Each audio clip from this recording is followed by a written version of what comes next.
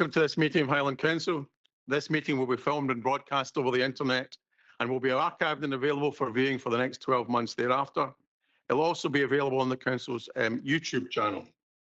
And remind members in the chamber to mute their mobile phones and laptops, and those joining remotely to mute their microphones should be kept on mute except when participating in debate.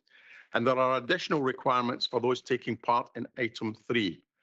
I now ask the Head of Legal and Governance to call the roll. Thank you, Convener, and good morning, members. So members, starting with those members in the chamber, ask you to confirm your attendance by pressing the green button when the lights start to flash. Thank you.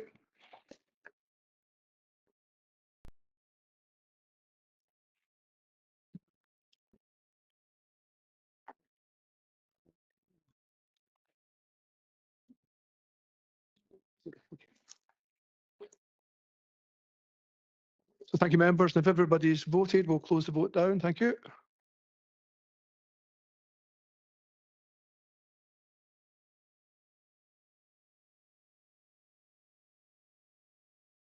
And then there are a number of members participating remotely. I'll just come to you individually to confirm your attendance. I'll start with Councillor Baldry. Present. Councillor Cameron. Present. Councillor Finlayson. Present. Councillor Barbara Jarvie.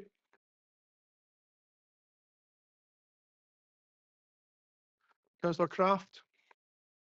Present. Councillor Mackey.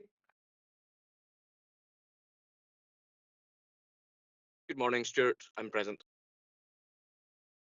Councillor McGilvray. Yeah, Jimmy, Stuart. Councillor Miller. Hey, morning, present. Councillor Sinclair. Present. Morning, Stuart.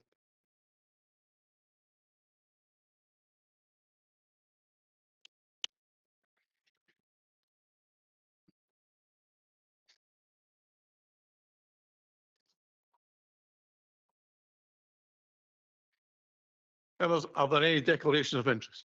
Yeah.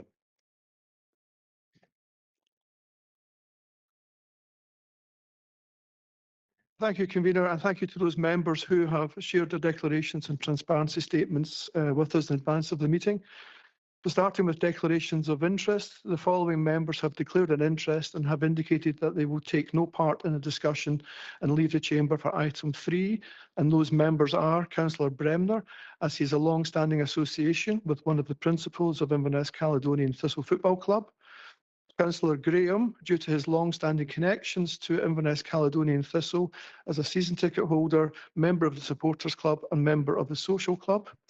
Councillor Gregg, as an Inverness Caledonian Thistle football supporter. Councillor Hendry, she has a family connection to the board member of Inverness Caledonian Thistle and has enjoyed the hospitality at the club.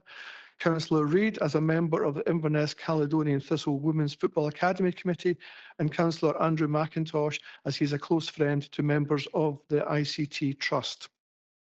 I also have a number of transparency statements. So the following members have applied the objective test, reviewed their position in relation to the items and any personal connection, and do not consider that they have an interest to declare. And those members are Councillor Cameron in respect of item 23.2 as a croft owner and a member of the Scottish Crofters Federation. Councillor Campbell Sinclair in respect of item 3 as a close family member has in the past been a sponsor of Inverness Caledonian Thistle. Councillor Christie in respect of items 4, 6.1, 7, 11, 12, 14, 15 and 16 in his capacity as a non-executive director of NHS Highland. Councillor Gowans in respect of items 13 and 16 as a close family member is an employee of High Life Highland.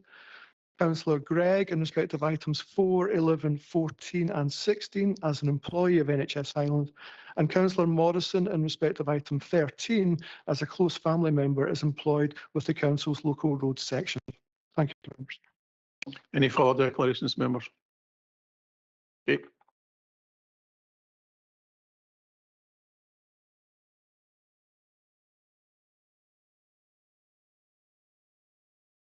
Members, we move now to item 3 on your agenda. So those who have declared an interest, if they kindly leave the room.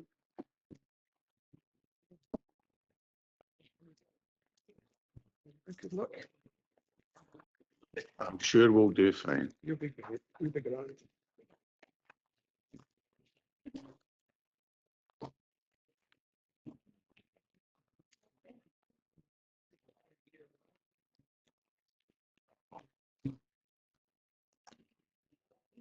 Their time, yeah.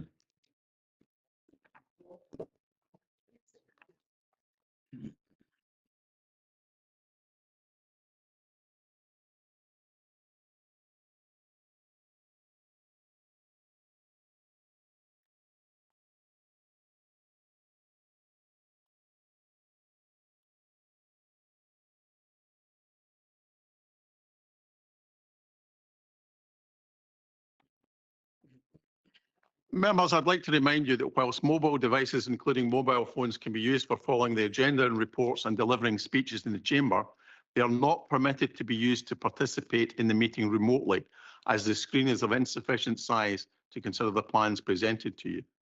In addition, mobile phones are not permitted to be used for any form of communication during the meeting, either text or social media post. This obviously does not apply to the remainder of the meeting, only to item 3.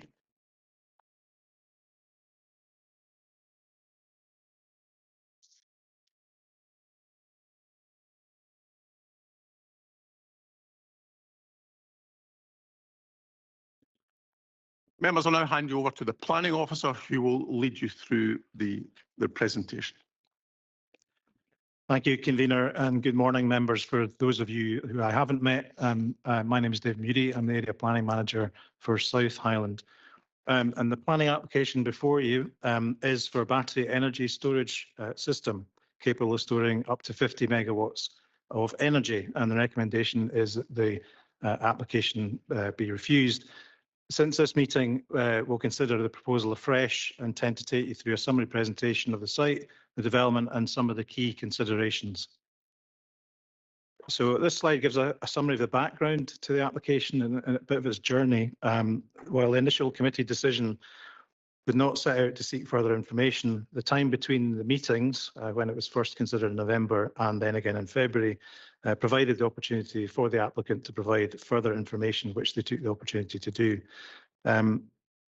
Just to cover the applicant issue at the moment, the application was submitted by Intelligent Land Investments, effectively as agents, and we're informed that Inverness Caledonian Thistle should actually have been the applicant on the application form. The application before you today, of course, is as a result of a notice of amendment where all members can participate, considering the application afresh. The site extends to 1.7 hectares of land, formerly the 18th fairway of the former Loch Ness Golf Club, to the east side of the Inverness Southern Distributor Road, Inverness.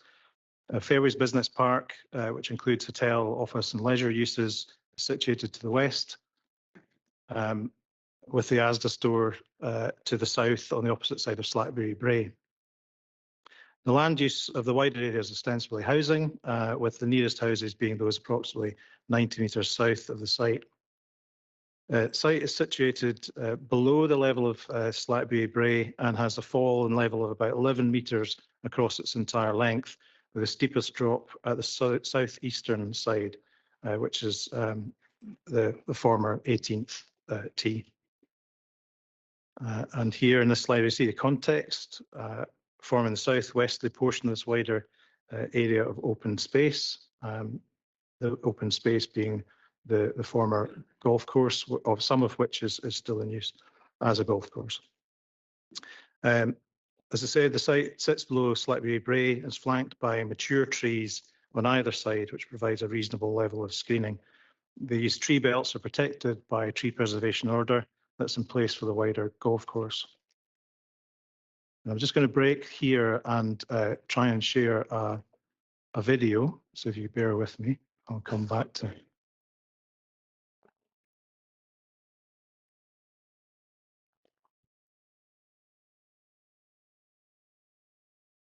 No, wrong one.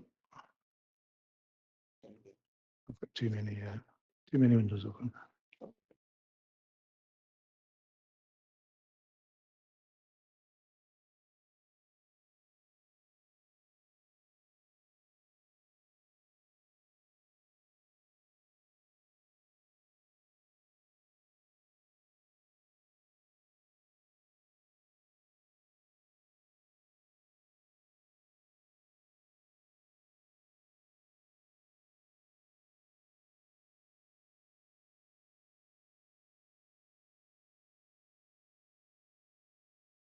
Members, we'll get there in the end, so just calm yourselves.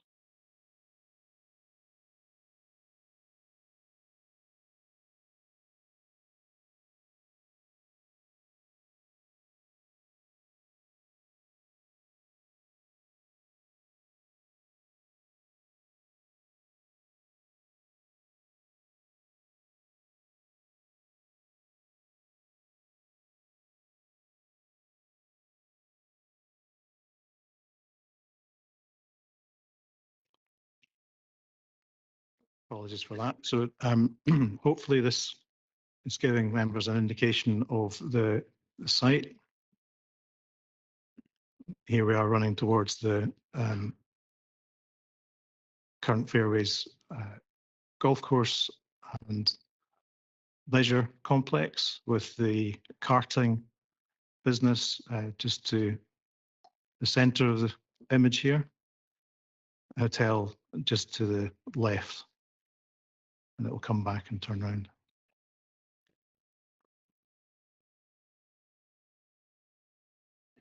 So you can see the tree belts on either side of the site here and the number of footways that are or paths that have been cut within the fairway with people traveling backwards and forwards. It's not a right of way. There's no core path, but it does connect between core paths at either end. And here you see the Asda just on the top right hand corner and the nearest housing in the middle up top.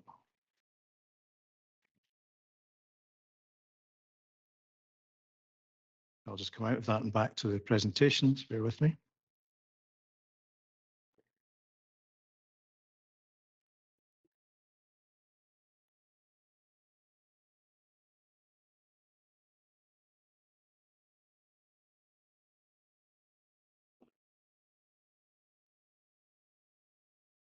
Okay, so here's the proposed site entrance from the business park. This is looking back across the proposed entrance towards the Southern Distributor Road. And here we're just in front of the site entrance and looking east. The topography is clear in this view with ground levels rising to the east and relatively steeply to the southern edge, the right-hand side here. And looking northeast, site's generally more level. And this is looking south to the T at the brow of the hill, with a residential neighbourhood of slightly beyond. Looking north from within the site, with the hotel in the middle distance and the cart centre beyond, the Fairways leisure facility and driving range being beyond that still. And lastly, in terms of these photographs, from the tree line looking east, at the east, looking to the west, a view towards the proposed entrance at the Fairways Business Park beyond. So what's battery storage? Battery storage or battery energy storage systems are devices that enable energy from renewables like solar and wind to be stored and then released when the power is not needed. And they can play a useful role in balancing out the peaks and troughs of generation from renewable energy within the grid. So to put it simply, taking wind energy, for example, they can store energy at times when the wind is blowing and producing excess energy, and then release it when the wind isn't blowing.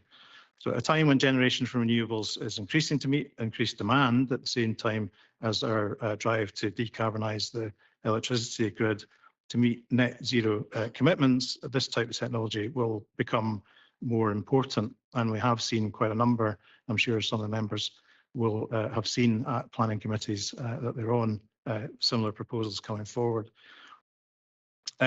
So while different technologies are emerging, they usually comprise of a bank of interconnected lithium-ion batteries contained within an enclosure. And these are connected to external transformers, which in turn connect to the control building and then switchgear to the grid. And you can see the various elements in this image that's at the bottom of the screen. So this proposal, it comprises of 52 battery storage containers. They're in banks of 4 here, external transformers, meter building and equipment store. And they're located in an area of permeable hard standing. The perimeter of the site in blue here will be fenced, and there'll also be some security cameras, etc., around the perimeter. Landscaping is proposed in the form of a seeded bund on the south side of the site, along with some additional tree planting. Connection to the grid would be at the existing Doors Road substation, which is located about 3.5 kilometres to the west. The works to undertake that, however, will be most likely via buried cables, which would not require planning permission. The site is accessed from the Southern Distributor Road at the Slackbury roundabout via the Fairways Business Park through the existing access point, as I've shown on the slides previously. There's a secondary access, an emergency access at the northeast of the site that cuts through the driving range to an existing maintenance area to the east of the car park. This is the same line that the proposed surface water drainage discharge will take, although that drainage continues slightly further, as can be seen on this slide, to discharge into the Altnaskea burn, which in turn discharges into the River Ness. And the water runoff will be collected on site by a system of swales to then transfer into underground pipe. In terms of topography, by and large, positioning of the built elements are on more level areas of ground, with the exception of the southern part of the site in the foreground, which is a steeper slope and will necessitate reprofiling of the contour, reducing levels by about 2 meters in that location. And it should be all achievable within the blue line boundary. So this is just an image of typical storage containers with transformers, equipment store, which is a standard ISO container, meter building, facility substation, and houses of switchgear. And finally, we have the proposed perimeter fencing, which for the most part would be including mesh security fencing with barbed wire, but also post and wire and acoustic fencing in particular locations. So since the consideration of the proposal by SPAC in February, a small number of additional representations have been received, including from Slackbury Community Council, Lochardle and Drummond Community Council and Home Community Council, and further comments from Inches and Milton Leys Community Council have also been submitted. And I understand that members may also have received representations directly, both for and against.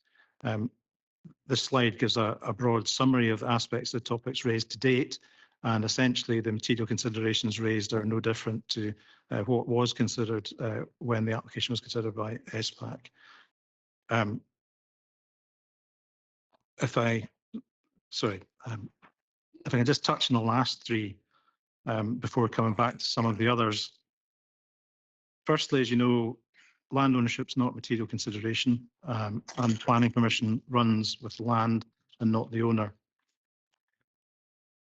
Secondly, it's not necessary to consider any proposed grid connection with this application. That follows a separate process and may well indeed be permitted development if it's underground.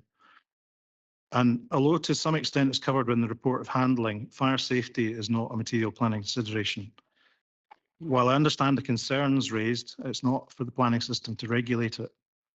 However, I realise, and this was explained in the meeting, in the SPAC meeting, that it places the members in a difficult position. It's quite a significant issue, which you think ought to actually have some regulation on, for example, through HSE or SEPA, but they will only become involved under their own remits in terms of health and safety at work and or pollution prevention, etc., at the time of an incident. This has been raised by the Leader of Council with Scottish Government recently by writing to the Chief Planner, as has the need for planning guidance more generally on this issue. And we await a response for that. There is a national conversation on this at the moment, and it would be helpful to have some clarity as to what planning's input is to these types of technologies moving forward. Additionally, there's no formal consultation requirements or indeed arrangements with Fire and Rescue Service, not for this. And as I say, you know, we don't consult with HSE. Their only interaction with HSE is in relation to hazardous sites and hazardous substances consents, which we do often see within dealing with planning applications.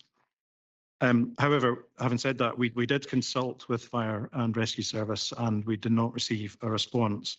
But I do understand that from my work out with the Council and representing Heads of Planning Scotland, the Scottish Fire and Rescue Service are looking to follow the National Fire Chiefs Council guidance, which is effectively the umbrella organisation in England.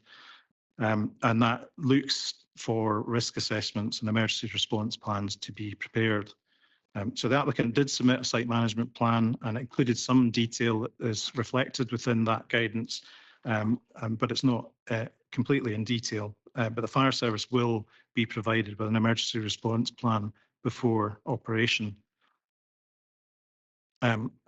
We have, and I think it's worth pointing this out now, that we have suggested at the last meeting where this was considered and in previous applications that we have dealt with, while not a material consideration, if it gives some comfort to members, we could add a condition ensuring that that is submitted. However, we have to understand that we are not the regulator of that. Turning to consultation responses, a few just to highlight for clarity. Following submission of the noise data and analysis and further clarification from the manufacturer of the system, Environmental Health has removed its objection on noise. It's satisfied that the proposal can operate within acceptable noise limits when observed at nearby noise sensitive properties, albeit still considering that it will have an impact on surrounding open space. Prior to the February meeting, details of proposed site drainage were updated and submitted, and I think I just run you through that a minute ago with a proposal now to the satisfaction of the Council's flood risk management team.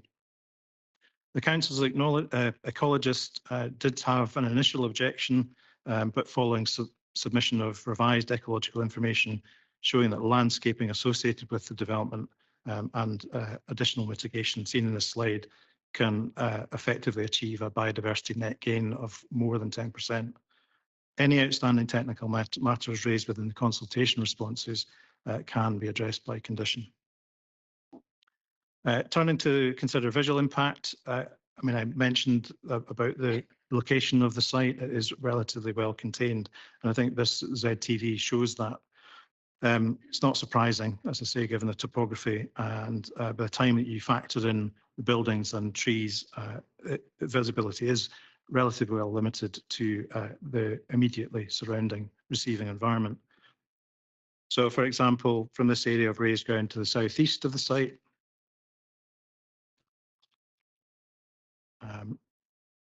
proposal isn't going to be visible behind existing planting, at least in the summer, as shown in this visualization. And here, this image is the same viewpoint, but with the bunding added and an additional bit of screening just to the left of the image. This is looking from Slackberry Avenue within Fairbase Business Park and the wire line at the bottom. And here is actually the visualization. So while the visual impact is limited from this location, it does kind of give an indication of the change to the character. And here this view is taken from the north west within the active part of the golf course, with the visualization again demonstrating the change to the green space. The development plan comprises the national planning framework, the Highland-wide local development plan and the Inner Murray Firth local plan, and members are expected to be asked to adopt the new Inner Murray Firth plan in May.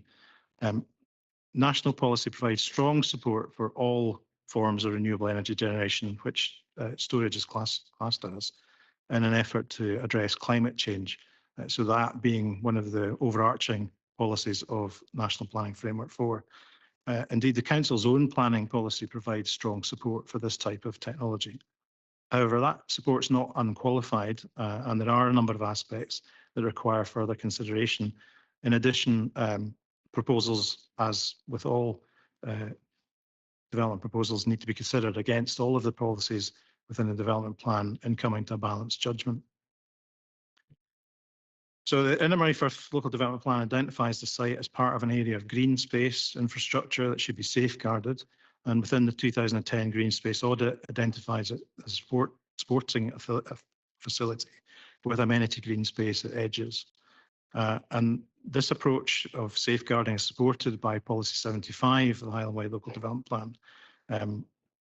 And then there are caveats, I guess, to that, as there are in any policy, that development may be acceptable, but only where the open space is not fit for purpose, where substitute provision can be made, or that development would significantly contribute to the spatial strategy of the area. This safeguarding status has been reaffirmed in the reporter's report to the proposed Innermurray Firth Local Development Plan 2, and that position to continue to safeguard green space is supported within Policy 20 of National Planning Framework, unless strong justification can be made for its loss. Benefits of proposal must be weighed against the potential drawbacks and then considered in the round. Proposal does not benefit from an in-principle, does benefit from an in-principle support in national policy, given that it will directly address net zero ambition. And there will be some employment and supply chain benefits, if only during construction. The applicant did provide some additional detail on the work of the Inverness Cally Thistle Trust, and advised the proposal will allow the trust to grow its community outreach programme. And while that's of great benefit, whether it extends as far as community benefit that we would normally associate with renewable projects is a matter really for members to judge. On the other side of the argument is the loss of green space that is providing protection for its recreational and amenity value. Notwithstanding the statements made within the submission, there are likely to be alternative locations for this type of development that could avoid that loss. The submission has not adequately justified the loss of designated open space for this development, and it's therefore on that basis that this application is recommended for refusal. Thank you, Convener. Members, I believe that you have sufficient information before you today to allow you to consider this development. Does anyone disagree? No, thank you. Councillor Stewart. Thank you, Convener. I'd just like to clarify the previous South Planning Committee, it was stated, and I quote, that the site visit was to assist the committee with the assessment of the proposed impacts on the designated open space at fairways. While I appreciate watching the video, I just want to know why that benefit can't be afforded to all members in the determination, especially since some members present today have had the benefit of that and others have not. At the previous meeting, we did not have the benefit of the flyby that you've seen this morning. So are members content that we continue with the meeting?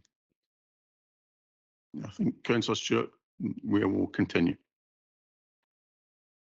Members, I'll now ask if there are any points of clarification, but this is not a time to make speeches. It is a time to ask questions. So, and I will not allow you at this point in the meeting to make speeches. Councillor Patterson. Oh, no, sorry.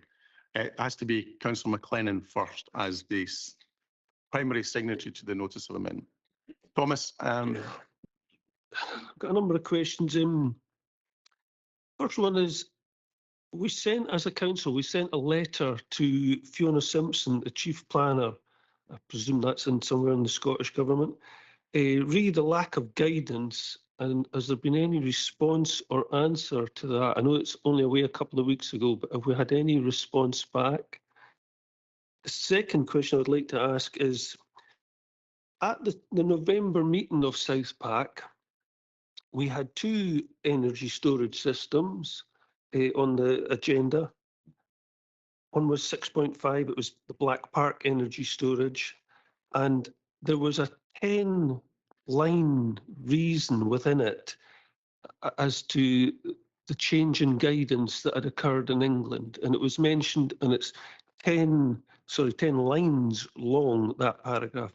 Thomas, I'm just coming to the end, but the other one was obviously this application, and yet there was no mention about that change of guidance in this particular application. That was 6.8, the intelligent land investments. And I was wondering what the reasons for that were, why there was that discrepancy. And it did catch my eye there as you were going through your presentation about the water. I must admit, I didn't actually realise that water course was there. When you read the guidance, it actually states that you should capture, if there is a fire, you need to capture that water. Thomas, you're verging into debate here. It's a question.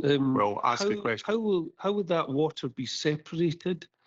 And could you confirm that drainage and flooding is actually a material consideration? So that was 4 questions. Councillor Patterson. Thank you very much, Convener.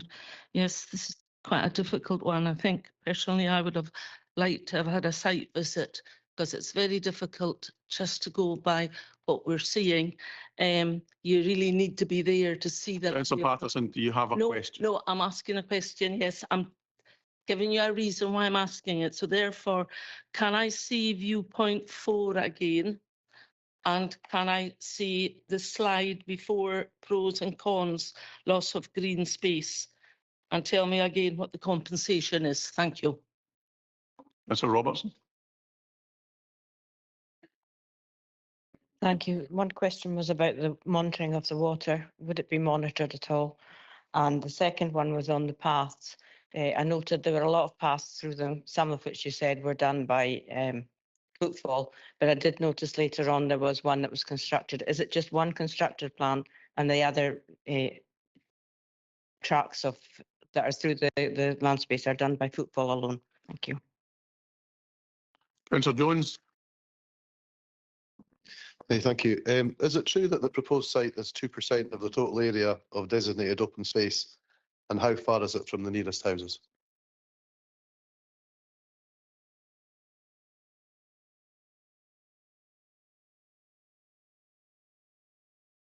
Thank you, Convener. That's helpful before I forget. Just taking the last point first, it's 90 metres to the nearest house, 150 from the nearest battery.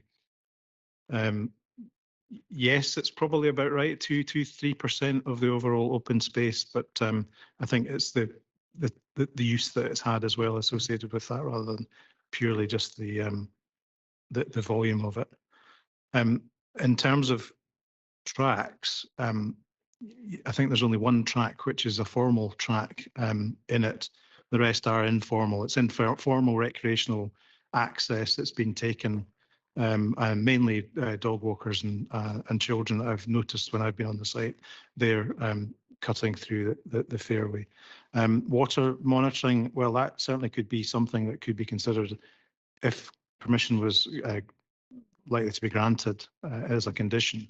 I haven't, through the material, specifically seen anything relating to that, and it wouldn't be covered by the emergency response plan, etc. But certainly something that could be conditioned. On terms of viewpoints, Councillor Patterson, that's viewpoint 4, if you can see that there, and I'll play these 2 here. Has that been helpful?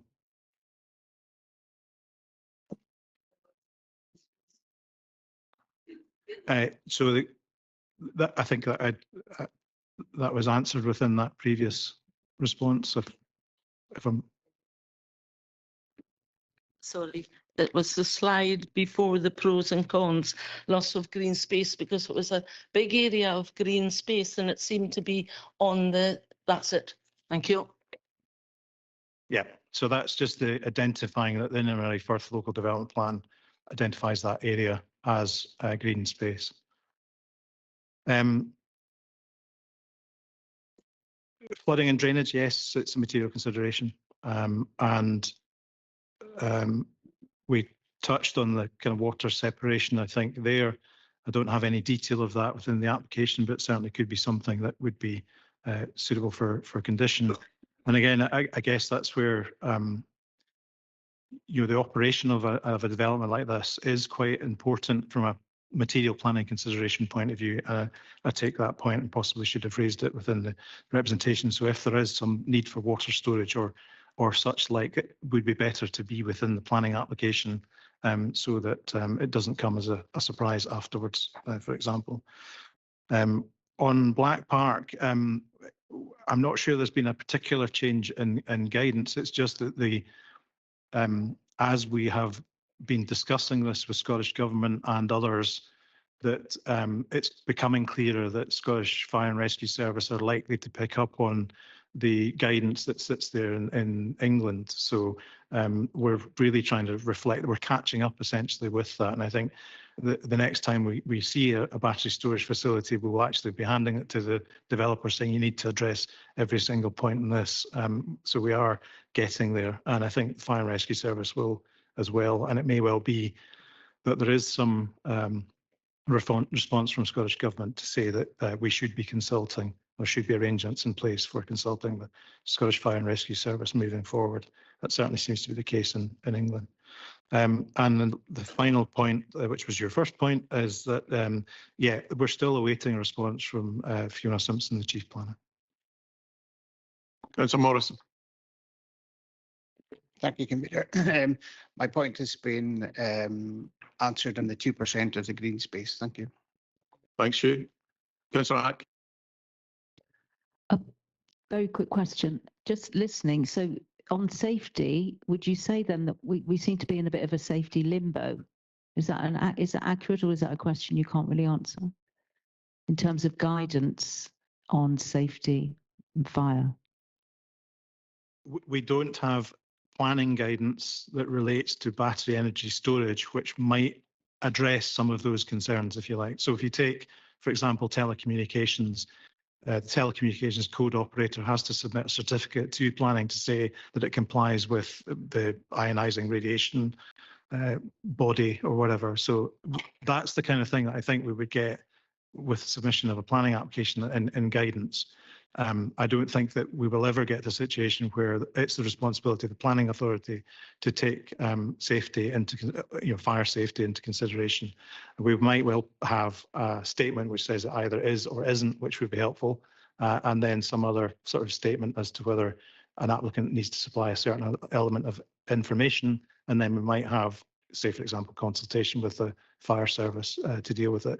I understand that there is also a move in the UK Parliament to actually have HSE have some form of regulation over this type of technology. So we'll see what comes out of that as well. As I say, I think we're in a bit of a difficult position at the moment where there is a bit of a lack of clarity, unfortunately. Councillor McPherson. Thank you, Convener. Yeah, just a couple of questions, please. You showed that there were 52 batteries grouped into 13 groups. Are they within sheds? It was the illustration, the artist's impression it gave us of another a similar system didn't show any sheds or anything around them. And there was a late illustration on one of the later slides that seemed to show more like a shed, but like a carport, like an opening at the top. So it's just clarification on that. And why a swale system and not an interceptor tank, as is mandatory in every filling station to capture any contaminated water? Is that at the request of this council, or is that planning legislation that would allow for that? And is there a battery energy storage system in operation currently in Highland Council area that we could visit or see? Or have we got experience of one that's been running, or is this the first? Thank you. Well, we are dealing with your last question. We are dealing with the application in front of us today. So there is no possibility for you to go and visit a site with respect to today's application. I'll take a couple of our first, Mr. Minister. Councillor. Thank you, Convener. Just a quick question about the connection to the grid. We saw the slide there which showed the underground connection to the grid. Is that the same way that the connection from the generating facility that's going to charge the batteries, is it going to be underground as well? Councillor Finney. Thank you, convener. Just a short question. Do you know if other sites have been considered for the project? Thank you. Councillor Stewart. Thank you, convener. I have two questions. First of all, given that the fire safety issues are not a material consideration, is it correct to assume that it's incompetent to put any weight on these matters when it comes to the determination of this application? And my second question is in relation to the policy hierarchy. Given that the Inner Moorfirth Local Development Plan was agreed prior to MPF4, can you confirm what order in the hierarchy that members to attribute weight when determining this application? Thank you. Thank you, convener. Just taking the last one first, the hierarchy of development plans. There's no hierarchy. They're all development plans. They're all part of the same one, but where there is conflict in policy between the plans, it's the one that's most recent that will take precedent. The weight to be given to fire safety, yes, I would agree with that, as it's not material planning consideration. The weight to be given to fire safety on its own is not great at all, or perhaps not at all. Alternative sites, yes, they were considered. A limited number of sites were considered. But as normal with these submissions, it tend to be the sites which are within control. And I guess in my presentation, what I was trying to say is that we're considering this on the basis of the hypothetical, if you like, rather than what a developer might have control over. So there may well be other sites beyond what they might have control over. Charging batteries, same as a car charger type. I couldn't quite understand the question. If you what I'm referring to is obviously we're generating electricity from some wind farms. How does that charging element get to the batteries? I know how you get to connect to the grid, to the substation, but how does the charging element get to the batteries? Yeah, so it's a two-way swap. Effectively, they'll draw down from the grid and store, and then discharge to the grid. So a two-way system. Councillor McPherson's comments, I think, on design, I've got a slide up here which shows this is a similar type of containment arrangement to what's proposed. I don't actually have the actual detail on any slide of what's proposed other than the images that I showed. But the batteries are contained within that unit, effectively like a ISO container. The reason for swale is the swale is not intended to capture water necessarily from the site itself. It's capturing water runoff from the hill beyond, above, I should say. So that water shouldn't actually enter into the development site at all. And that's a normal kind of type of sustainable urban drainage system. The water will be from the site itself, will be collected and piped effectively from that. And as I say, I don't really have the detail in terms of what if any treatment there is for that.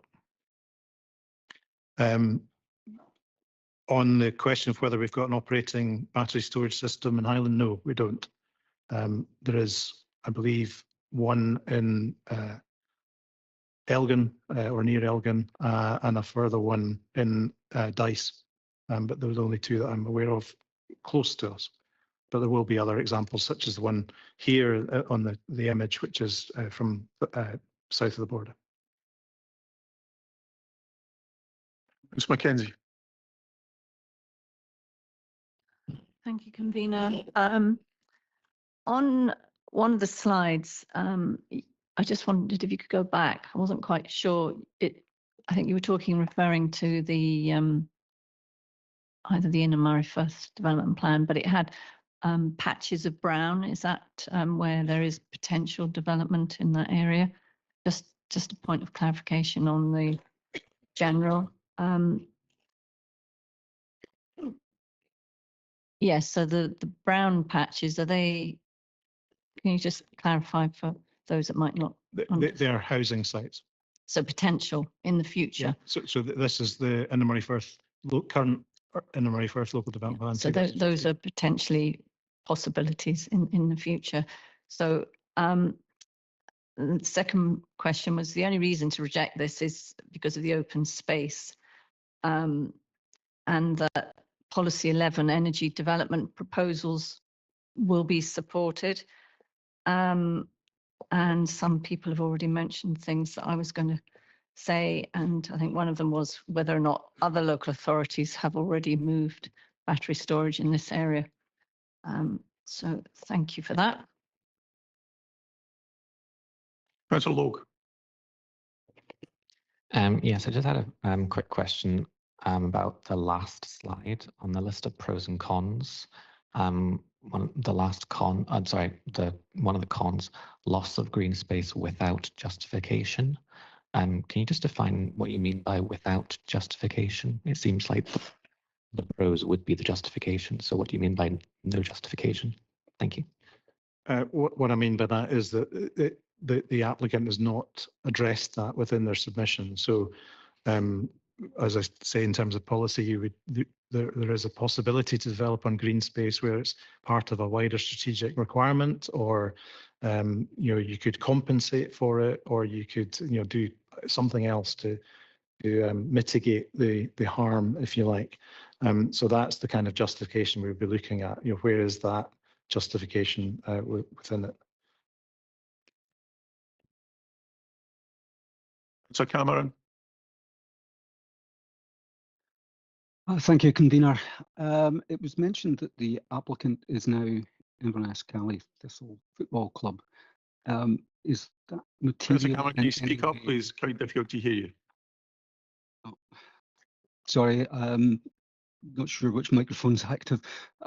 Is that better? That's better. Yeah, it was mentioned that the applicant is not the applicant that was documented. It was originally Intelligent Land Investments, and now it seems to be Fairways Battery Storage Limited, which appears to be wholly owned by Intelligent Land Investments. But it was mentioned that it's now the football club. Is that in any way material, and does it have any consequence if we actually approve this?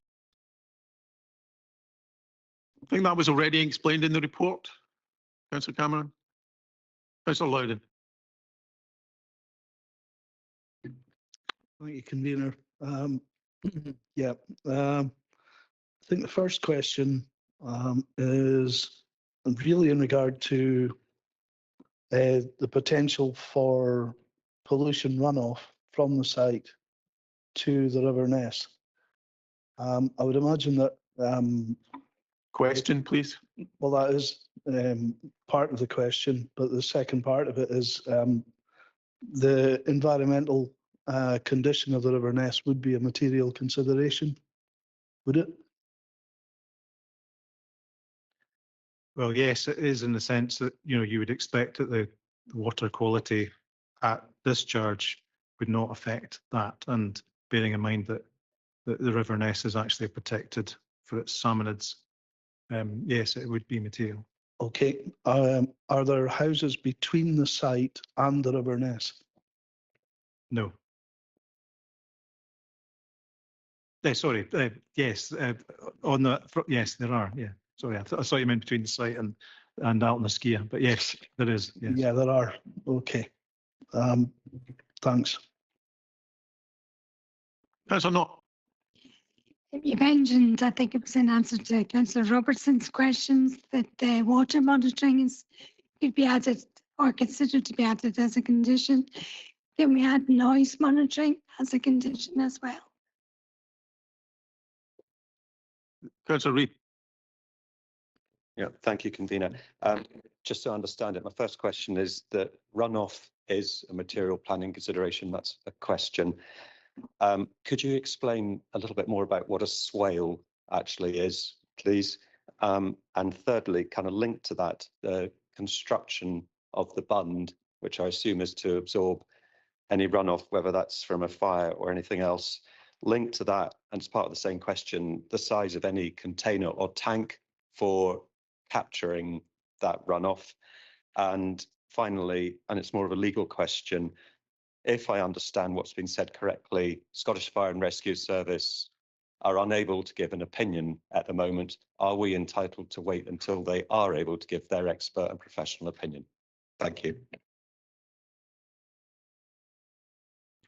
In answer to your final question, Matthew, no, we can't.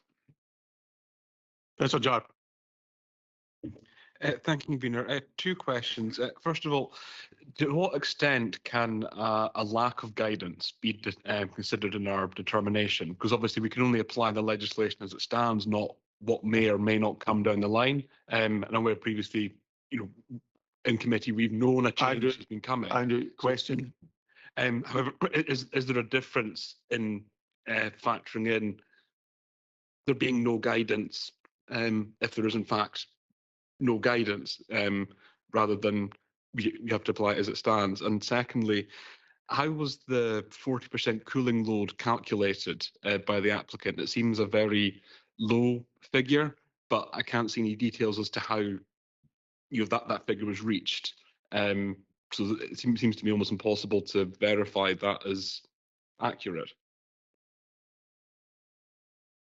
Thank you, Convener. I mean, I really can't honestly answer that last question. It's too technical for me in terms of I'm not competent to give advice on battery storage system in terms of how it works. It's effectively been submitted to us that that's the case. Environmental Health have looked at it and agreed that that the load is a bit acceptable in terms of the noise, etc., that comes from that. So in terms of the lack of guidance, well, we are where we are. This is about land use and whether it's appropriate development on an appropriate site to be developed for this development. Councillor Rees, in terms of drainage and runoff, yes, that's material. In terms of what a swale is, it's effectively a ditch, for want of a better expression, slightly more engineered ditch, which will effectively intercept the water and channel the water without it affecting downstream flows off-site. The construction of the bund is essentially to give a little bit extra screening for noise and amenity perspective, so rather than from a flood point of view, but it would have need to have been factored into the calculations for any runoff. In terms of containment tank, well, I don't, I'm afraid, have the detail in that, other than the SUDS system will filtrate into a piped underground pipe system, and I don't have the quantities, I'm afraid, for that at hand. Councillor Knox mentioned about conditions, and yes, the members were likely to grant permission today. We would need to look at conditions, and some of what has been discussed could well be conditioned, including some of the drainage aspects in a bit more detail. Thank you, Convener. Councillor Carl Munro. Thank you, Convener. My question pertains to paragraph 9.4 of the report. Highland Council considers that this application falls under use class 5 for general industry. The applicant's position is that the application is use class 4 business. So could the officer confirm whether it is actually class use 5 or class use 4, and maybe give an explanation of the criteria used to reach that conclusion? Councillor Gowans. Thank you, Convener. A couple of very quick questions. First one is, did the applicant apply for any, or sorry, did the applicant seek any pre-application advice from the council? And secondly, has there been any challenge to the designation of the site in the past in the development of the Inner Murray Firth Local Development Plan, either now or Inner Murray Firth Local Development Plan 2? And if so, what was the outcome? Councillor Smith. Thanks, Convener, and thank you for the report, David. A couple of questions. Am I right in thinking that if this is granted planning permission, that it will have to get a building warrant and some of the fire safety and everything? Shaking his head, right? And also I'm thinking eventually it is going to be licensed, as all batteries will be, as Scottish Government develop their policies. Am I right in thinking that they may require a license like in England? My second question is, I know that Highland Council is planning potential battery project. Will that be in competition or do they stand alone? I don't think that's a matter for us to discuss today, Councillor Smith. Councillor Will. Thank you, convener. I know you've still got the slide up there. One of the cons is contributing to reaching net zero. My understanding is these batteries are connected to going to be connected to the grid. What proportion of the energy going to these batteries will actually be from renewable energy? Thank you. Councillor Campbell Sinclair. Thank you, convener. I think it's already been said by Mr. Moody that this area is actually part of the spatial strategy for Highland Council. And secondly, has the applicant completed due diligence with regards to an emergency response plan, which should include evacuation? Councillor Rosie. Thank you, convener. Appendix 2 refers to safety engineering design and systems being tested to establish international standard and operational codes. I just is there more detail or diagrams, design features available that they can understand about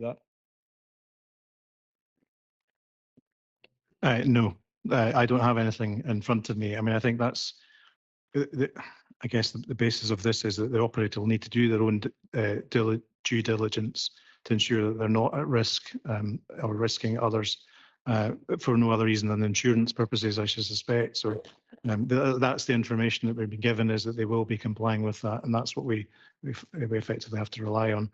And if I can, convener, if I can address some of the other points while I'm at that, in terms of the licensing, well, we don't actually have any clarity on that. There's no current license, and I'm not aware of a particular license regime coming into effect for that type of. That's not to say it won't, but it's just I'm not aware of that.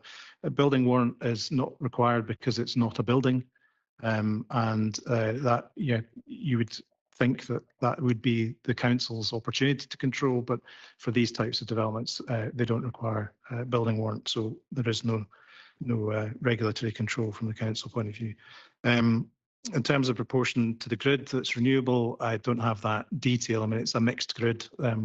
National Grid is, it combines all types of energy generation, so it's difficult for me to be certain about how that would be split. But given that it's Highland, quite a high percentage will be renewable. In terms of Councillor Gowan's pre-app, no, there was no pre-app, and the site was considered in the Inner Murray Firth Local Plan 2 for housing. And that was not a preferred site, so it wasn't taken forward within the plan, and the reporter at examination came back, or the reporter's report came back to confirm that. So it's not got any development other than it's identified, retained for the green space. Class 5, well, that's essentially business and industrial use where there could be a cause of noise and smells, etc., generating from it. Class 4 would not be. Class 4 would be, like the pavilions that are next to the site, for example, where they're office buildings when you don't have people coming and going all the time, and other types of uses which don't create that smell, noise, etc. And I'm hoping that I've managed to deal with all of those. Oh, sorry, Councillor Sinclair. Due diligence to emergency response plan, I guess, was the response I gave earlier. What was the other one? Sorry.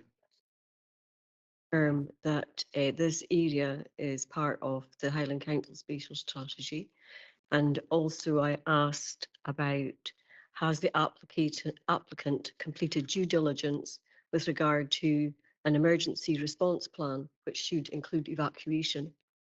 We don't have the detail of that plan, but that's what we're told, is that they will be developing that. That's what they'll have to do. The fire service will require them to do that.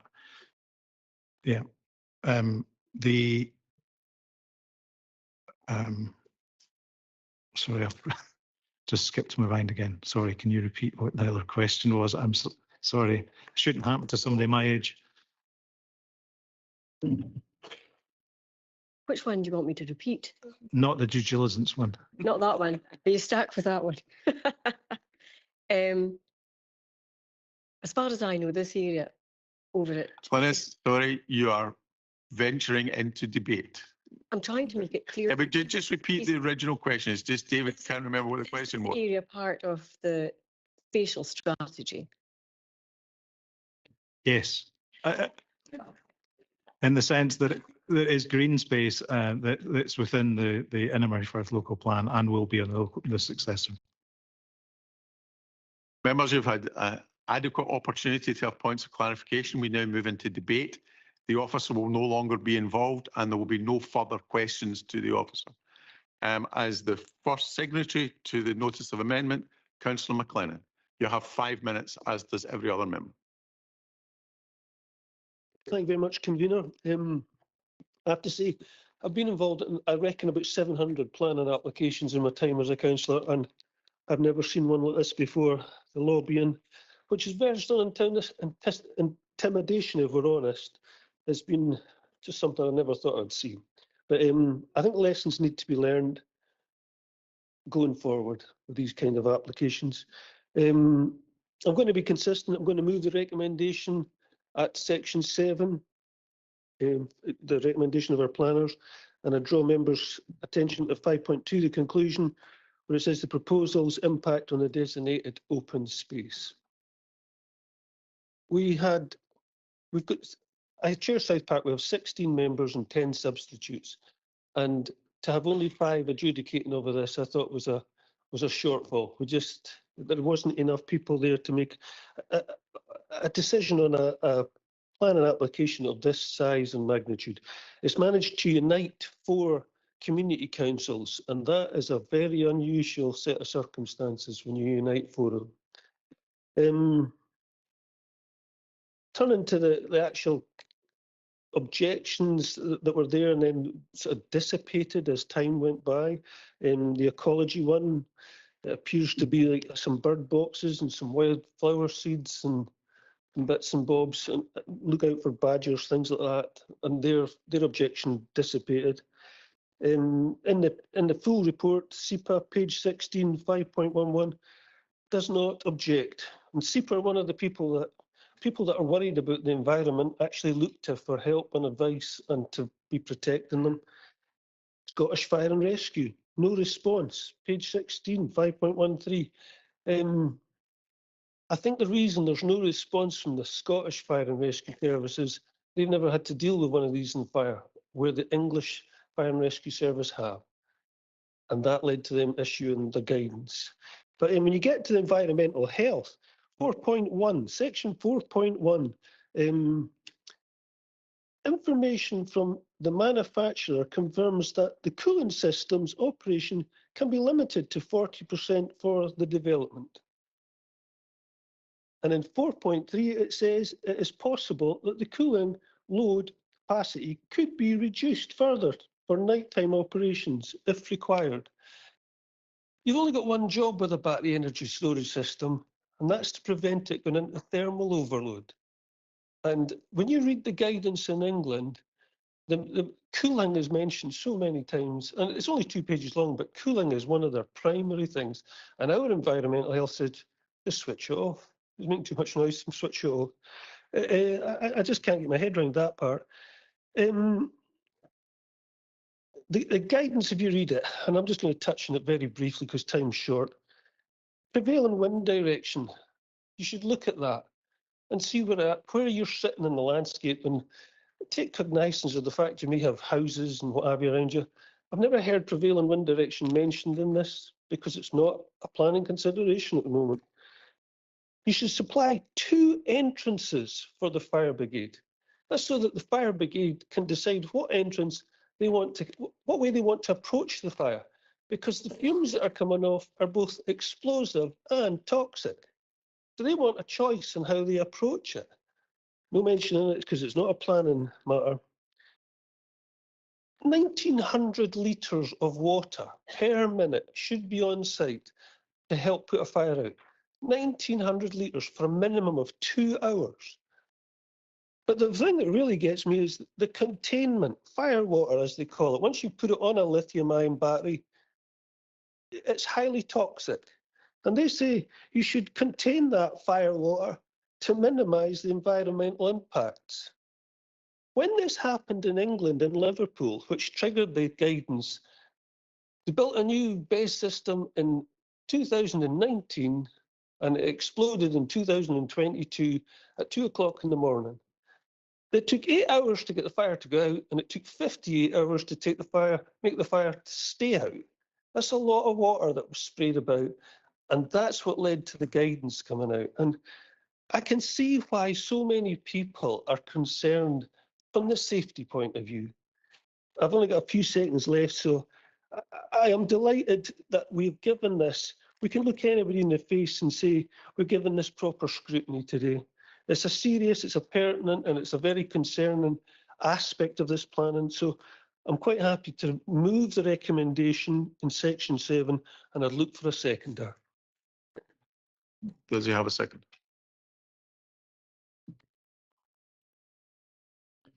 Councillor Campbell Sinclair. Thank you, Thank you, convener. It has to be said that over the past few weeks, elected members have been subjected to a barrage of correspondence from well-meaning supporters of this application and also from those who do not support this application. Unfortunately, much of this correspondence has felt to be intimidating, as my colleague Thomas McLennan has already said. It has felt intimidating, particularly in these times of public figures being threatened and subjected to violence. Many of us have been unnerved by the constant lobbying. Not being a member of South Park, I have attended today to listen to officers and the debate, and will only now, after listening to officers and colleagues, consider the recommendations and how I will consider my vote.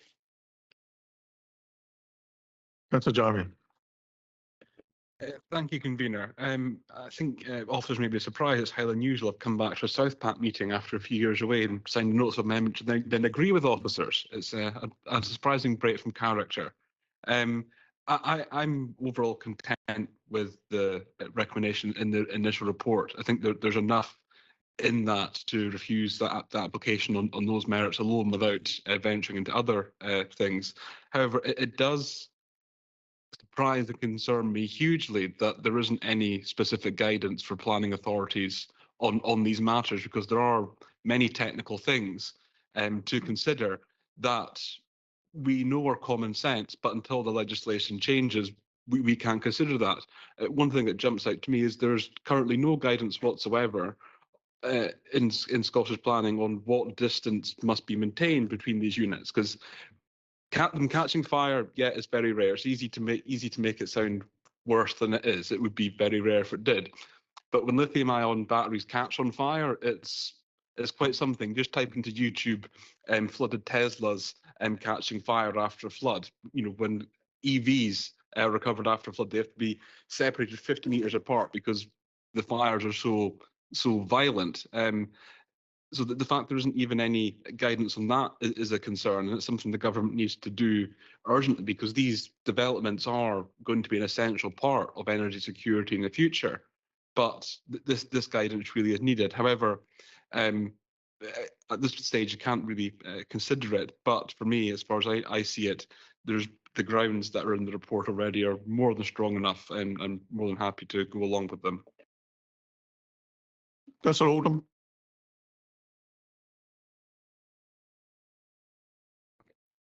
Yes, thank you, convener. I'd just like to thank David and Cindy for the report as well.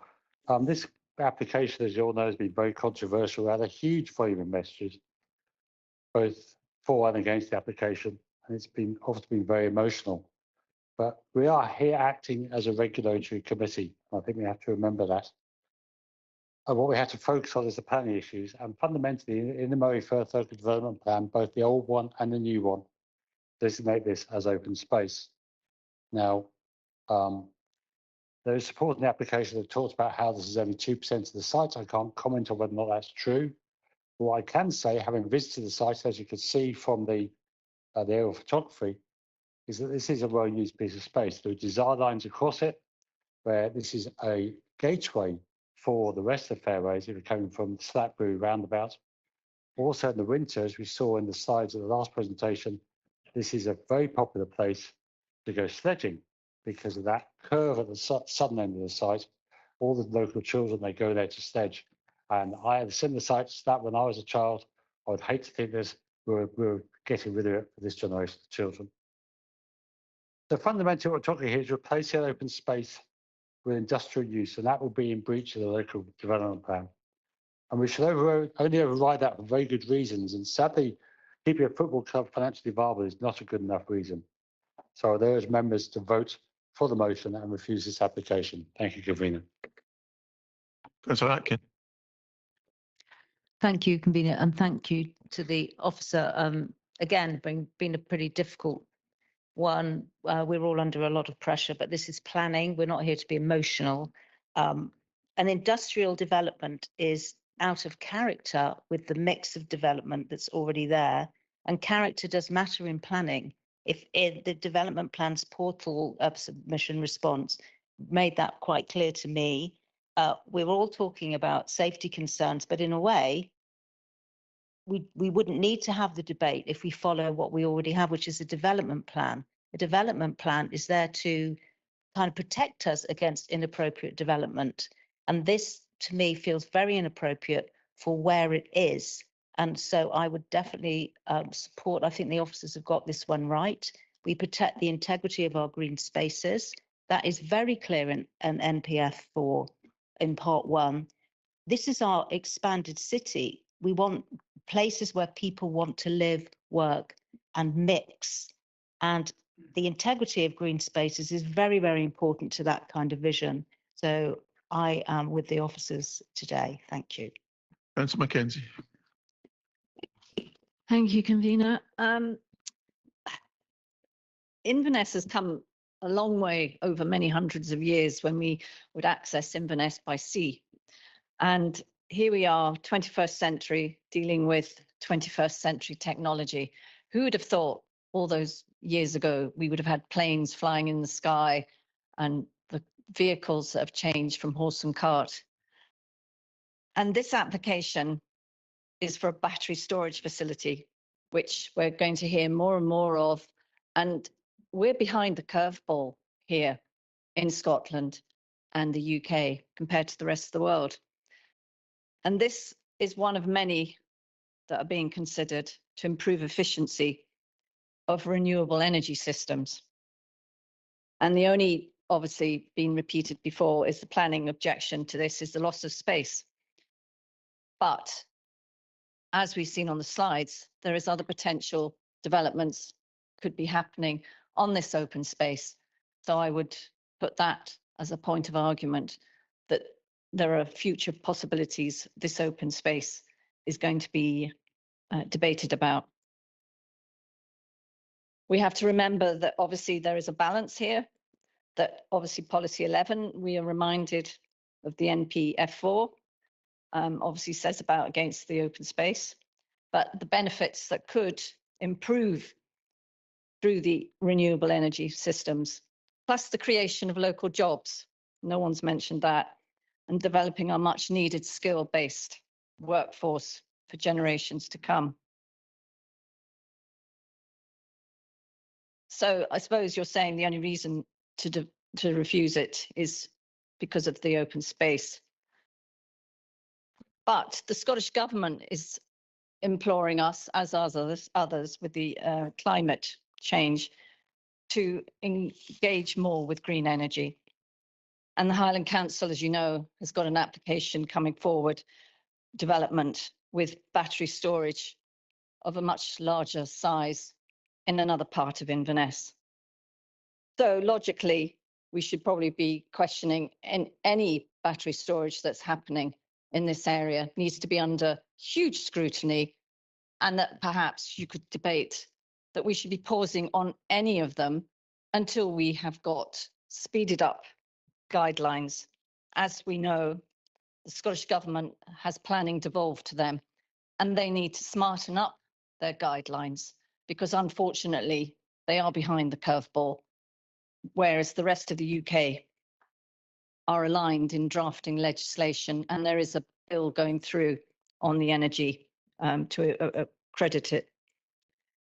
So we have to consider our decision today very carefully because of how it will have a reflection going forward with other potential battery storage.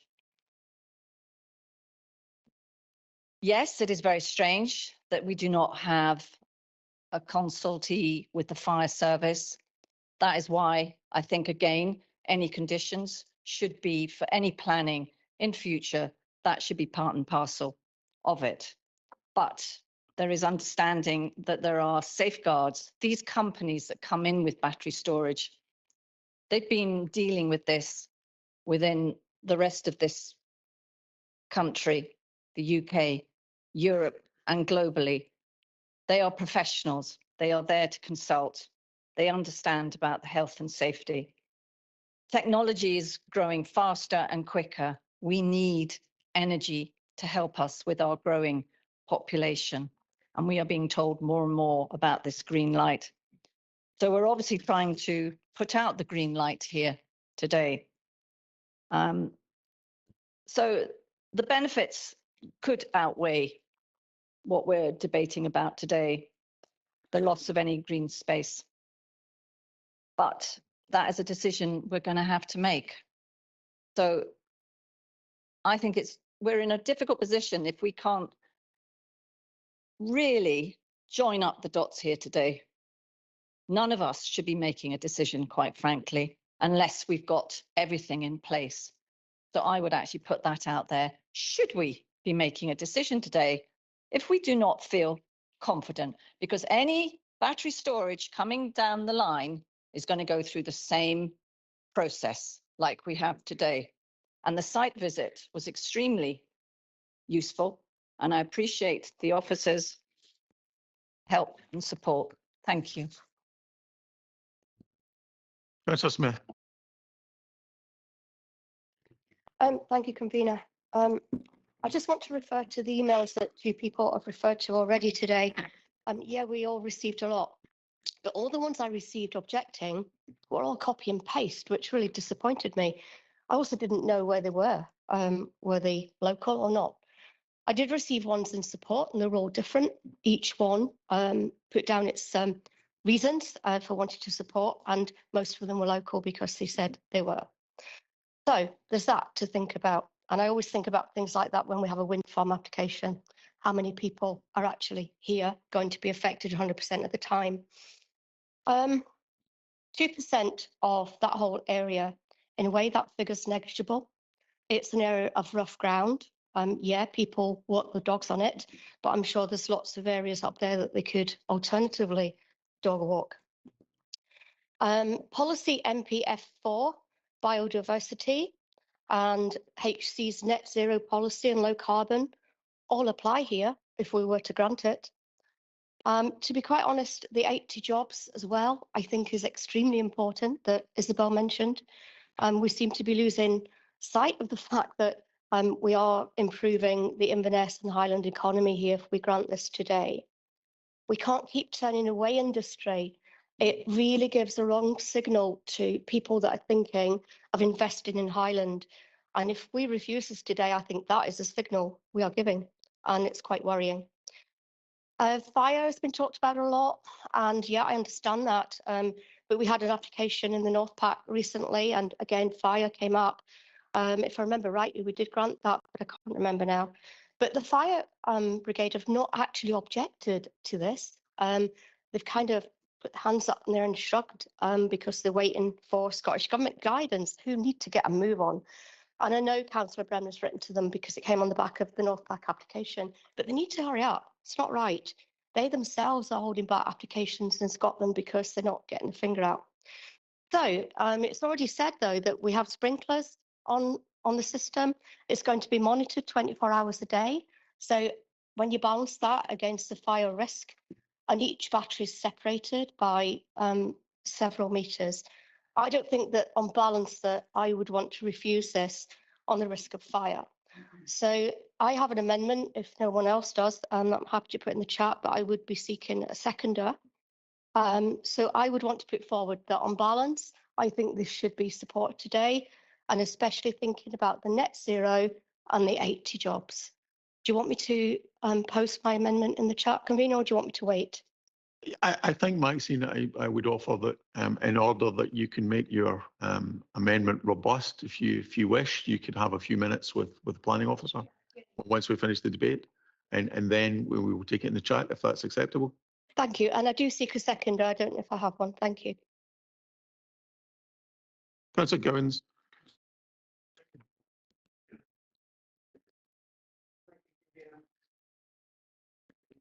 Thank you, convener. As you all know, I'm a local member. This application is in my ward, and like many, I've received so many representations from numerous people about this. Most of them, frankly, have been unwelcome, and some of them, frankly, quite intimidating. I think it's questionable whether this application would be in front of us today had the applicant taken the opportunity to seek pre-application advice. They then would have realised the significant hurdles that they would have had to go through in order for this to be recommended for approval. The fundamental test that we use in planning is the Inner Murray Firth Local Development Plan, and all applications are measured against this. And this one has failed at the first hurdle in that respect. The Inner Murray Firth Development Plan is a document which is developed over many years. It goes through this council, through members of this council have approved it. It goes through various consultations with community councils and with the public, etc. So it can surely be no surprise that we have 4 community councils who are vehemently against this application. That's representing 13,000 people, not just in my ward, but in other wards too.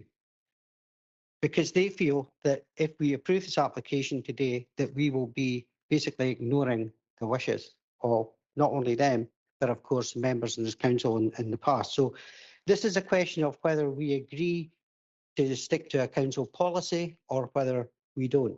Now, the area of land in question, you'll all be familiar with it, is a very significant piece of green space because it's certainly important for the character of the area, and it provides a much needed amenity as well for local residents.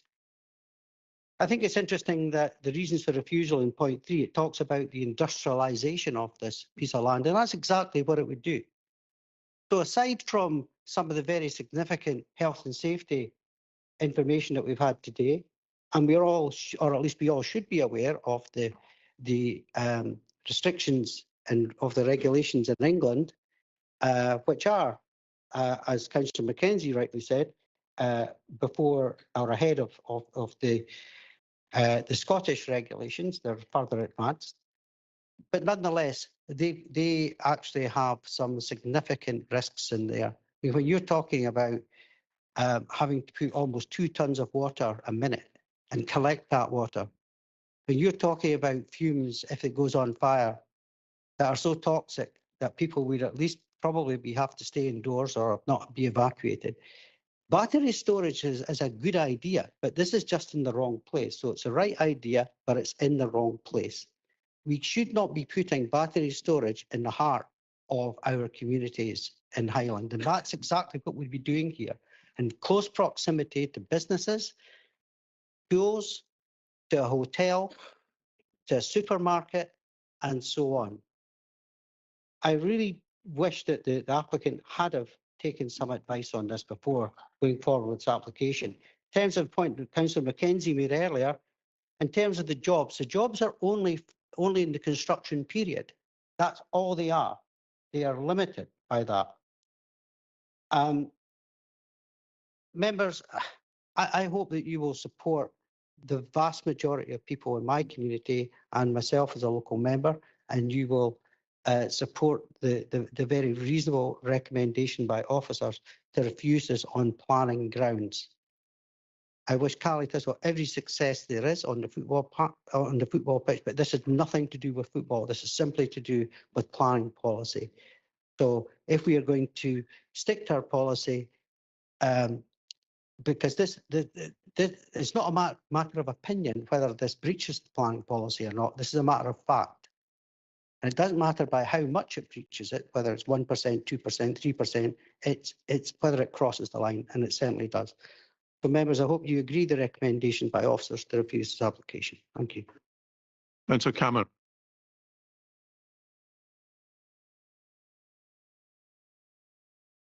Thank you, convener.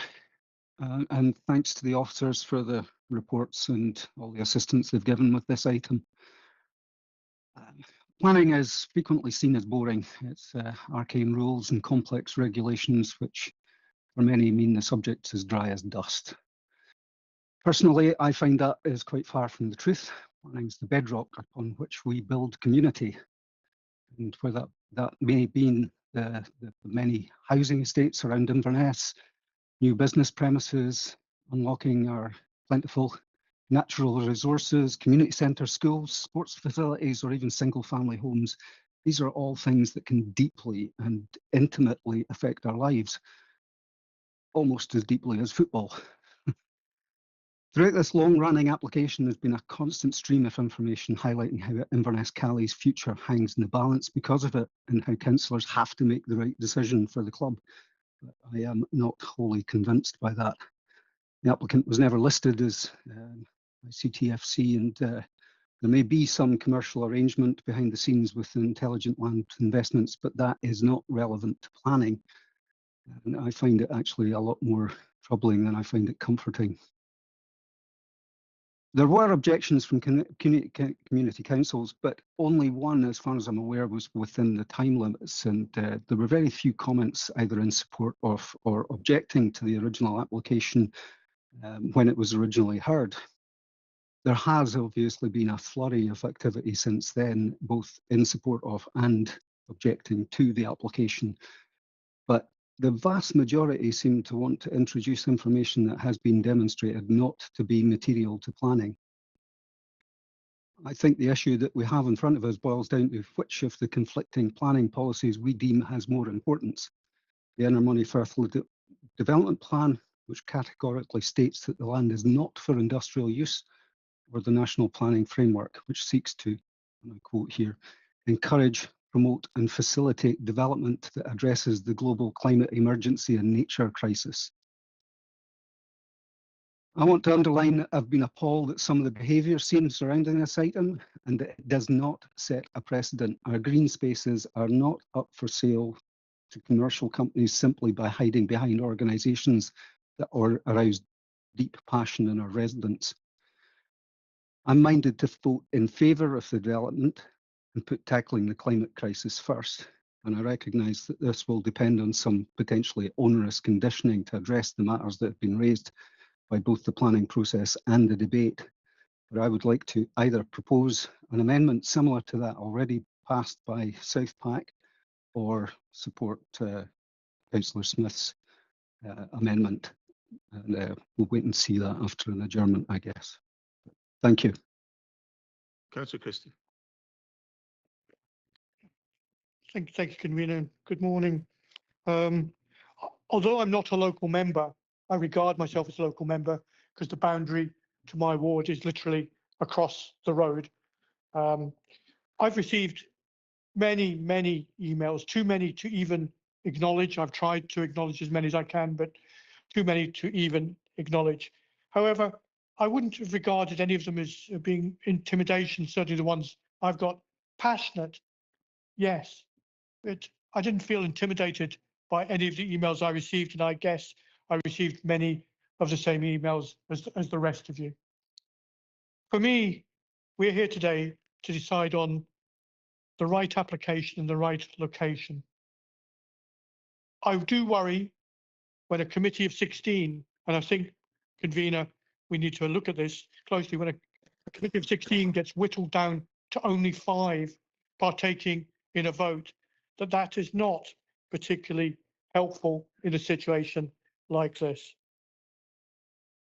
The fact there is a lack of guidance on safety, important safety issues, and that is what's been raised to me by most of the people locally, is a fear, a safety fear about this proposal.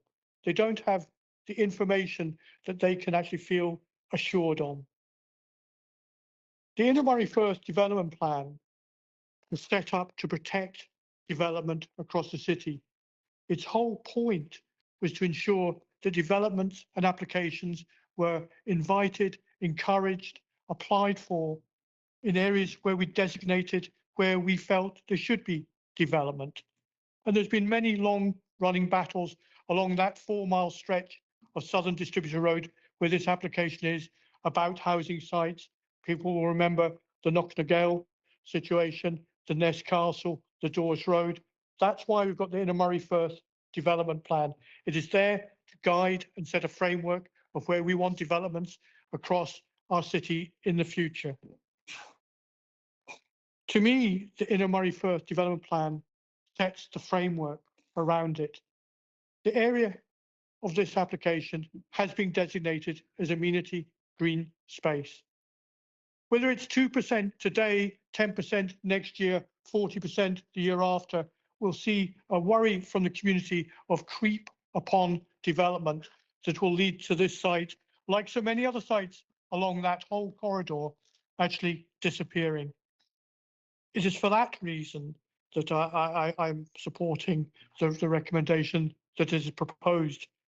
I do, however, want to see battery storage and other forms when they have been placed in safety criteria and evidenced as being the best way forward across the city in the correct location. To me, this is not the correct location for the site. The loss of green space is too much for me to support on.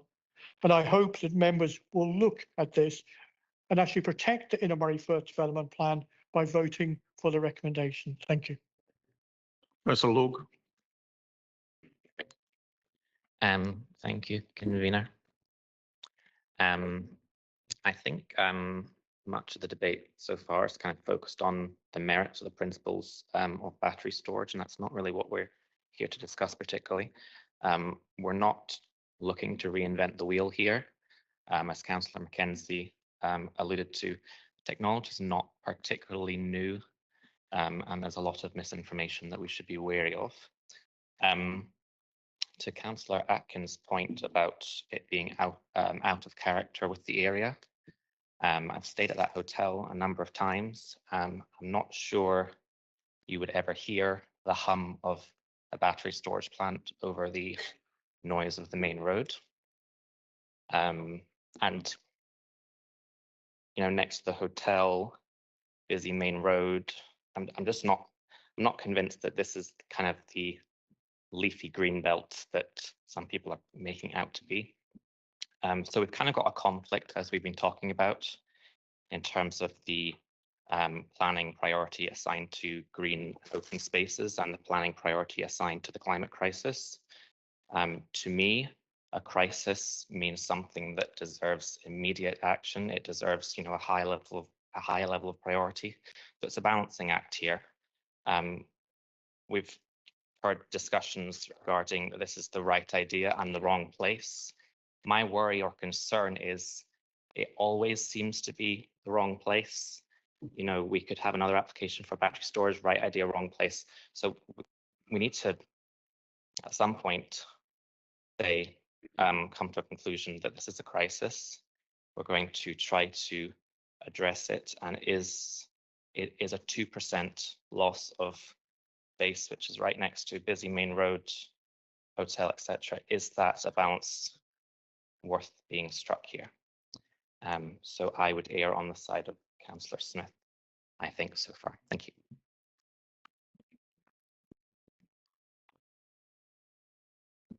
Thank you, convener. I'd just like to say it's been a very interesting application, very interesting discussion with members. I'd like to pick up on a couple of points that have been made about the Inner Moray Firth Local Development Plan, among others. We talk about this plan as if it's the be all and end all, but we've got to apply a degree of context to this. This plan was consulted on and agreed prior to the council declaring a climate emergency. It was decided on and agreed prior to the Freeport being granted. There's a lot of things have happened since this plan was agreed and implemented. And I think it's something that we can't lose sight of. One of which was the implementation of NPF4 from the Scottish Government. And we heard from the planning manager earlier in this morning's meeting that when there is this conflict, the more contemporaneous policy document, more contemporaneous policy does take that additional weighting. And I think that's something we've got to be mindful of. There is a conflict with this. There is the green space element, and I appreciate the comments made by members. Today it's 2%, tomorrow it's 20%, yada yada. I understand the logic with that, but I think we've got to consider every application on its merits and individually. And for this application, it's a loss of 2%, not 10% or 20%. And I do understand the legitimate concerns that members of the public have expressed in their representations, but we've again been told by the officers of this council, who are professionals in this field, that it is improper for us to consider this in the determination of this application. And that doesn't mean that members across this chamber do not share these concerns.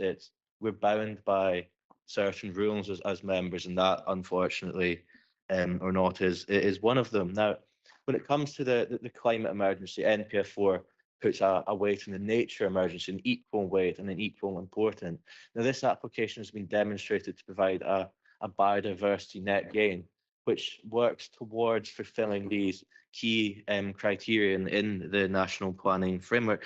Now, I'd like to pick up on a point made by the chair of the South Planning Committee, which I found rather concerning. The meeting may only had 5 members taking part, but it was a legal meeting, it was quorate, and the decision as made was robust to challenge and indeed to scrutiny. Now, Councillor Gowans, as a good local champion, stood up and talked about him representing his ward. And there was a perfectly adequate opportunity during the South planning process to attend the meeting and to voice those concerns. And I am disappointed that this has been recalled to the council. I think the decision that was made was robust and indeed legal to challenge. And I would just like to say that I think this highlights a broader issue that we need until we get this new local plans updated. I think we've got to issue supplementary guidance on a lot of these things just to clarify and make sure that there's consistency in the operation of the council, and that both the public and applicants know what to expect, because there's been a lot of policy framework moving very quick in a short period of time, and I think it's something that we need to be a bit more snappy with and get ahead of the curve. Thank you, convener. Councillor Jones. Thanks, convener. I imagine I've received all the same emails as most others, and I've got to agree with one or two people who have said I haven't felt intimidated either. I have no connection at all with Cali Thistle. Unfortunately, I've been a Hearts supporter for 55 years, so I can probably empathise with disappointment on the football park, but apart from that, I have no connection at all. And as most people would know me, I would rather young people in the Highlands were picking up a shinty stick and playing shinty than football. So I am a member of South Pack, and I was one of the 5 who attended the site visit that morning. It was very disappointing. There was only 5 members there. It was disappointing there was no representative from Ward 19 there. But that was as it was. It was quorate, and the 5 of us came back to this chamber and we debated it. The only planning consideration was the loss of green space, which is extremely important. But we asked that day, it wasn't about the fire risk. So everything we're hearing about the fire risk, that was not a planning consideration, and that's been talked about again today. There is a loss of green space. It was extremely important. As has been verified today, it's 2% of the green space. Being consistent I was more than happy if Councillor Mackenzie had put forward the same amendment that she did the last time. I would have seconded that. However, there is another amendment there. I'm happy to listen to what that is. The last time Councillor Mackenzie's amendment, part of the wording was it was considered that the benefits gained under policy 11 of NPF 4 outweighed the loss of open space. And as I say, being consistent, I would support that again, and I would support an amendment. Thank you. Councillor. Thank you, convener. Yeah, there's clearly a difficult balancing act for members here. What I would say is, in the first instance, there were 4 considerations leading to refusal. Clearly, now the applicant worked hard to reduce that to 1, and I think that should be noted. Clearly, NPF 4 policy 11 would support what the applicant is doing. The good balancing that the battery storage would deliver allows them to absorb low-cost electricity overnight, and as a result will reduce constraint payments. So there is a clear socio-economic benefit from what they're proposing. But there's also the issue of pollution. And what struck me was that the layout of the site, clearly on a hill. If there was to be a thermal runaway event, that I'm fairly clear could result in housing below the site being put in danger, and also the danger of there being pollution into the River Ness. I think those are material planning considerations, and for that reason, I'm going to support officers and the recommendation they've made. Councillor Rees. Thank you very much, convener. We're expected to be experts in so many things, and this is difficult, and there is a degree of subjectivity whether we like it or not. A few general points to start off with. First of all, the small number of battery storage things that have come under the radar at Northpack, I have noticed that they've all been, in general terms, away from human habitation. Secondly, I don't think we should ignore the views of the community councils who are elected to represent, in this case, I think Councillor Gowan said 13,000 people. They are significant. Also, this notice of amendment is also fully legal. I too haven't actually found lots of emails. I haven't found them intimidating, but I think some people may have sort of felt that somehow or other the decision by the chair of Southpack, who I have a huge amount of respect for, was somehow not quite right. This notice of amendment is a safety net, if you like, and what we're doing today, I think, is really, really healthy. It is scrutinising this matter in a great deal of detail, in which a large number of people get a chance to put their points of view, and then we have to decide, and that's the more difficult bit. I think I heard Mr. Moody say, whom I thank for his report, but I think he said that the Health and Safety Executive and SEPA would really only get involved, quote, at the time of an incident, but I may not have quite picked that up correctly. The fact of the matter is, I don't think we have very much information on the drainage issues, which are a material planning consideration. I happen to think, having been in the police, that the fire thing is also very important, but that is not part of it. The drainage is. I was contacted by a retired, fairly senior firefighter who told me, and I quote, that thousands of tons of water would be required to extinguish any fire.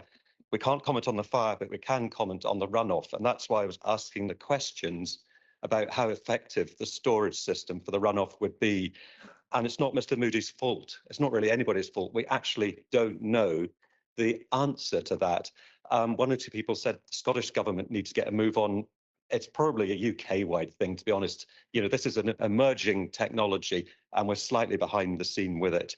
I think it would have been helpful if it was allowed to have a fire and rescue service officer here today, simply to advise on the runoff side of things, even if he or she can't comment on the fire aspects. Councillor Mackenzie, who I usually agree with, talked very much about that green light, and I fully agree with it. You know, we need renewable energy in the right places, not least because of what's happening in Ukraine.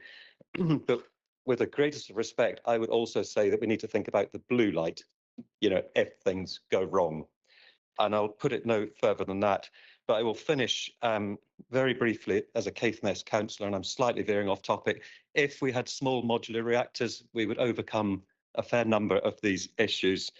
And I do think, I'm not a football person, I think it was Councillor Gowans that said, who again I don't always agree with, I just feel that this is the right technology, but I think it's in the wrong place. And I really regret that. I can't remember if the football club took pre-application advice, but I kind of feel something tells me deep down that it's not in the right place, and that I'll listen to the rest of the debate, but on balance, that's the way I'm going. Thank you. Councillor Morrison. Thank you, convener. Yep, it's been an interesting debate. It's just, I think the first thing that came to my attention was that maybe in hindsight that maybe South Park maybe should have deferred this until there was more members, but that, as I say, is in hindsight. So it's one of those things that you have to run with on the day. It's come back to us here in full council, so we're all involved now. So I think on the fire side of it, I was retained fire, so I think it's one of those things that when it happens, you have to go with it. And I think the station, the only whole time station in the Highlands is going to be 5-7 minutes away from this location. So that side of it, it's certainly whatever's going to happen is going to be acted on very quickly. And they never commented on it, and that's maybe because either they couldn't, or they had no comment to make. The SEPA thing as well for drainage. I was involved in SEPA in my previous life with waste.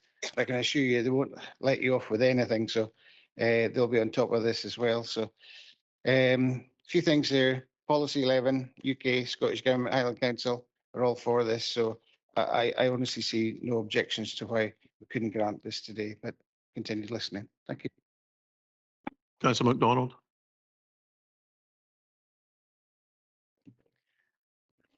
I went and conducted my own site visit. I didn't wait to be asked to go and see one. I think probably my only view is that the bunding could be further increased, which would resolve a lot of the concerns for safety from fire and things. We talked about representation.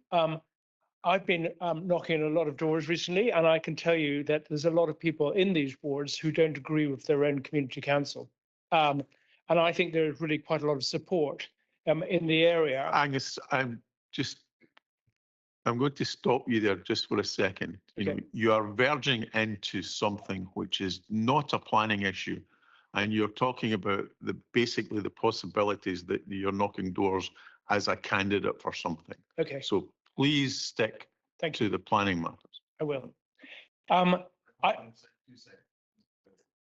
Yeah, so just to remind you that this is your assessment of the material considerations, what people have said to you, what constituents or people in the area or out there have said to you about it. It's not relevant and should not be part of your deliberation. Thank you. Thank you. It's your assessment, I guess. I did look up, I did Google fires in battery storage sites. I can find some in South Korea, some in Arizona, and only one in the UK. There are many hundreds of storage sites. So I had a factory in Hampshire, and we had a site storage right beside it. It was a bit of a furore when it was put in, but actually when it was there was no issue in the town at all. So I think that people are concerned about something which is not necessarily a big issue, actually. Thank you. Councillor Robertson. Thank you, convener. The planning officer has given us a reason for this to be refused. And the company, and there's been nothing really given in there apart from to say that that is not correct. We must protect our green spaces. We've seen developments across the city and further afield where green space has been allocated and then it has been taken away. We can't allow this to happen here. We do need our green space. This council has targets for net zero. That doesn't mean to say that we accept every idea that comes forward to help us on our journey. This is the wrong thing in the wrong place. It doesn't need to be there. It can be cited elsewhere. Battery storage may be the way of the future, but not in the centre of our communities. Thank you. Councillor Rosie. Thank you, convener. My definition of core is very clear. I accept the principle of being here, but I did question it in my own mind, and also I have never felt intimidated in the correspondence I've received. The very opposite. I think the general public should be congratulated to a tone of debate that they've created. On safety issues, I think I find it troubling. If you give consideration to energy infrastructure that crisscrosses this city, so think about mains gas, electricity substations, fuel depots, they're all right across the city. Now, no one's mentioned it, and God forbid anything happens, but we build in safety engineering design to prevent issues and mitigation for that purpose. So, I find this argument about a potential safety issues a wee bit flawed. I do think the industry have to step up. We're pointing towards government, but there's going to be a sizable battery energy storage presence in the Highlands and in the UK. It's crucial. We understand that. So I would hope that we can see industry take notice of this debate and come forward and give us the assurance that we need. I do worry about, I think the last time I spoke in here, I spoke about islands being closed for business. I think that's a danger here. We've got to be so careful how we manage our debate. And I accept we are a planning authority, but I think we've got to understand that there is a desire to invest in Highlands, and people will view these debates and they want to understand what our opinions are going to be. And I'm not suggesting it's business at any cost, but we've got to be really careful. I think the comments on the Inner Moray Firth development plan. I'll tell you what I wish in Caithness that we had been able to consider a concept of using renewable energy for a proposal such as we've got contained in this document, where it's a sports hub. People bite your hand off for it. I think we should, each area committee in this council should have a project plan along that lines for using renewable energy. I think it's a way to go. I think it's a fantastic concept.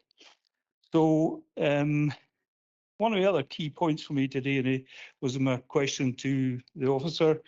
It was in response to the question about design and mitigation for safety. And I think the response was that if we grant permission, that then falls into discussion and agreement between insurance companies where they're going to. Now, I'd imagine that it'll be no different from you or I insuring a house or a car. They're going to have certain expectations on how that is managed, and that'll be engineering, safety, and design and mitigation. So, on a final point about green space, from what I can see, it is a very relatively small area, and I think for me the proposal where there's a sports hub in the vicinity, I think that more than compensates it. So for that reason, I will support the amendment from Councillor Smith. Thank you. Councillor Boyd.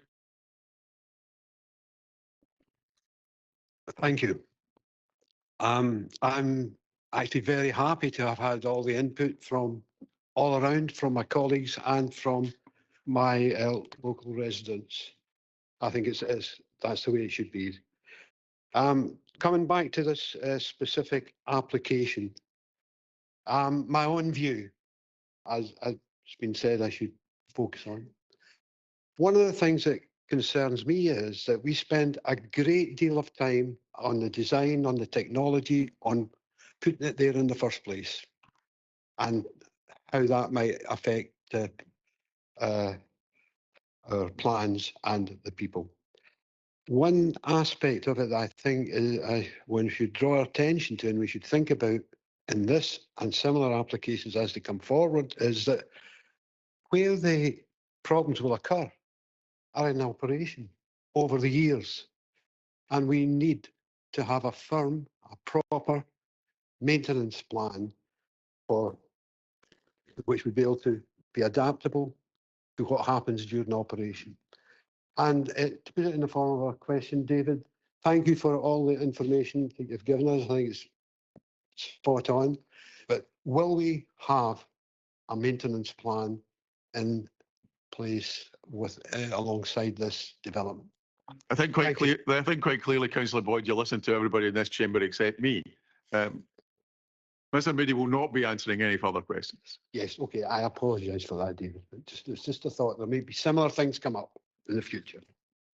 Councillor Smith, do you wish a few minutes with your, I haven't seen your hand, Councillor McPherson, but by all means. Thank you, convener. Sorry, I hadn't realised you were drawing the debate to a close, so that's maybe. Well, it's not a race to the end, Councillor McPherson. You know, it's, I'm aware of that. You have a list of 30 people who wish to speak. You can put your hand up at any time rather than waiting to see who's last to speak. All right, okay. Well, I noticed that you didn't take the speakers in order of which they raised their hands at the last item. Now, that is incorrect, Councillor McPherson, and I'll ask you to apologise for that.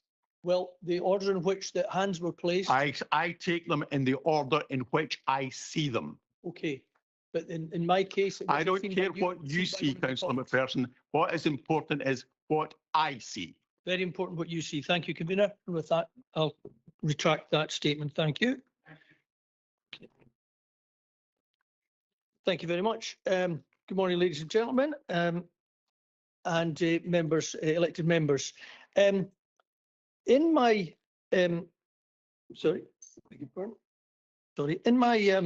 my earlier life, I worked in the business of cars, and before I would go and buy a car at the car auction, my director and general manager said to me, "Go along and see how it operates, see what happens, see who bids on their own cars, see which garages are buying and who's buying, and just see the lie of the land."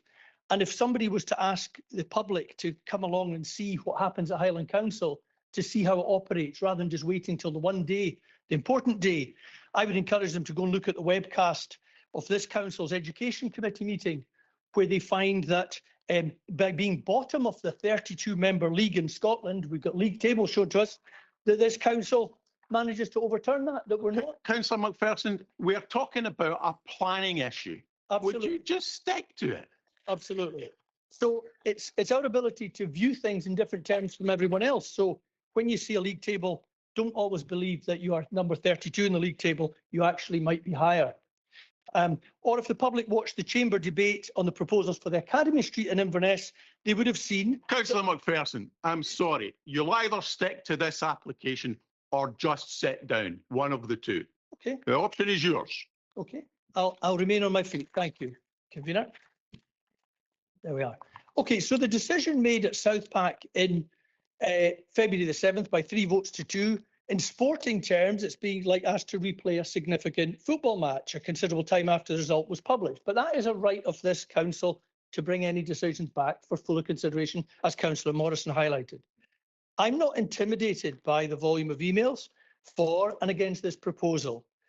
You can imagine the public's response, because for them, they thought it was a bit like being asked to replay the 2015 Scottish Cup final. Falkirk had decided they didn't like the 2-1 result and they wanted to replay the whole match. That's not what we've been asked to do here. We've been asked to revisit it with further information. I've been at 3 community council meetings in the last week. I've been at a public meeting in the Inverness Cali Stadium, and I've listened intently to the views both for and against coming from the public to this planning proposal. So to give some context, we've had the proposer here, Councillor Maxine Smith, who of the amendment. She's a former chair of North Pack for 5 years, and it's been seconded by Councillor Carl Rosey, who's a former chair of the Climate Change Committee.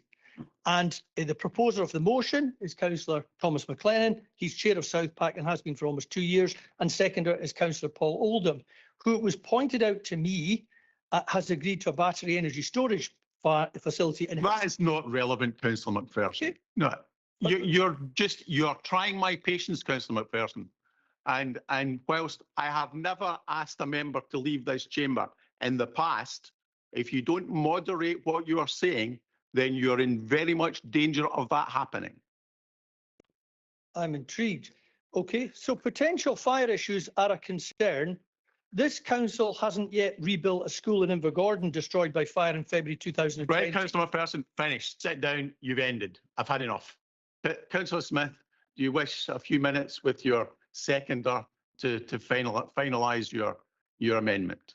I'm happy to take advice on that, but I think the amendment I have is competent, but I don't mind. It saves time if we put the one I have to. It's not a matter of time. It's whether it's useful to you. What's my advice? I think the advice is that you should probably take it. To what, sorry? You should take a few minutes Yeah, with fine, Councillor. fine. Everybody can get a coffee. Members, we will have a very short recess, but please do not discuss this matter with each other or with any members of the public.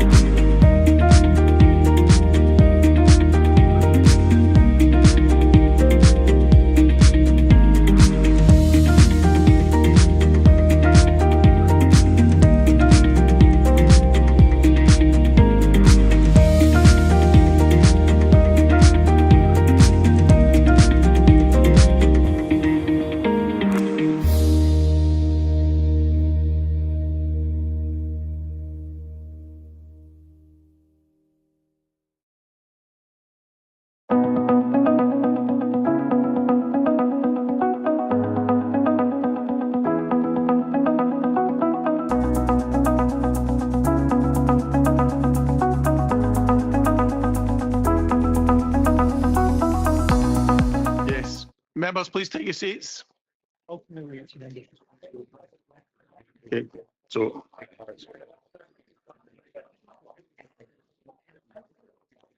please take your seats.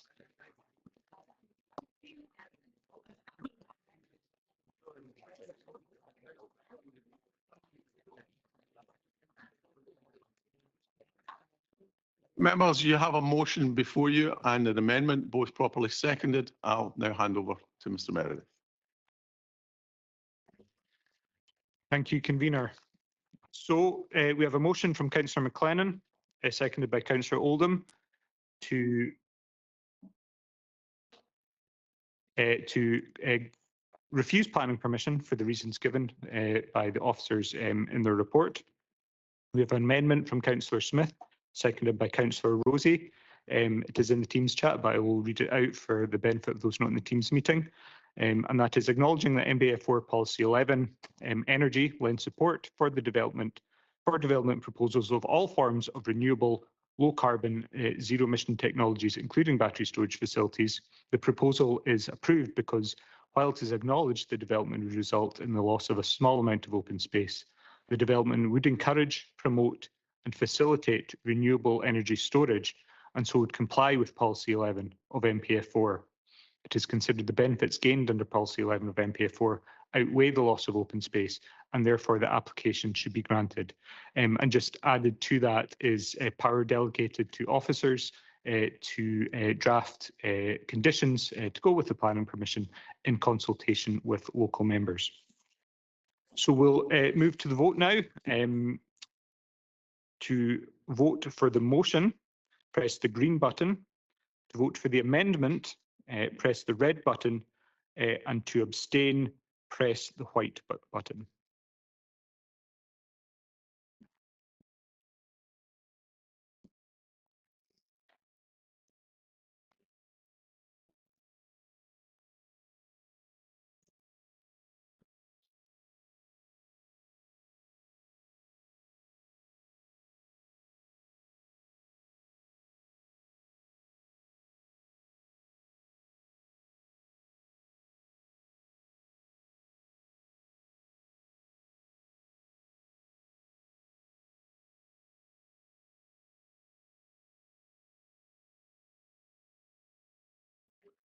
So if everyone's voted, we will close the electronic vote and then I'll move on to the members attending remotely.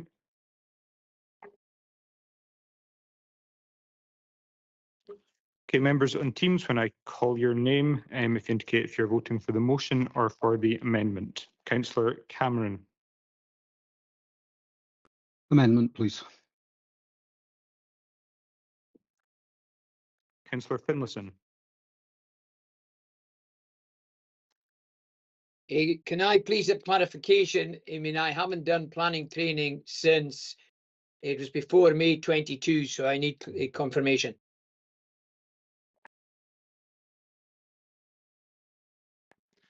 No, Mr. Finlayson, Councillor Finlayson, you can't if it was in the last council session. Thank you. Councillor Kraft. Motion.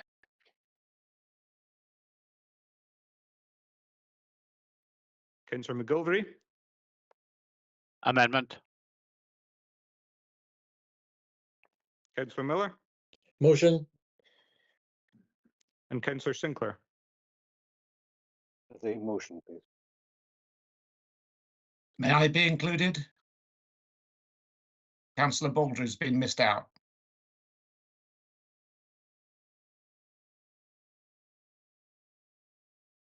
Hello? Apologies, Councillor Baldry, I missed you at the start. How do you vote?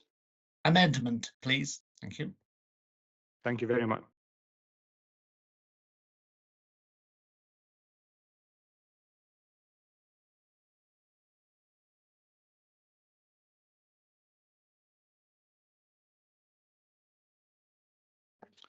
So we have 30 votes for the motion, 23 votes for the amendment and 3 abstentions.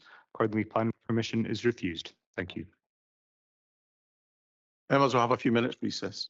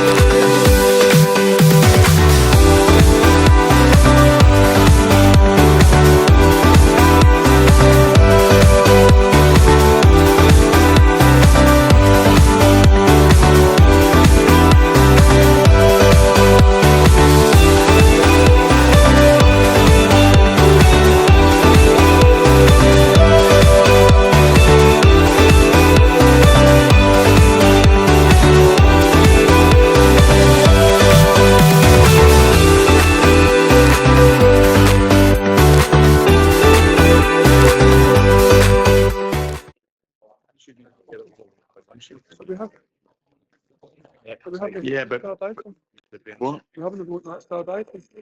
Yeah, very likely. Richard's already accepted.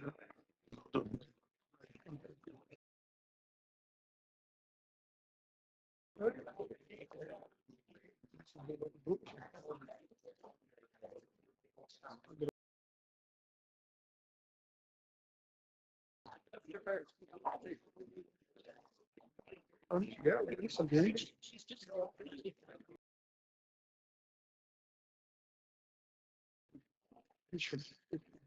Members, we now should go to item 4 on your agenda, but unfortunately the presenter is not available at the moment, so we probably have to wait.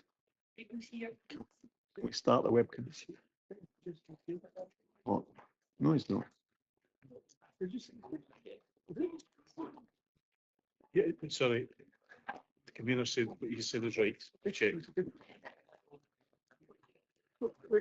It's fine. Depends how it goes. So we'll now move to item 5 on the agenda, which is confirmation of minutes. I propose the minutes of the council meeting on the 11th of January and the special meeting held on the 29th of February. And I look for a seconder. One. Then item 6 is minutes of committees. I propose on block the minutes of all those committees, except those ones which have starred items and not the Nairn committee, because I believe we'll go to the Nairn committee first. So firstly, I'm looking for a seconder, please. We agree with the minutes? The Nairn committee, Chairman. Thank you, convener.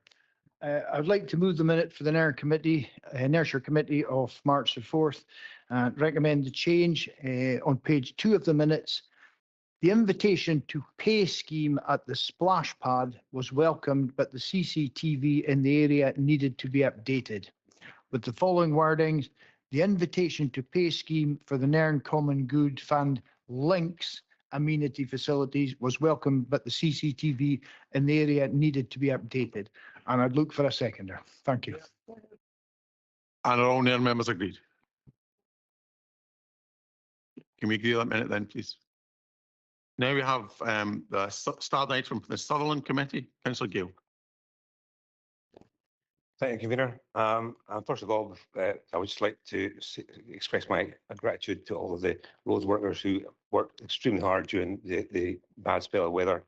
But despite their best efforts, there were a number of roads that weren't cleared because the resource just wasn't there to deal with the non-priority roads. As a result of that, we know that some people were left in quite severe distress. And in one case... Councillor Gale, you're just talking about your minute, please. Okay. The start item is to call for a review of the roads, the winter gritting process or winter clearing process, when we have limited resources and when we can utilise the additional resource of local contractors and local farmers to help us to clear the roads, and ask for a review by the appropriate eco to do that. Thank you. Are you happy to agree that minute, Councillor Bremner? Convener, given the fact that the redesign board is currently undertaking a full roads review at the moment, and there are workshops where the members can all feed into that, including some of the points that Councillor Gale has made. In fact, all of the points. I'd like to move an amendment, and that is that we refer this to the redesign board for it to be considered at the workshops and the redesigns roads review, please. Thank you.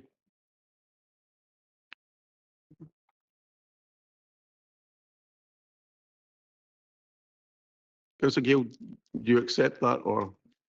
Okay, okay. That's agreed. Councillor Robertson, Audit Committee. Thank you, convener. I moved the accounts of the Audit Committee on the 24th of January and draw members' attention to item 5, risk management, and the new risk appetite statement, and ask Council to approve the risk appetite statement and the corporate risk management policy. We agree with that, please, members. Good. Councillor Finlayson, the Education Committee. Thanks, convener. Members, this refers to review of the statutory consultation exercise regarding the closure of Gergas Primary School for the Education Committee agree to recommend to the Council that it discontinue education at Gergas Primary School, transferring its catchment to that of Newton Moor Primary School. Gergas Primary School has not been operational since September 2022, and a closure decision would formalise the current operational situation. And I look for a seconder. From a member of the Education. Can we agree with that, member? Members, there are two minutes available for noting, which is the Valuation Board and the CPP. CPB. We agree with those? Thank you.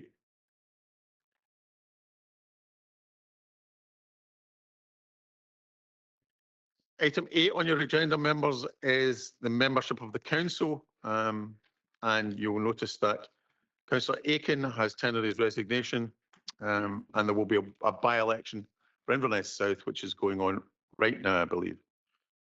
Membership of item 9, membership of committees and the appointment chair of climate change. Councillor Logue has joined the Liberal Democrats, and Councillor Rosie now sits as an ALBA member. So on that basis, the revised committee membership is tabled at the meeting. And do we have that?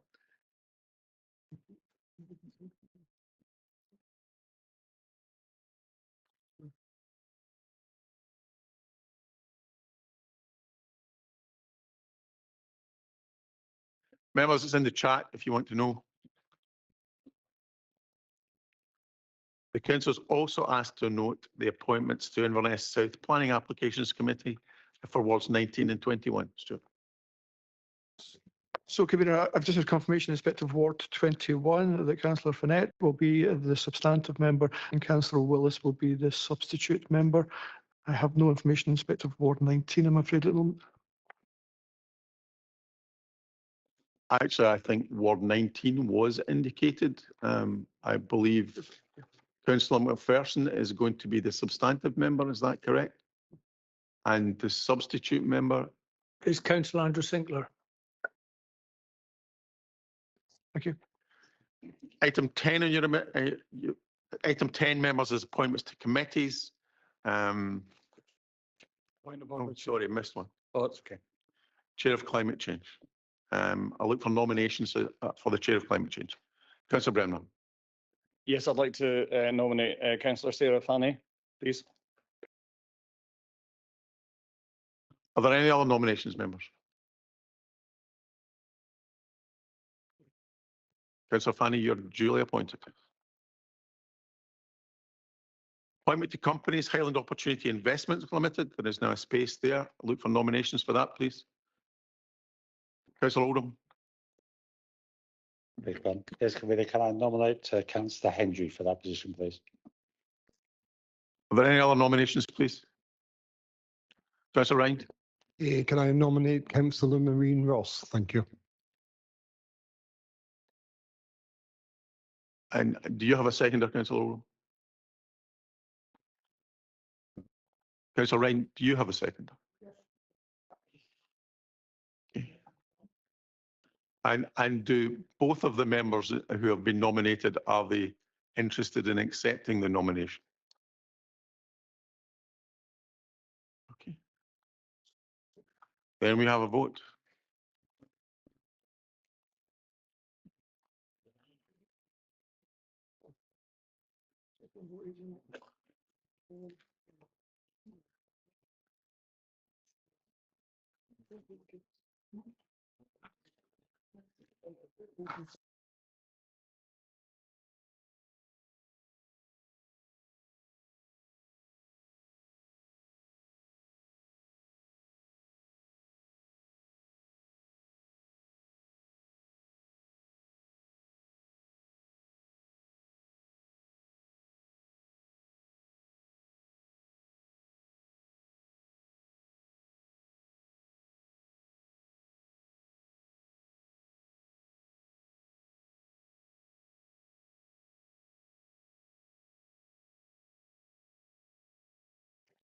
Thank you, Convener. So, members, when we come to the vote, if you wish to run through nominations, We have a nomination from Councillor Oldham, seconded by Councillor McLean, and that's to appoint Councillor Hendry to the board of Highland Opportunity Investments Limited. We also have a nomination from Councillor Ryan, seconded by Councillor Christie, and that's to appoint Councillor Ross to the board. So when we come to the vote in the chamber, members, if you wish to vote for Councillor Hendry, it will be the green button. If you wish to vote for Councillor Ross, it will be the red button, and to abstain will be the white button, and we'll start the voting shortly. Thank you.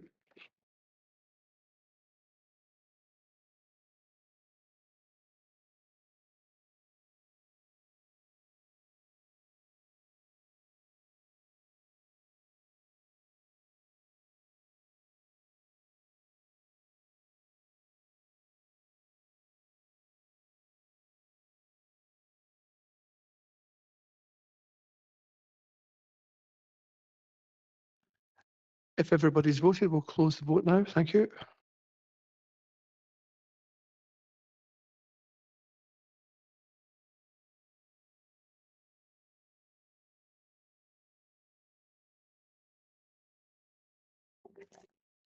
And then going around those members on teams, if you tell me wish to vote for Councillor Hendry or Councillor Ross or to abstain, I'll start with Councillor Baldry.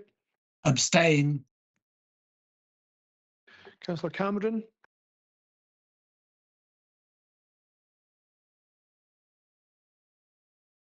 Councillor Finlayson. Councillor Ross. Councillor Mrs Jarvie.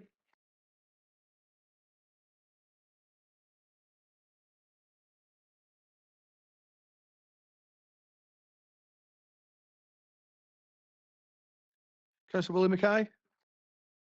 Councillor Ross. Councillor Kraft. Councillor Henry. Councillor Mackey.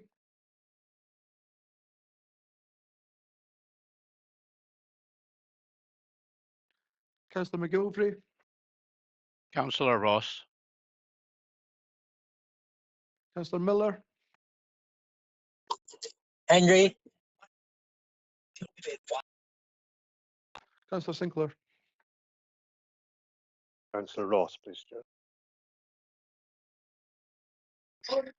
So what can I kindly interrupt you? Councillor Collier here as well. Can I place my vote as well, please? Yes, sorry, Councillor Collier. Who would you like to vote That's for? okay. I'd like to vote for Councillor Henry, please. Thank you, Councillor Collier.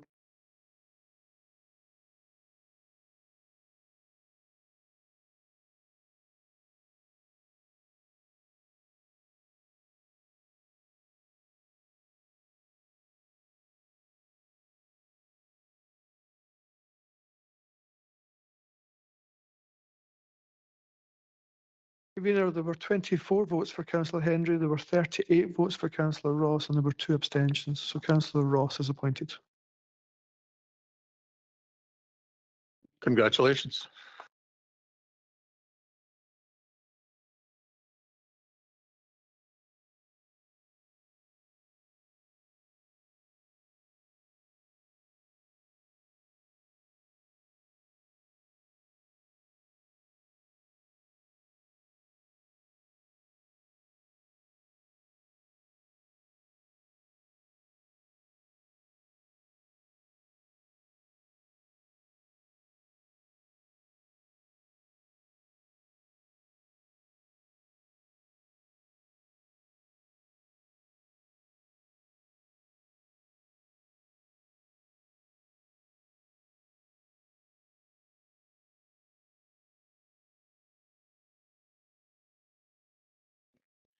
Members, item 11 on your agenda is resetting the Highland Outcome Improvement Plan.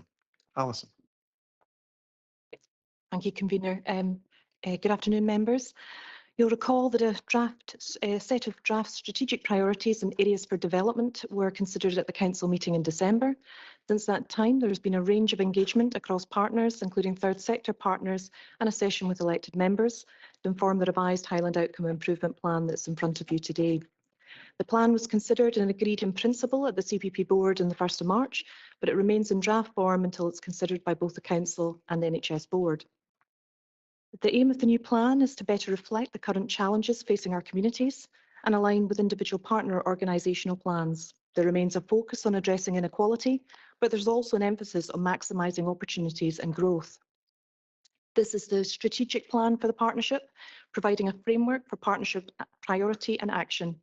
The next step will be to develop a delivery plan, which will detail the actions to achieve both the priorities and the outcomes. Now, this will also consider what the revised HOIP means for local community partnerships. As detailed in the next item, engagement with partners is a critical part of the Council's delivery plan development, and this will help support alignment and joint delivery of actions between the two plans. The members, the recommendations are at section 2. Thank you. Councillor Mackenzie.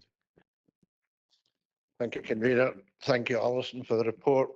Members, I'm delighted to see this revised Highland Outcome Improvement Plan coming to Council today. I'm hoping that we can all agree that the strategic direction set out here provides an excellent framework for partnership working in the future. How we want to support the people who live in our communities, ensuring sustainability of our communities and places, and enabling a prosperous and thriving Highland.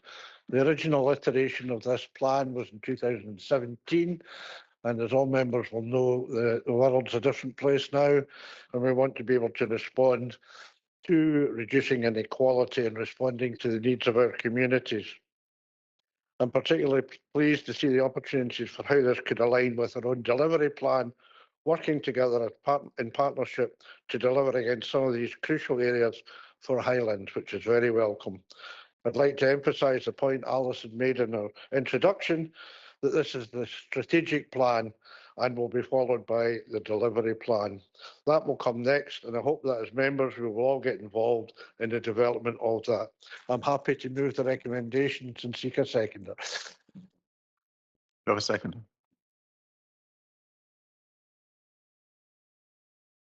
Councillor Balance.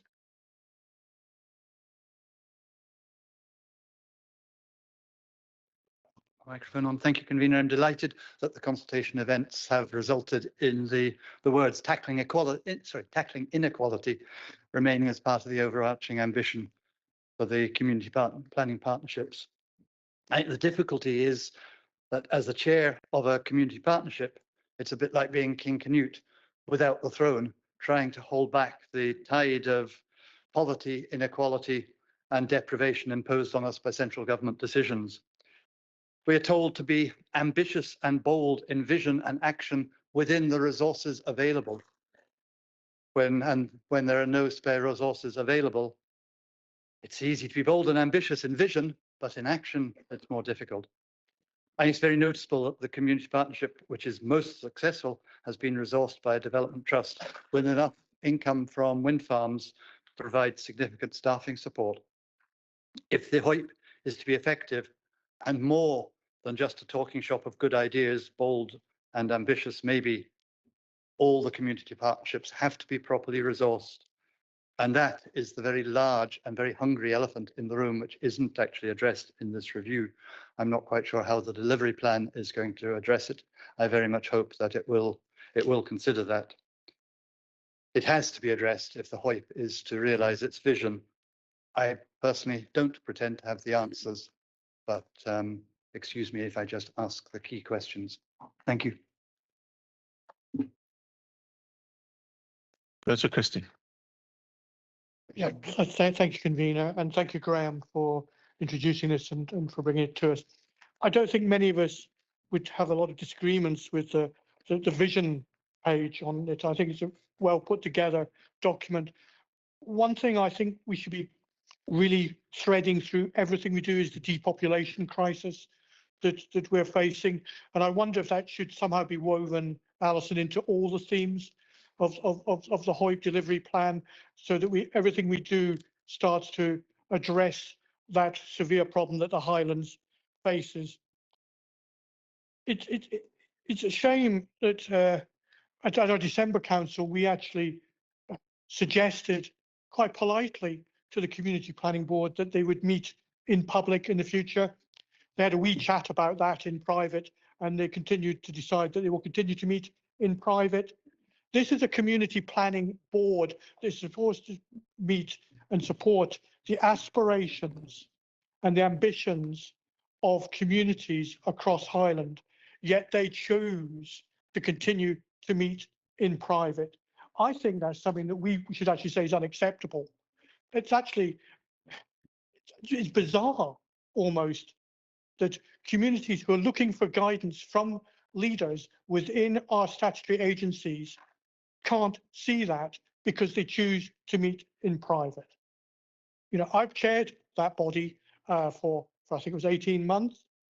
I tried during that time to get it to meet in public, and I think it's just reprehensible that they've taken that decision. If they've got items of a private nature, then they can go into private session like we do and like we will do tomorrow.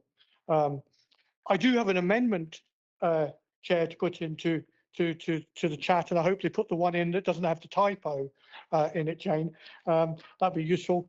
My only concern with this whole report, I think it's a good report, is 7.2. You know, 7.2 says that the next step is to go away and develop a plan, and this final plan will be considered by the CPP board in June in private.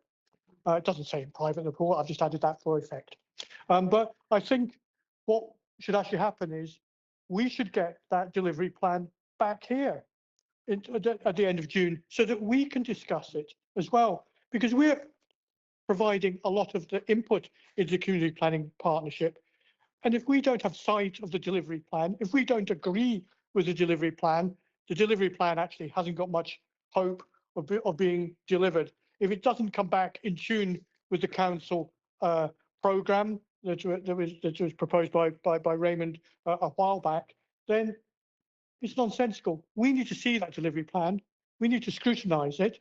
We need to ask questions of it, and we need to make sure it's going in the same direction as us. So it's quite a simple amendment that the delivery plan referred to at section 7.2 be discussed at council on the 27th of June 2024. Seems a very simple thing to actually request for good governance. So I hope it'll just be accepted. Thank you. That's a Gail. Thank you, convener, and thank you for the report. That's, yeah, I mean, there's nothing in here I would disagree with. I think the aspirations of the report are to be applauded, but there are some rather stark facts that do concern me. If we look at 5.3, the review of the evidence base, it tells us 65% of people in Highland live in remote, rural, accessible rural areas or remote small towns. I don't think people get that. We are by nature, the Highlands, in a spread out and very small, diverse communities. And I think that's something we really need to focus on when we develop this partnership. We also look over the next 22 years, a predicted fall of 15% of young people aged 0 to 15 across Highlands, 31% across Caithness, 30% across Wester Ross, 24% across Sutherland. These are really stark figures. We are losing our young people hand over fist. The depopulation issue is really severe, and we really need to be addressing that as we go forward. But I'm really concerned about that. And further down in that same item, we have, it tells us that 43% of children are identified as having additional support needs. But yet we're operating an algorithm within the Education Committee that is geared to reducing the PSA provision across the Highlands. That does not add up to supporting these children who are really struggling. 75% of referrals to CAMS are for young people. And yet we know from previous reports that CAMS referrals are taking up to a year to actually come to fruition. That's something we've really got to address. So there are a lot of things in here that really come to my mind as being so important. And addressing depopulation, we look at transport, childcare and housing, things we all know, but what are we actually doing about it? The Community Planning Partnership in Sutherland, for example, and I'll speak with that because that's what I know about. I'm a great advocate of the whole partnership system. It works really well. Somebody said we've got some admin support, which is true, and we've been very lucky in that respect, and that's helped us to succeed. The question is, how do we go on to deliver what we know we need to deliver? At the moment, their partnerships don't have the ability to provide services. We don't have the ability to employ people. and we don't have we don't have a budget to do any of those things. So we're depending on the third sector and the input of councillors to actually drive these things forward, which I think in Sutherland we're doing very successfully. But we have to look at how the partnerships evolve going forward.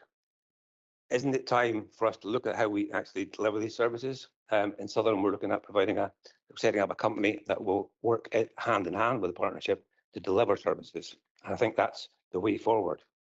Because without it, we're just a talking shop. We don't actually deliver anything. And it's all very well having these aspirations, but if we don't have a budget to actually deliver them on the ground, then we won't be successful. And one other thing, just before I finish, is one of the most distressing things I find is, and later on in the report, it tells that 24.5% of people of working age in the Highlands are either in employment or seeking employment. We need to get below that figure and understand why that is the case, what are the barriers that drive that, and we need to be able to put actions in place to try and resolve that issue. Thank you. Councillor Ballance, you've now been at this for nearly 2 years. I think you know full well that the chat is only there for motions and amendments, not advertising your local CPP. Councillor Kate McLean. Thank you, and thanks, Alison, for the report.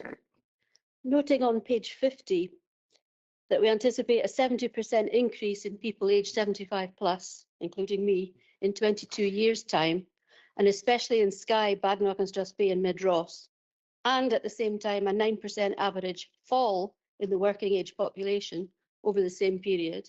I wonder what future proofing we are doing to positively affect this. If the plan is to provide care at home where possible, especially for our elderly, we will need to be,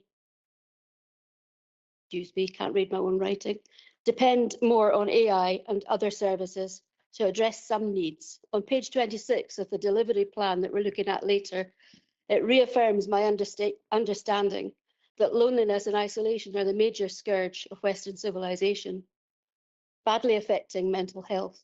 Technology is already providing some companionship, information and reassurance via telecare and Alexa. Third sector delivery such as Morning Call from Alan Michael help too. In my opinion, all new builds should have built-in Wi-Fi and plug-in points for access near beds and kitchens, so people, especially with mobility and cognitive impairment, can easily access help. We need to encourage future community workers with shared skills, whether they are looking after children, disabled people or others, or older people. Care should be local and on a salary scale commensurate with their training. Combined with intelligent digital care, we might be able to address the increase in need. Thanks. Councillor Johnson. Thank you, convener, and thank you, Alison, for the report. Considering that we've got a landscape of many partnership plans across all the diverse and wonderfully disparate communities across Highland, how can we effectively address the challenges facing Highland communities, avoiding duplication of what we're doing in various areas, and ensure that the ideas in this report are effectively implemented, particularly in light of obviously current economic pressures? The other plea that I was going to make is that where we have community experts and participation requests, that we respect their local knowledge, view them as good partners, and are transparent in how we deal with them. So thank you. Councillor Coburn. Thank you, and thank you for the report. There's a lot of work has gone into this, and it is really, I would... Excuse me, Councillor Coburn, for a second. Gentlemen, would you like to be quiet, please? Member speaking. Thank you, convener. I would like to draw people's attention to Appendix 2. If you've got any concerns about your communities, look at Appendix 2. I do agree with Councillor Christie in one thing, that we need to discuss this. However, I think we have got some really strong and good strategic committees, and there are so many components of this which sit best with the experts and the keen eye of the individual committees, education, health, etc. One thing I do think with Councillor Christie mentioned rural impact. I do wonder if reports like this should have a rurality impact. We are so familiar now with equality, diversity, climate change impact. I wonder if we should start considering our impacts on rurality in these things. Now, the start of this presentation, we've got the 3 Ps. One P I would like to add is prevention, because this is a theme that runs through everything. Councillor McLean mentioned AI and things like that. So again, prevention is important, and prevention is a key enabler in this. But thank you for the report and the work that has gone into getting this together. Thank you. Councillor Atkin. Thank you. Thank you for the report. Actually, I've just got a quick question. I just wondered why the educational attainment outcomes aren't more explicitly connected to prosperity and people, and also that feeds into tackling inequality. My view is it also feeds into mental health issues in young people. If you're attaining and achieving, you're going to feel better about life. You know, we want to move into an era where we're not working in silos or not thinking in silos. And I think that actually is an explicit kind of standard that we should expect, is probably quite important going forward. Appendix 2, developmental concerns in infants at 27 months is hugely alarming because it's stoking up issues for the future. Do we have any more detail on that? Timeframes? Is it COVID related? That would be really interesting to know. But I mean, thank you so much for the report and all the work that's gone into it. And a lot of what we'd say about this report actually obviously feeds into the delivery plan and this series of reports that we've got here today. Thank you.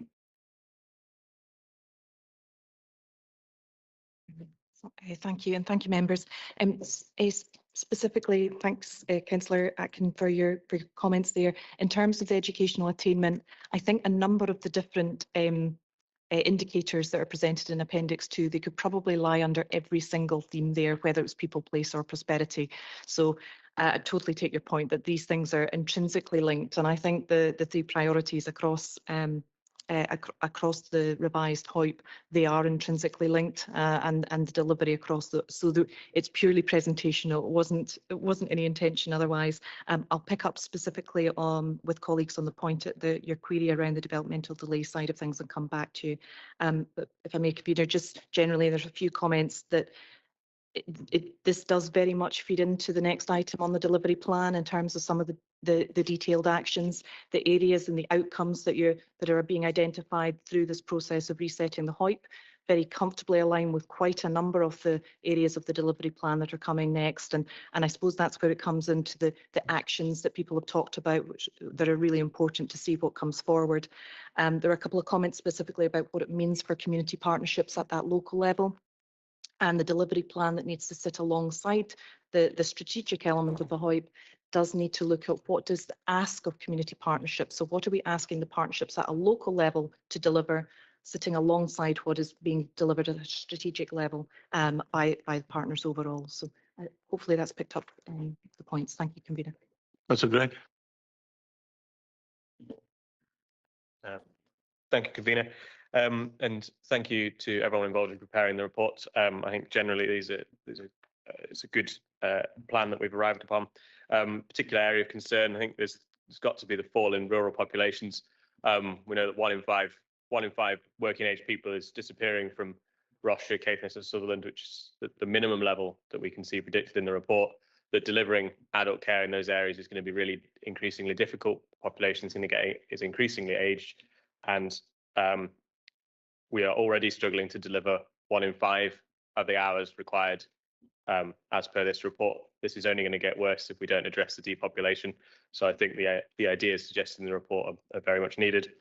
I think, Muriel, I think your point is fair that these areas are best left to experts to be decided, but I think that doesn't mean they can't meet in public. experts meet all the time to debate things in public. I think it would be reasonable to ask them when they can to do so. And I think for that reason, we should back Councillor Christie's amendment. A couple of questions. We get 75% of our referral to CAMS in the years 12 to 17. Do these needs emerge at these ages, or are we just noticing them at that point? Are there opportunities we can get to earlier before people reach that age we could be intervening? And the report highlights that you need a 10 to 30% higher income to achieve a living wage in a rural area. Do we factor that in when we set our wages for our rural employees, or do any other public sector organisations do the same? And if not, I think it's something that our rural communities would welcome. I appreciate that that some of the questions might not have the expertise available right now to answer, and answers by email would be fine. Thank you. Councillor McIntosh, Andrew.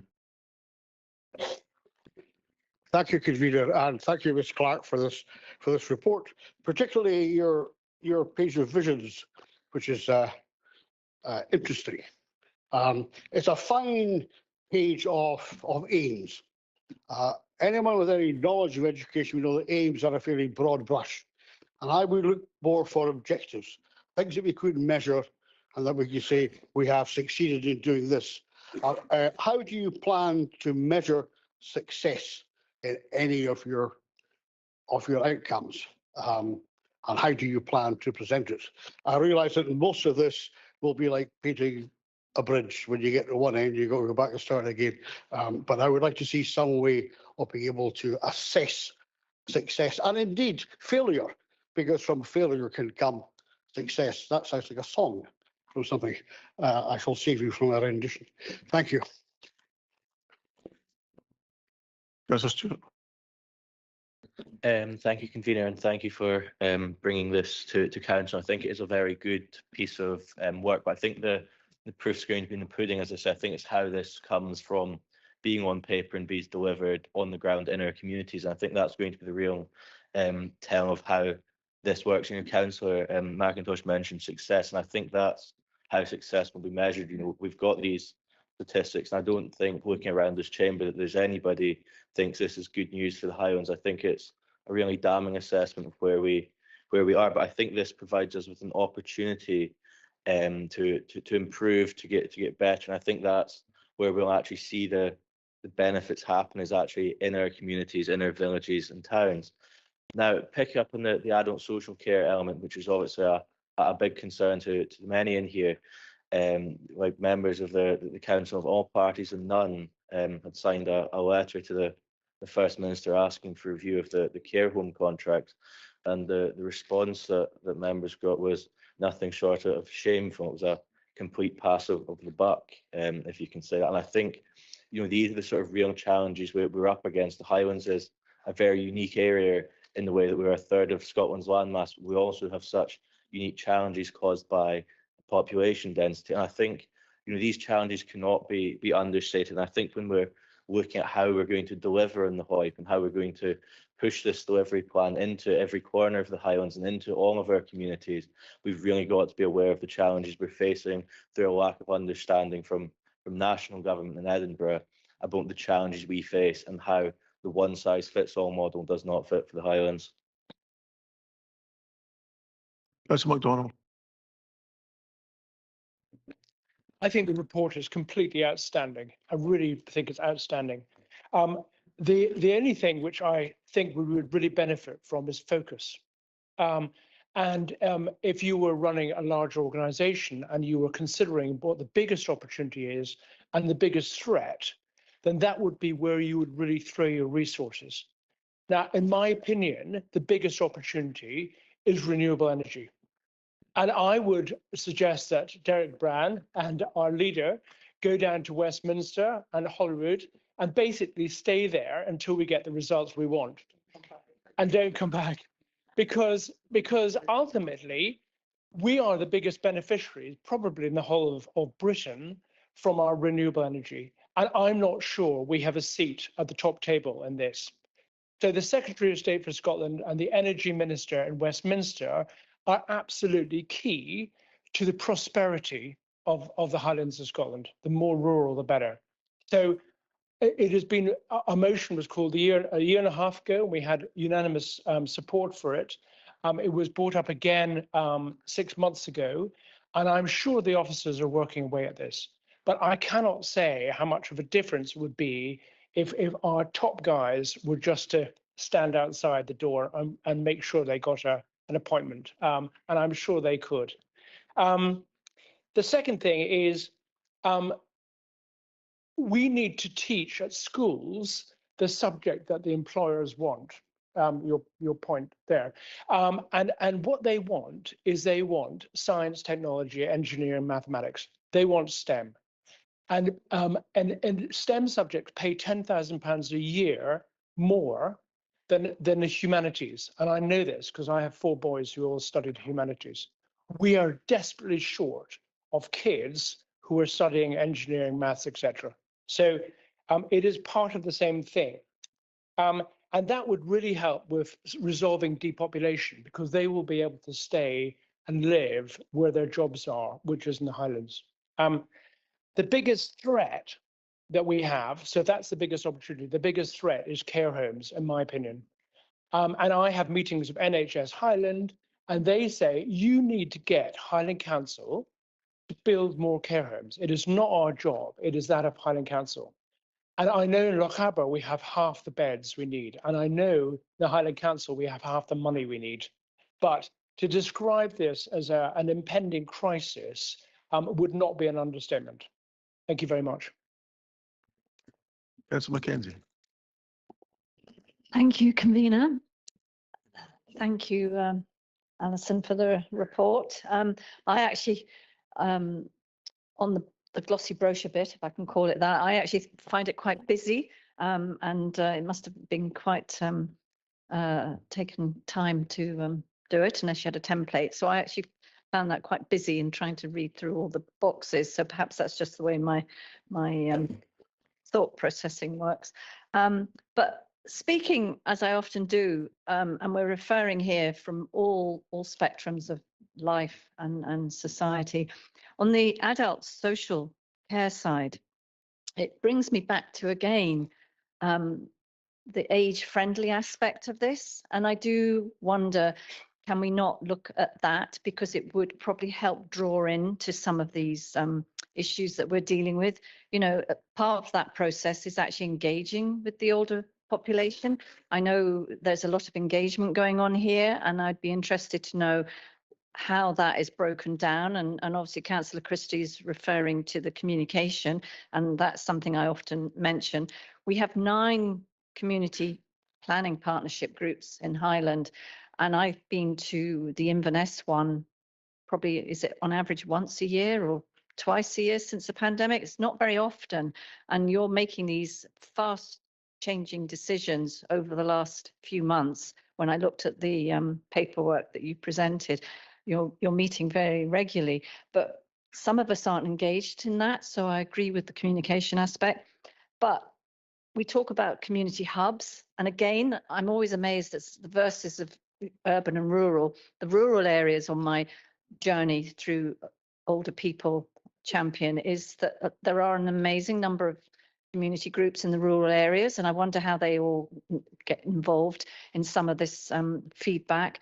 Inverness, although it's very large, I actually find it very cut off in some ways, and a lot of the older people are not digitally abled, and I brought that up before about the land lines. So therefore, it probably gets to a point where it's too late that they're involved in any discussion or process. It's probably when they then get presented into hospital or something like that. But with the age-friendly domain, you do have this 8th domain, which the program that it goes through, it's talking about the housing, and that comes back to the point in page 78 on the system of the document. I've mentioned this before. It's all well and good trying to encourage people to stay in their housing if the housing is suitable and if it's adaptable. And what we don't have is a conversation when the ground, before it gets built on, it's the mix of housing.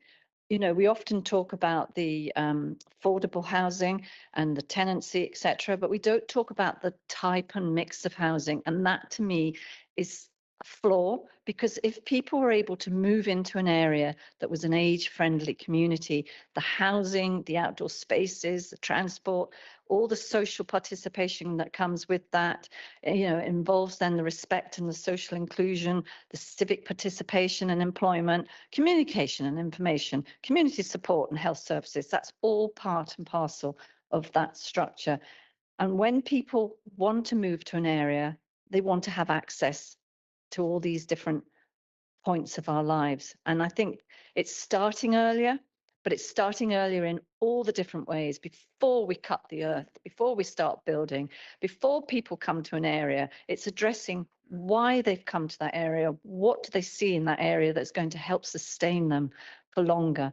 And the rural areas, yes, I think we should be shouting it off the roofs down in Holyrood and Westminster. Highland is very much undermined and supported. We have a huge expanse of roadworks, road areas that we don't get the fair quota, and yet we get this huge influx of visitors and people, and we're meant to deal with them. And when they can then present themselves at the hospital during the season, the high season, you know, we're meant to deal with all that. So it is, like has been said already, one size does not fit all here, but we do need to involve that older population, but we also need to encourage them earlier in life to start making those steps to a healthier living life longer well. Thank you. Councillor Bremner, if you can tear yourself away from the idea of 6 months in luxury accommodation outside Westminster in a tent. I've had quite a few trips down there in the position of being the leader. I can assure you, lasting 2 or 3 days is a challenge, never mind 6 months. Yeah, just to reflect on what the officer's response was, which was going to be quite a lot of what I was actually going to say. All I'm going to say is it would have been something that the administration would have been looking to bring back. So I don't see any reason why we can't respect Councillor Christie's request and reflect on that. But from my own point, you know, we're going to be looking at the delivery plan in the next item, and this is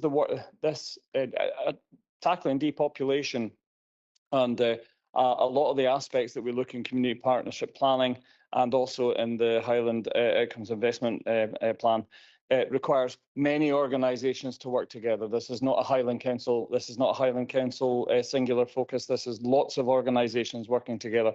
And it's right for us to reflect on the part that we play in amongst it all, and that's why I'll refer to it in the next item as well. Thanks very much.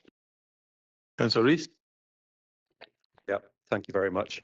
You see the clock ticking round towards the hour for lunch, but I'll try and nevertheless say my point. A long time ago in the 1990s, I didn't actually live there, but I worked in an office directly below here. And I was something called a partnership development officer with Northern Constabulary. And I was never quite sure exactly what my role was. But one of the people I had to work with was Alison Clark. And even in those days, she was very patient, very understanding that this Bobby really didn't get it with these complicated plans with their strange language. And sometimes I feel not very much has changed. I do some of this stuff. I kind of feel if I presented it at Thurso Community Council, there would be a silence around the room as they tried to understand it. And that is not a criticism, it's just my opinion. I welcome what Councillor Coburn said. It seems like a long time ago about, I can't remember quite what the phrase was you used, but it was something like a rural impact or something. Absolutely. I'm really delighted to hear you say that. And Councillor McIntosh said something about it was a bit light on, I think Andrew said sort of outcomes or solid, hard facts. And I think that is fair. Under the prosperity theme, and I'm just thinking back to my constituents here, if I said to them that the prosperity theme was creating opportunities for all people and places to prosper and to thrive economically, I think that silence would continue, because one of the figures, just one of the many that Muriel referred to in Appendix 2, if I got it right, is that in the last 22 years, 31% of the Caithness population aged 0 to 15, it's reduced by 31% in just over 22 years. If I've got that correct, I stand to be corrected. And yeah, I know I'm not into these plans or anything, so I apologise, Alison, in advance, but I think it should be more practically focused. Simple things, speeding up the rollout of superfast broadband would help people to thrive, there's the word there, and to prosper in remote places. Some small improvements to the A9, and I know some people are sick of hearing me saying that, but it's not impossible and it could be done. Get the consultants back at Caithness General for maternity, as is the case in Kirkwall. 4 babies born, I think, at Caithness General last year, or 5, I'm looking at my colleague. It's tiny, over 200 in Inverness, where you're stretched to the limits because Inverness population is exploding. Well, it's growing very fast, I shouldn't say exploding. Mental health services, let's be serious, you know, small improvements just to help, particularly our young people. Apprenticeships, oh, please, you know, come up, have a walk around Dunray and see what real apprenticeships are. They are fantastic. And there's so much potential there. And it's not just Dunray before we get sceptical looks. Being slightly light-hearted, the Scottish Government recently brought out an addressing depopulation plan, which was 95 pages. And some of it, perhaps there were similarities to this. One of the things it's going to do is get rid of the word remote. Alison, the word remote appears quite a lot in this, so you might want to check up whether you're still allowed to use that word. Maybe, though, we should have something about inner Highland, where the population is growing quite fast, and remote, or if I'm not allowed to say that, outer Highland, where we've got a problem with the population dropping quite fast. And I just wonder, and we're going on to the next item probably after lunch, but I do feel the public would like to see slightly more practical outcomes than some of the ones here. But if we are going to thrive and prosper, there are simple things that could be done. The council leader said just now, I'm sorry, I always seem to be disagreeing with them these days, but there are, and it's true, there are some things where lots of agencies are required. But for simple things like telling Transport Scotland to spend a tiny sum of money sorting out the A9 north of town, government could just do that without any other agency being involved. Thank you. So I'm not exactly sure which of your colleagues you were accusing of being responsible for the 4 babies in Caithness, but I'll leave that to their own device. Councillor Lowry. Thank you, convener, and thanks to the members who contributed to this item so far. Thanks to the officers for bringing the report forward. It's just in regard to a point that Councillor MacDonald had raised, specifically in regards to energy, and I'm sure he'll be welcoming the meeting that one of the local MPs has managed to arrange with the Energy Minister, specifically to discuss the issue of energy prices in the Highlands. Well done to Drew Henry for arranging that meeting, and I'm sure you'll wish him every success when it's held. Councillor Finney. Thank you, convener, and thank you for the report, which I very much welcome. A very, very comprehensive and thorough report. And what I will remember from it is the fact that it says we want to tackle the roots of inequalities, the roots of depopulation.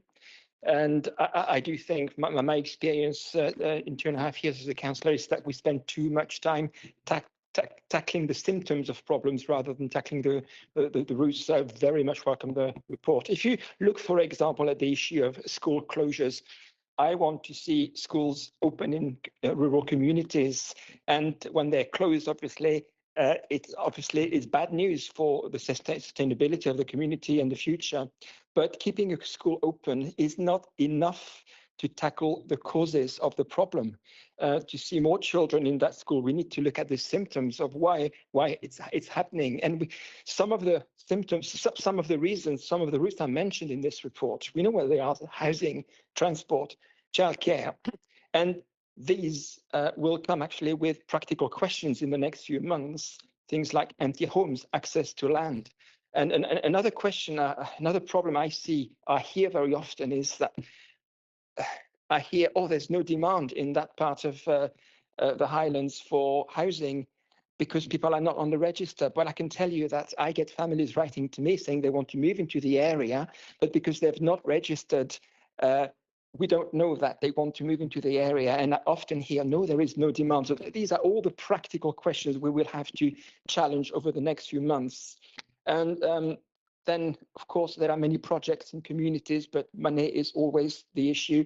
So I do welcome also the fact that we're going to look at how we can attract investment into communities. So I look forward to the next few months and see what practical answers, what practical questions and answers we will find to these questions.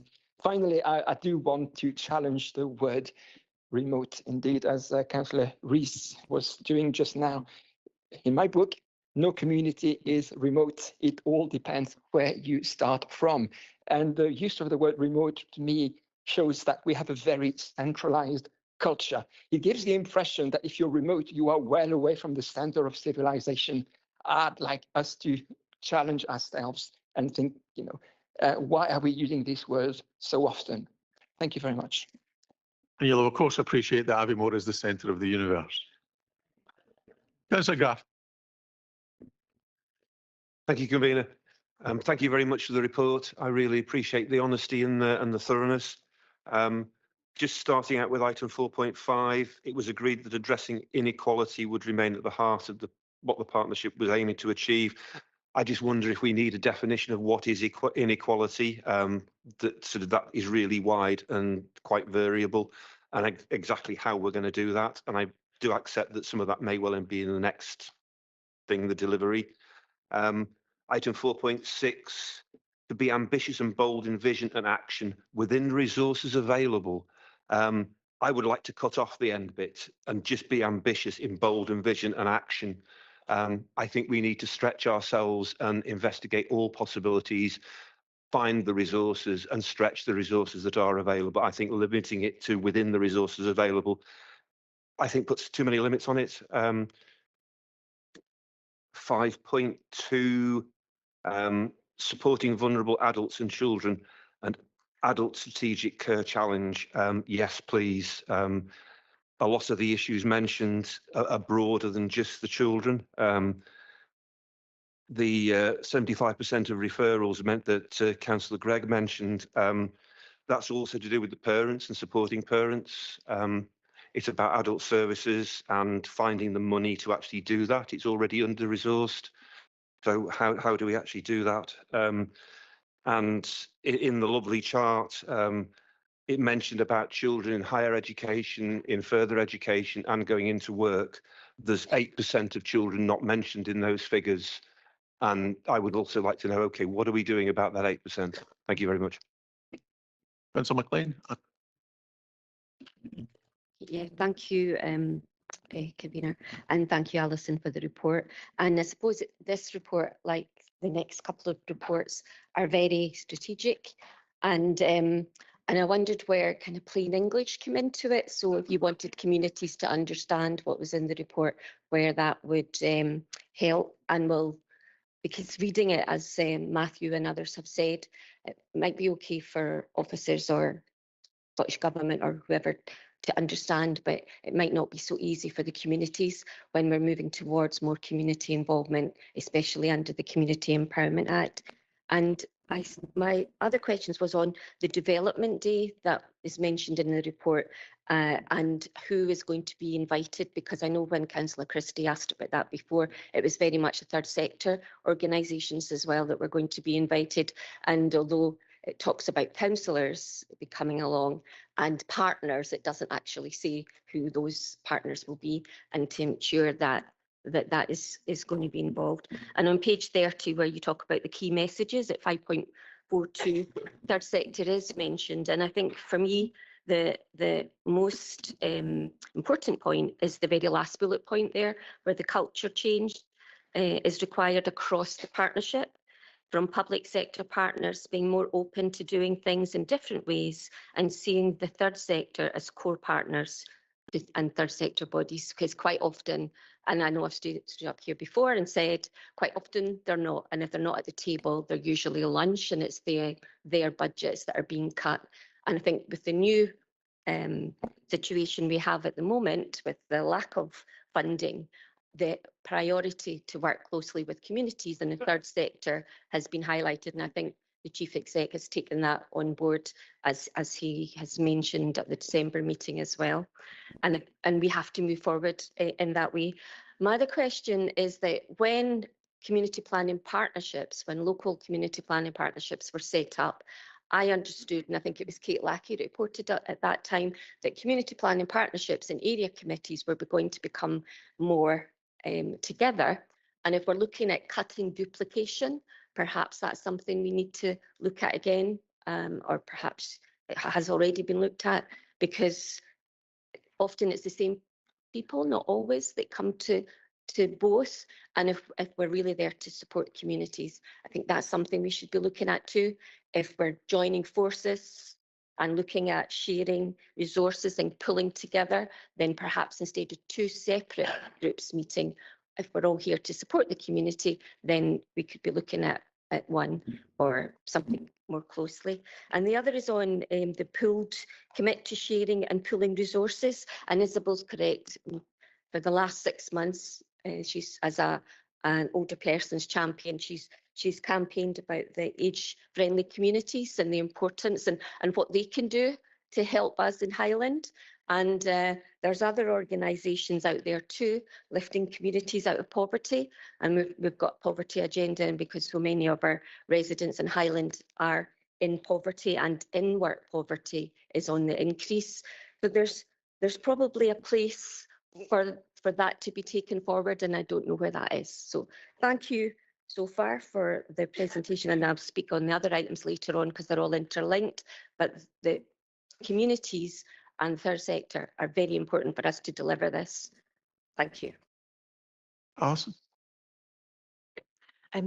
Thank you, members, for all of your comments and your contributions as part of that. And as it says in the paper, we'll be looking at all of the comments that have come back and taking that forward in terms of updating the draft HOIP as it stands, but also into the delivery plan stage. And I suppose that's probably a really crucial element moving forward, and making some of these strategic commitments into the actions that we need at that local level and across Highland as a whole. A couple of comments, a couple of specific questions. Councillor Gregg, I will come back to you on your questions.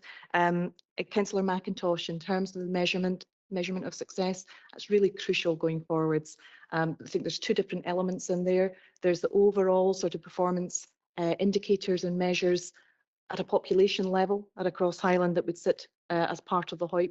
What are the longer term trends? And members will recall the purpose of an outcome improvement plan is to look at change over quite a long period of time. So we need to look at some of those trend indicators that a number of members have picked up on.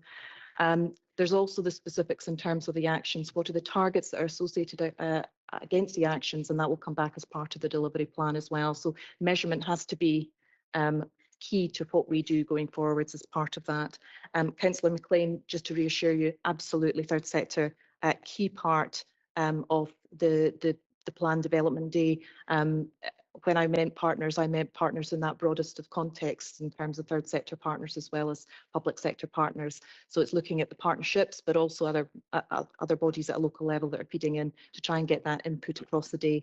And part of that day does need to think about how we better work together as organisations at a community level and at a strategic level to ensure that we're actually delivering for our communities. So I think that's been picked up all the direct questions, conveners, and thank you again, members. Councillor Mackenzie, you have an amendment from Councillor Christie. Is it something you're prepared to accept? Happy to accept that. Yep. Okay, with that, members, can we agree? Great.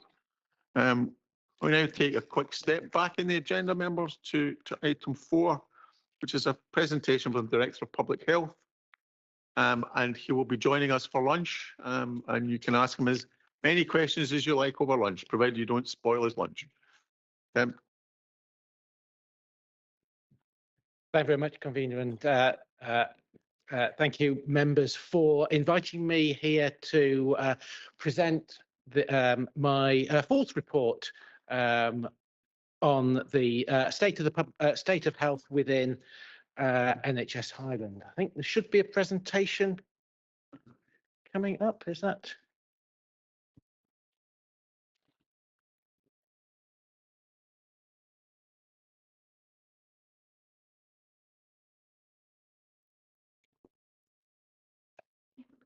I haven't got anything. That's good. While we're doing that, I'm conscious of a couple of things. First of all, that I'm keeping members from lunch, so I will try and be brief. And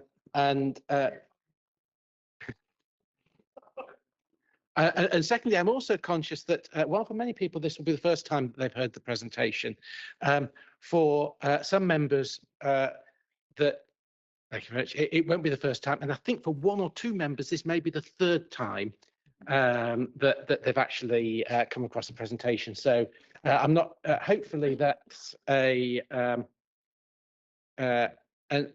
seen as an opportunity rather than something that's more disadvantageous. Oh, I think we. I can see the presentation, but it's not really very good if I'm the only one who can see it. Just to talk about that, just to give a little bit of background around both my role and also the report. While I'm employed by NHS Highland, and the report is an NHS Highland report covering both the Highland Council and the Argyll and Bute Council areas, the role of Director of Public Health does go a bit wider than that. It's, I suppose, in slightly management jargon, it's one of system leadership across the communities.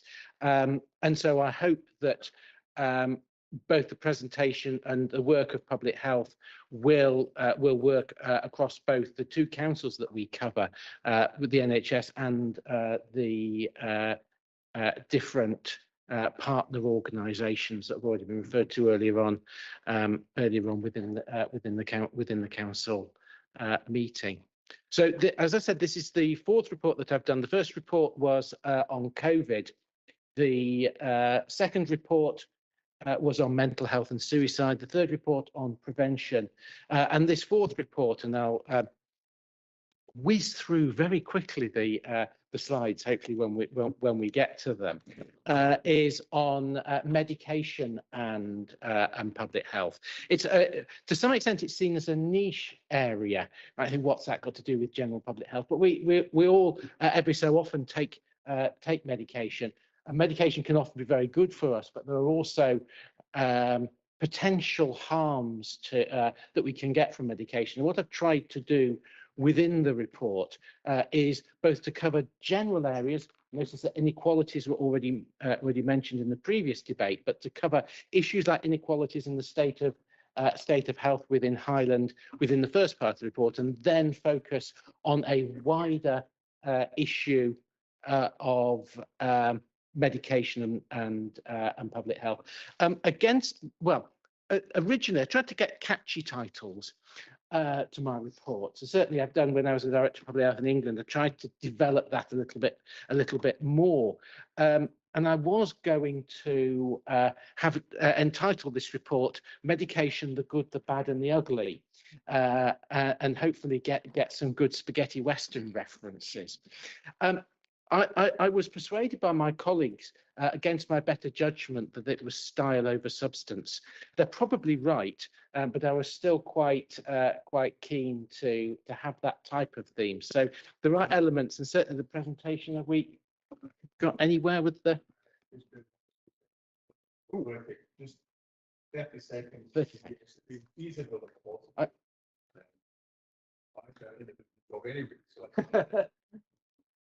Anyway, yeah. So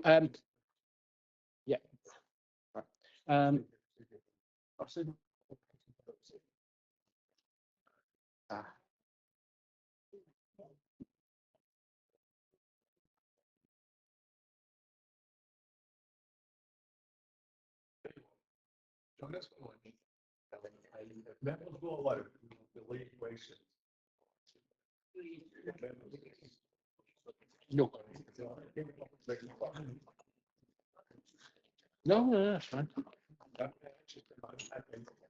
Really, really quick. I've waited for that long. I'm nearly lost it. Members, 2 o'clock will return.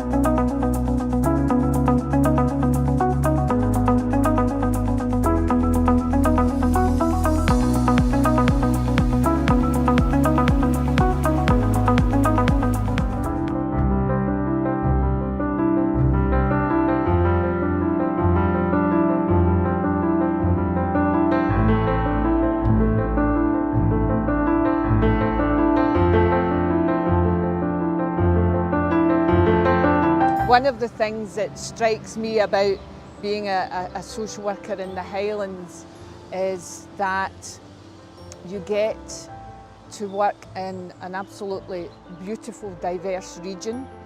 You're working deep in communities. you know your communities, you understand your communities, and you have that knowledge of the localities. And it's diverse in the sense that you can be working here in Inverness, where we are today, and it's urban and it's a small city, but you also have the opportunities to be working in semi-rural, more remote and rural areas, and really getting to know and understand the uniqueness and the diversity of those communities. So being a social worker in Highland, if I was to really sum it up in terms of listening to social workers in Highlands, it's about that strong sense of the Highlands, the identity, the culture and the community, the strong community picture, and of course getting to work in some of the most beautiful parts, I was going to say the UK, but of the world.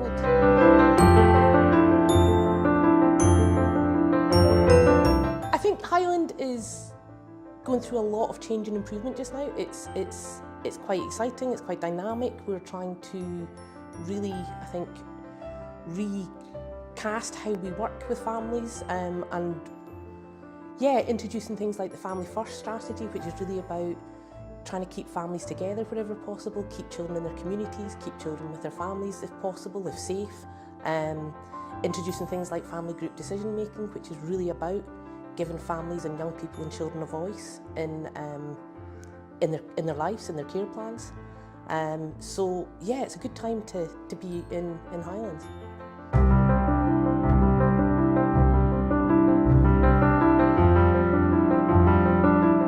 So following publication of the Promise and the National Child Protection Guidance in 2021, Highland has begun a significant improvement journey. So we've got lots of exciting initiatives like the Scottish Child Interview Model, which looks at avoiding the re-traumatisation of children who have to attend court.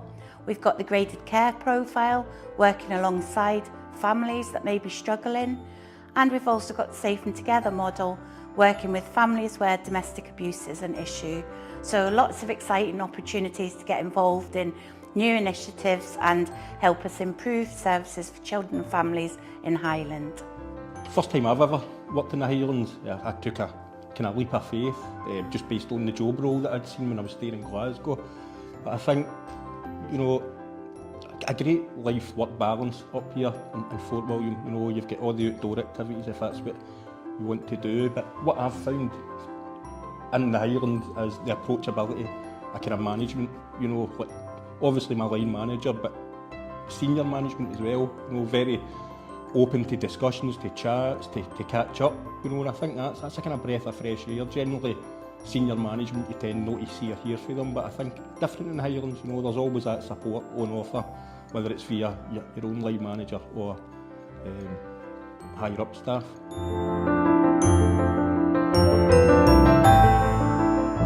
I get to work directly with social workers, I get to work directly with managers, I get to have a voice in strategic planning, in keeping the promise, in thinking about how we strive to be a trauma-informed workforce. I get to have conversations with senior leaders about what that needs to look like for us to truly be a trauma-informed organisation, and I find that incredibly exciting, albeit challenging, but definitely rewarding. I get to work directly with care experienced young people and care experienced adults and thinking about how we shape our services and truly listen to the voice of our care experienced community, and I love that. I love the stories that I hear. I love that we have an opportunity to truly listen and reflect a proper 50-50 approach and listen to children and families in terms of what they need from us. If you're a leader or a social worker or a practitioner in the Highlands, you are working in a large area within a large organisation that covers a very unique, very diverse, world recognised region.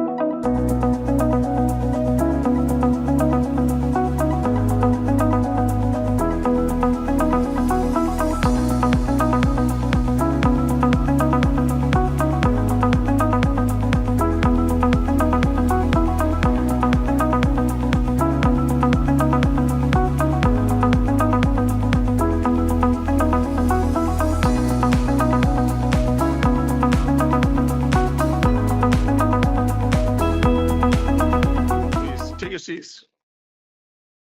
So that means now.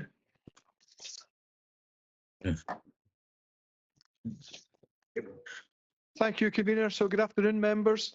Members going to take the roll call for this afternoon's meeting. And before we do that, convener, just to say that I omitted to offer apologies this morning from councillors Crawford and McEwen. So we'll note those apologies in the minute in due course. So members in the chamber, members going to take the roll call for this afternoon's meeting. Before we do that, convener, just to say that I omitted to offer apologies this morning from councillors Crawford and McEwen. So we'll note those.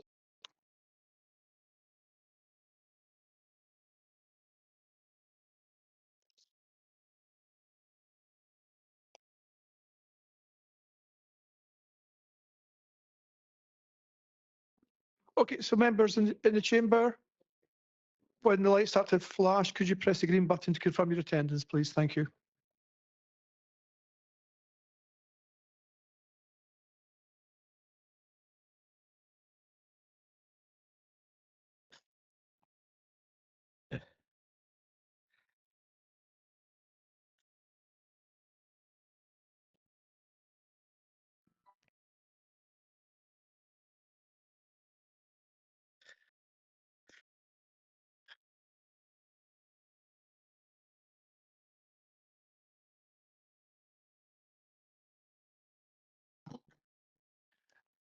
If everybody in the chamber has voted, thank you, and we'll close the vote down. Thank you. And then going around those members on Teams, confirm their attendance, please, starting with Councillor Baldry.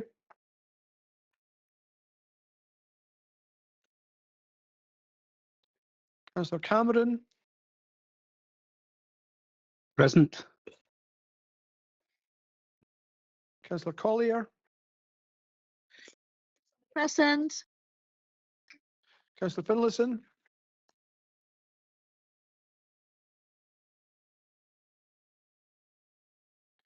Councillor Mrs Jarvie. Afternoon, present. Councillor Craft. Present. Councillor Willie Mackay. Here. Councillor Mackey.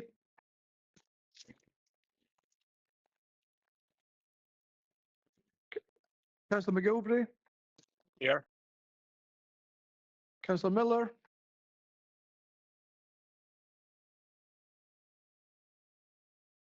Councillor Sinclair. Present, thank you, Stuart. Thank you, members. Councillor Boyd here. I'm sorry, I missed the button. And I'm afraid I also missed the button. We were blethering.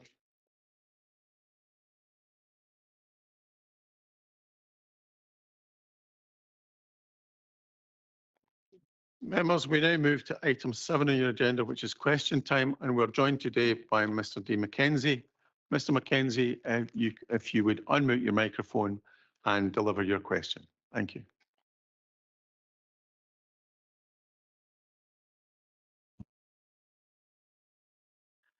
Sorry, took up a little moment. Are the terms of reference for the economic impact assessment on the Academy Street project intended to seek only support for the council's proposals? Council Leader. I'd like to thank Mr. Mackenzie for his question and for coming in online today to say it. To respond, no, the terms of reference are clear with the first sentence within them stating that the economic impact assessment is to support local decision making. Thank you, Mr. Mackenzie.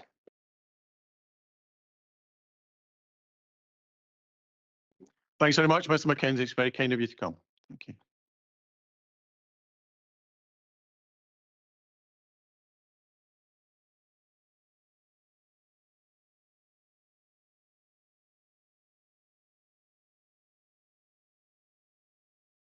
Okay, guys, sorry, I'm shuffling you around today. We actually need to move back now to item 4. And hopefully, Tim, we're not going to have the same problems. So. Thank you very much, convener. I shall be brief and I shall concentrate just on the presentation for members.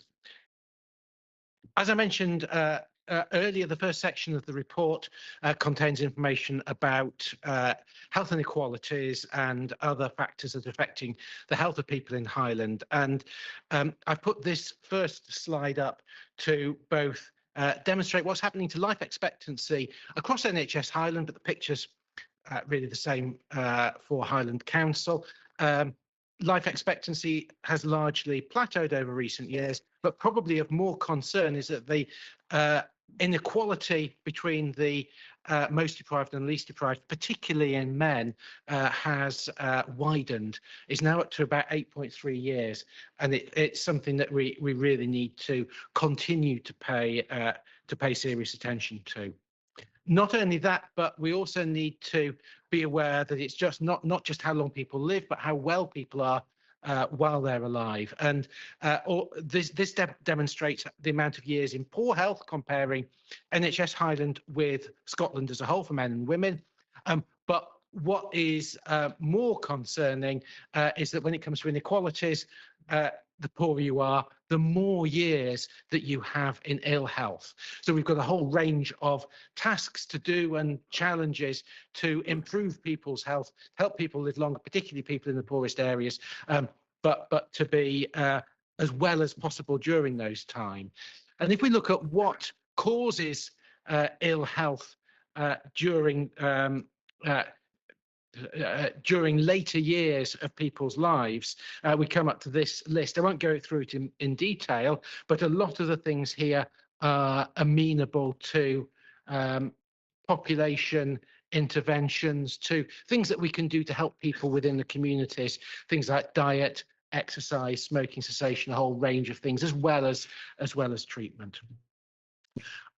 Sticking to the theme of health inequalities, I think this is even a starker picture, and this shows the inequalities for specific conditions. It's the other way up from the first graph. So it's the higher up means the more people are dying. So just so we've got the yellow is people who live in more deprived areas. So what it shows is that for pretty well all causes, the poorer you are, the more likely you are to have a much lower life expectancy for individual causes, and in some cases it's really stark. So if you look at deaths between 15 and 44, there's a really big difference, and particularly drug-related deaths. The whole of Scotland's concerned, quite rightly, with drug-related deaths, as we are in Highland. Our levels as a whole are a little bit below per head of population the rest of Scotland, but that's still not great. And we've got continue to have a really big problem with drug-related deaths, and it's particularly among the people from poorer areas, something we really need to work hard to address. So moving on to the theme for this year's report, 2023, because it's meant to be looking backwards, around medication. What the report concentrates on, I said it, not titled The Good, Bad and the Ugly, but I think it's more memorable to call it The Good, the Bad and the Ugly, the Alternative and the Synthesis, which probably was the original title of the film, but they decided to change. So the themes on medication, environment, hepatitis C, social prescribing, prescriptions for pain, and the case study. No, I'm not claiming to be exhaustive at all. There are a whole load of different things that we could talk about with medication and public health, and antibiotic resistance would be a really good example. But these are the themes that I've chosen, and each chapter goes into a little bit more detail. So I've got one slide on each that encapsulates part of it, but I would ask members to those that haven't had the chance to have a look at the report, hopefully will be able to see to have a look at the report and then just consider the issues that are raised. If we look at hepatitis C, this is the good. Hepatitis C has been a real scourge. It has been something that people haven't known about, and that people have been infected and not known they've got hepatitis C, and it can cause really serious illness and death. One of the problems with treating hepatitis C is there hasn't been a really good treatment.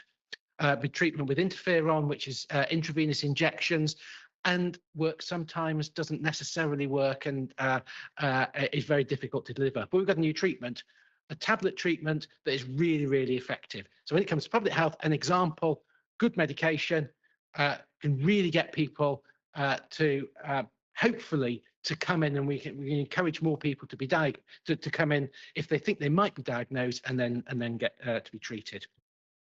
The bad pharmaceuticals in the water. So this is generally about how drugs affect the wider environment and public health within the whole environment, getting into the food chain. We have a member of staff, Professor Sharon Flager, who's done a vast amount of work on medication across Highland, up in Caithness and in various other places. And a lot of the research that she's been doing has been about monitoring drugs in the environment and about seeing how we can work to be more efficient, to use fewer drugs, and also those that we get disposed of appropriately. And overall, that will be a benefit to our health. The next is probably an area for further development, drug-related deaths. Now, as I've said, and as everybody will acknowledge, drug-related deaths is a huge problem within Scotland as a whole. And the slide here demonstrates the number of deaths locally. I'm pleased to say that we are looking to see a slight reduction, but it's only sort of a slight trend. It's still very high numbers. One of the issues around the use of substances is around prescription medication. It could be benzodiazepine medication, could be opiate medication that either people get prescribed and use for a very long length of time, or perhaps a prescription medication that gets into the illicit market. And we need to do some more work to look locally at what that means and what we can do to counter that. So this is more a sense of, we know that there's a problem, and we're looking at a stimulus to try and get more information so that we can solve the problem. Social prescribing is something that I covered in the previous year's report as well, but it's a really important area where it's an alternative to medication, where we can look. We don't have to have drugs. Sometimes the drugs are the right thing. Sometimes there are alternatives. Often there's something that we can do together, and actually people can have medication, can have other treatment, but can also have other social interventions. We've got that across the whole of Highland. Now, we could do more. We're hoping to get more done, but I think that's an area where we've got further partnership work potential.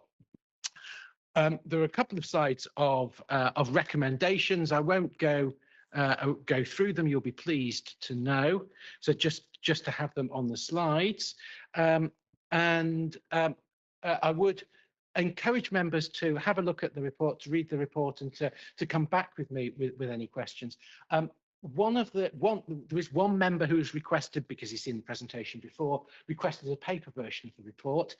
If members do want one, we can provide one. So far, this is the only paper version in the world. But if people do want a paper version, then please let me know, and we can provide one. We're trying to cut down on the use of paper, but if people would prefer that, I'm very happy to provide that, because what's important is about getting the message out. So thank you very much for listening. I don't know whether it says questions up here. I don't know whether there's any opportunity for questions or not. No, Tim, I'm afraid there's not. I think we've spent. I suppose we've imposed on you long enough today, bearing in mind the technological problems that we had earlier, which apparently is nothing actually to do with our staff. There's a wire broken under the floor. So thank you very much for giving up your time. Thank you. And members, please do let Tim know if you do have any questions.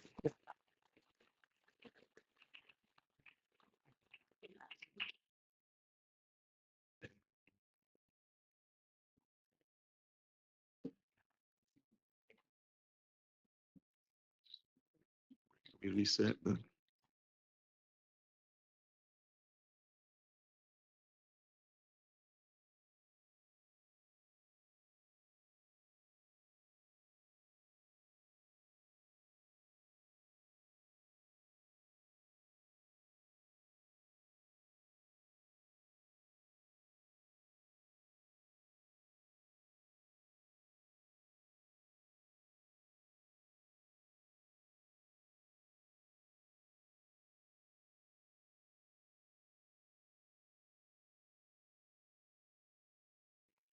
Members, question number 1 is from Councillor Christie. Yes, thank you, and thank you, Raymond, for your answer. My supplementary is, in achieving the adult social care saving of 12.6 million, can you give an assurance here and now that no existing care packages will be cut? Councillor Leader. Thanks very much for the supplementary question. There's everything's under review at council, so there's no way that we would be able to give any guarantees in terms of the shape of any service that we've got at the moment and how it might look in the continued future. Question 2, Councillor Christie. Councillor 3, question 3, Councillor Baird.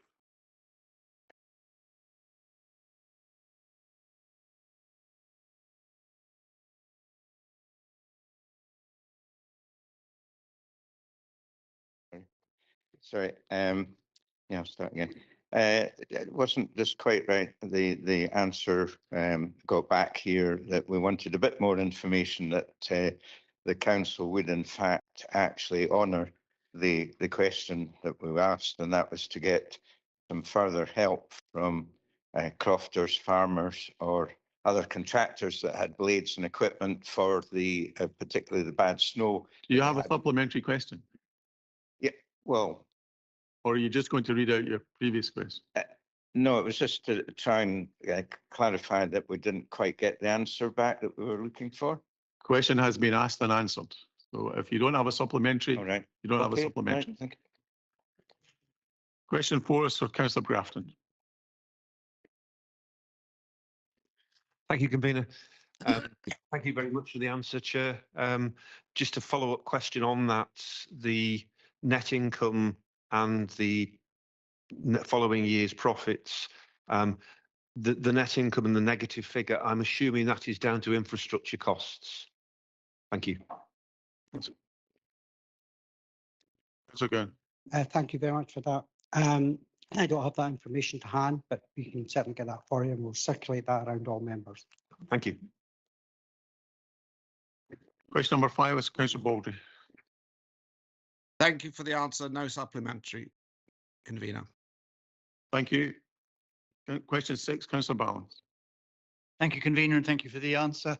So we have 3 enforcement officers across the Highland covering, amongst other things, 330 reported breaches in Inverness area alone. Do you really think that that is sufficient? Do you have plans to increase the number of enforcement officers, or should we just tell developers that they don't need to bother about planning conditions because actually we won't enforce them? Thank you. Councillor. I think if Councillor Balance probably reflects on my time on the North Planning Applications Committee and the amount of times I've referred to the fact that if we had the ability to be able to employ 100 planning enforcement officers, I think we would do that.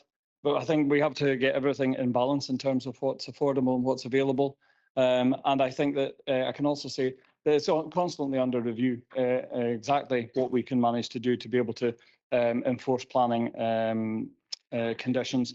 And there is no way I would be advocating out there that if you have planning conditions, because there is a consideration that we don't have enough enforcement officers, that you can get away with ignoring them. Thank you. Question 7, Councillor Ryan Mack. Thank you, convener. I note the response and thanks the chair for the breakdown. Given the amount of applications received and granted, there's still significant amounts still waiting to be processed. How long will it take the council to get through the backlog of applications? Thank you. Councillor Sinclair.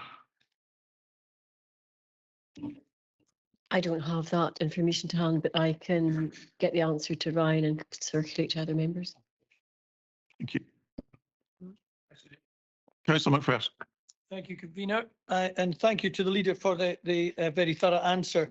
And it's with regard to that answer when you state that the UK government have managed the successor funds to European funds differently, and hence it's difficult to make the direct comparisons. since we can't accurately compare, might the leader consider writing to the UK government asking if they can give us more accurate comparisons of the European money invested in the Highlands and whatever has been considered as its replacement to the European funding money for the funding streams that this council and the Highland area could look forward to? Thank you. Council Leader. That is a very interesting supplementary question. You're right. It has been difficult. Thanks for your initial question, because it has highlighted the fact how difficult it is to make comparisons. But it would be something I'm sure that we would all like to see, and that is just exactly how is Highland benefiting now that it doesn't have these funds available to it, and what does the UK government think is the way that we can now continue to see that benefit coming from Westminster and London. And I'll be more than happy to speak to the member and actually find out how we can get that in writing and see if we can get a more accurate response from them. Thank you very much. Question 9, Councillor Graham. Thank you. Thank you, Leader, for the answer to the question. The Charlton Current School roll is 768 pupils. Over the next 5 years, another 726 are expected to be admitted. So over that time, during which no building is planned at Charleston, 1,500 pupils will pass through that school. What can you say, Leader, to these young people, their parents and the school staff, to give them any hope of any improvements in the school environment? Thank you. Councillor. Thanks very much for your supplementary question. Thanks very much for the original question, and I wholeheartedly support the challenges that parents, teachers and pupils in the area that Councillor Graham's from face, as they do in many other areas of the Highlands. It's a challenge for us to be able to understand how are we going to be able to satisfy these communities and the challenges that they face in terms of the school estate. And I hope that later in the programme, when we get to agenda item 13, that we can see how we're actually going to do that. And I'm more than happy to pick up with the member as well in terms of seeing what we can do specifically in terms of Charleston Academy, as the same with some of the other named schools that were talked about in the Council's capital plan last September. Thank you. Question 10, Councillor Lowe. Thank you, Convener, and thank you to the Leader for his efficient response. My supplementary is, have you agreed to a meeting time with the representatives of the Save Our Rural Schools campaign who are petitioning Highland Council and Scottish Government for equity in education in high schools in the North West Highlands? Thank you. No is the answer to that question, but I'm more than happy to follow up on action in respect of the supplementary question there just now. Thanks for drawing it to our attention, and let's see what we can do about that. I must now move to item 12 on your agenda.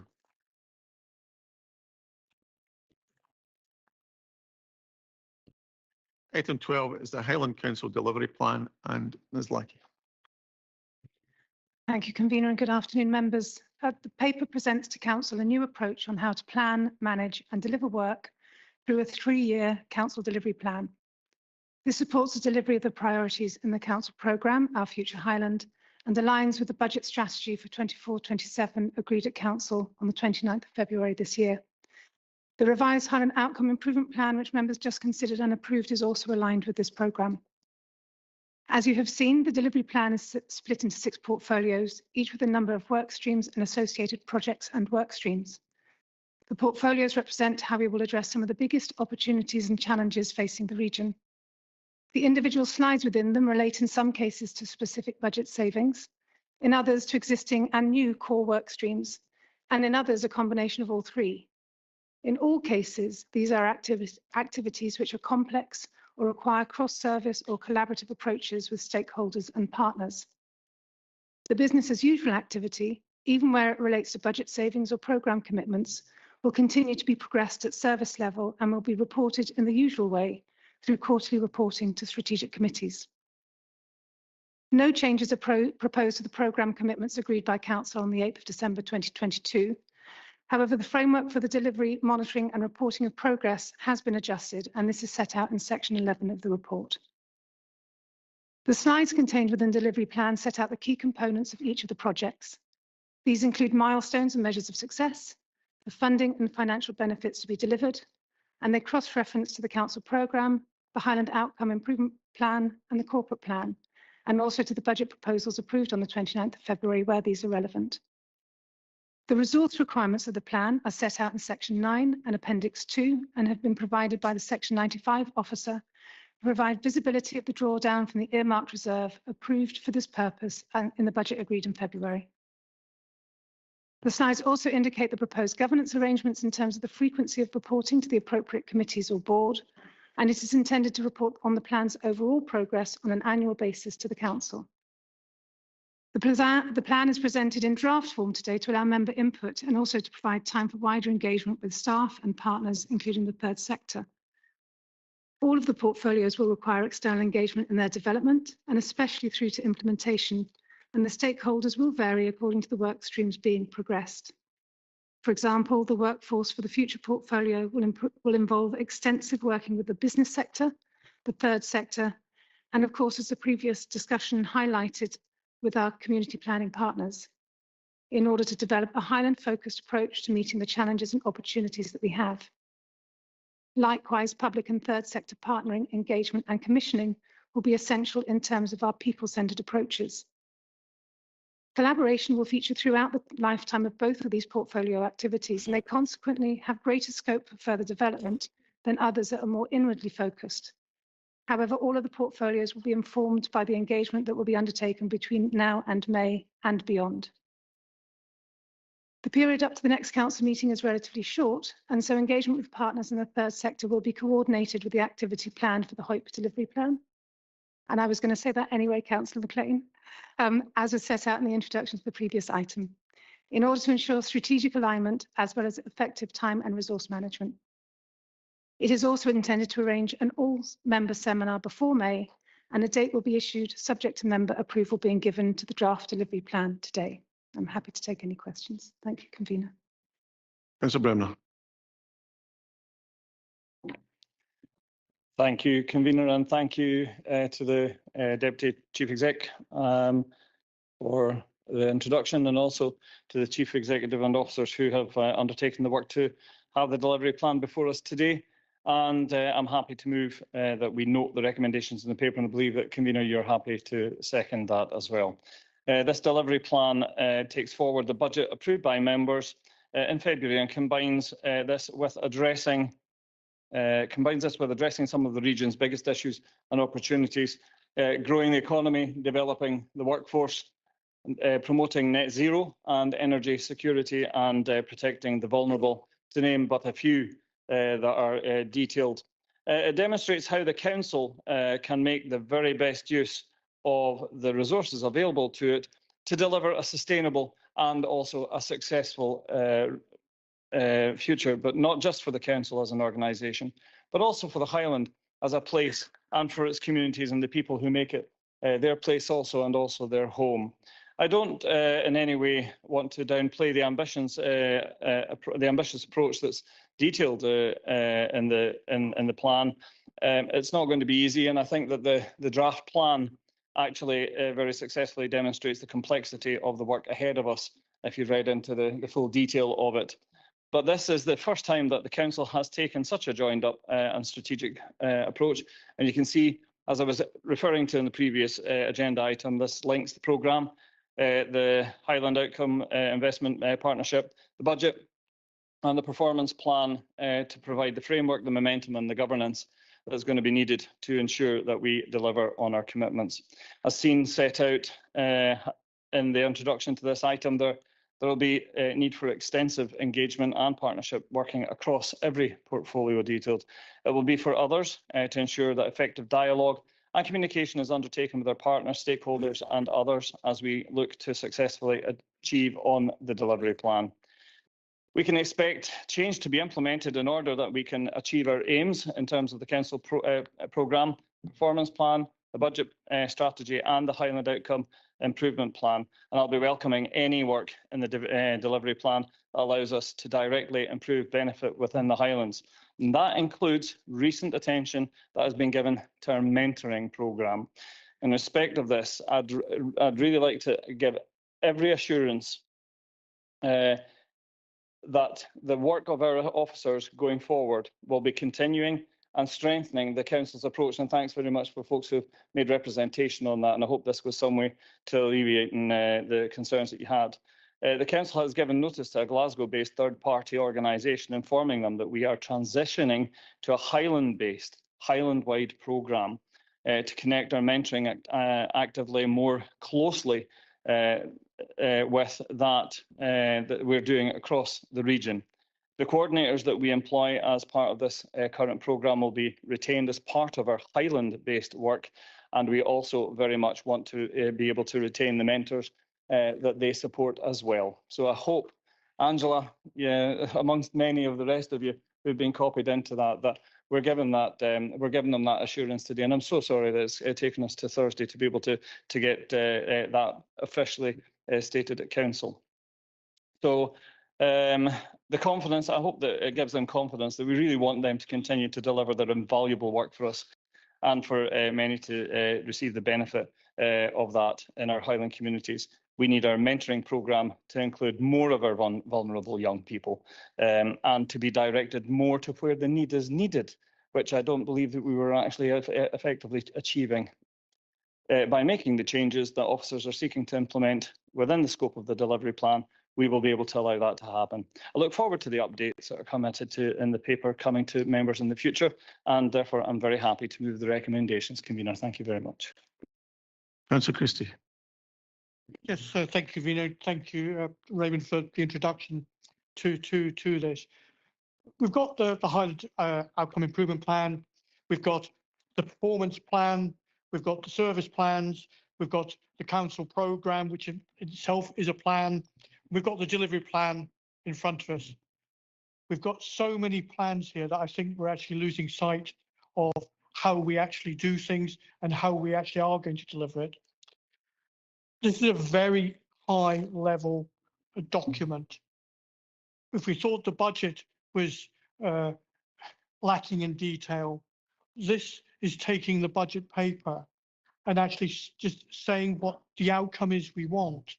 To me, it's more of a roadmap. It's not a delivery plan. I would expect a detailed plan to say how something will take place.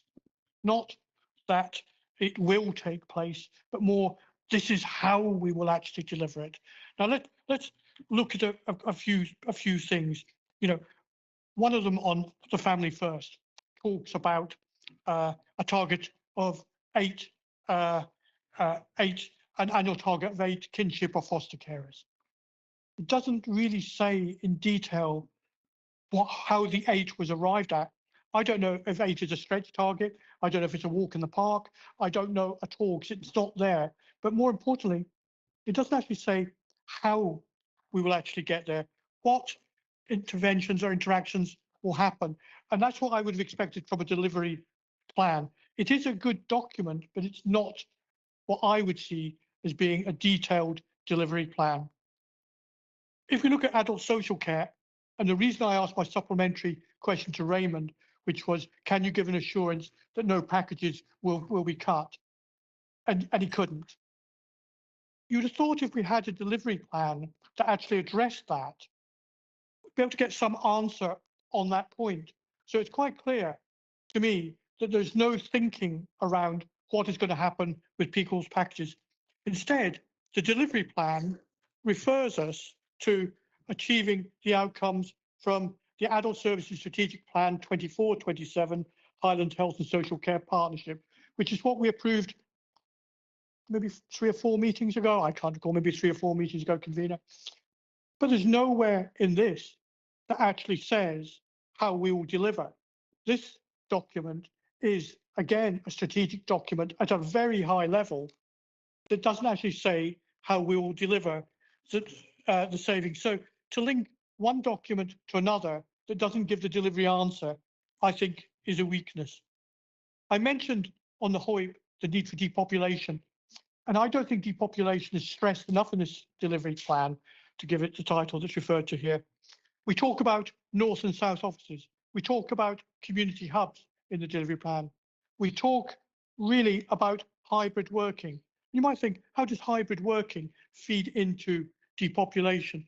Well, if people are not working in Goldsby or Alness or Fort William, but working from home, they won't spend their money in those areas, which means that the businesses in those areas will cease, which will mean that people move away to have businesses elsewhere, which will lead to depopulation. So I would like to see depopulation, when this comes back in May, as being stressed a lot more strongly.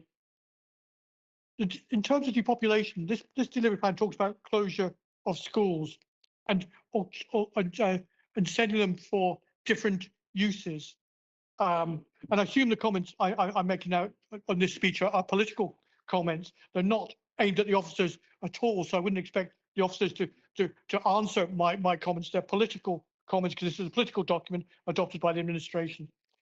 So the point on schools is, when you take a school out of any community, it doesn't matter which community it is, it will destabilize that community. It will have an adverse effect on population in that community. And I think that's something we need to really, really be careful of. I would hope that when this comes back, and I have got an amendment which can be put into the chat, sorry, convener. It's a very simple amendment. I see part of this delivery plan is a little bit of abdication by the administration.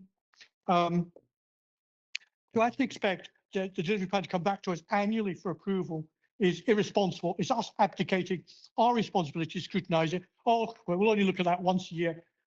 I think we should look at it quarterly. And my amendment is actually that council looks at the delivery plan quarterly.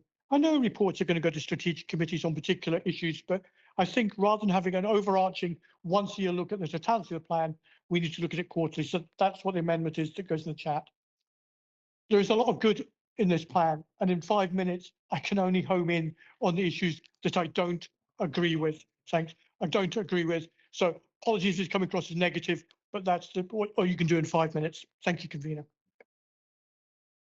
Councillor Johnson. Thank you. I just want to say I think this document is inspirational. It shows how deeply our officers are committed to improving life for everyone in the Highlands. Protecting our most vulnerable children and ensuring that many more can stay with their families is hugely important. And as is increasing opportunities for school leavers so they can stay in our area, and as well as roads and connectivity. What I would like to say is that I was looking at page 21, which talks about shifting the balance of care to enable greater family and community-based care. One of the things I'd like to bring up on that is that carers are burnt out, and that for that to happen, we have to look strongly at what services are there to help carers do that. If we're going to rely more on unpaid carers, we do need to remember it is a voluntary role.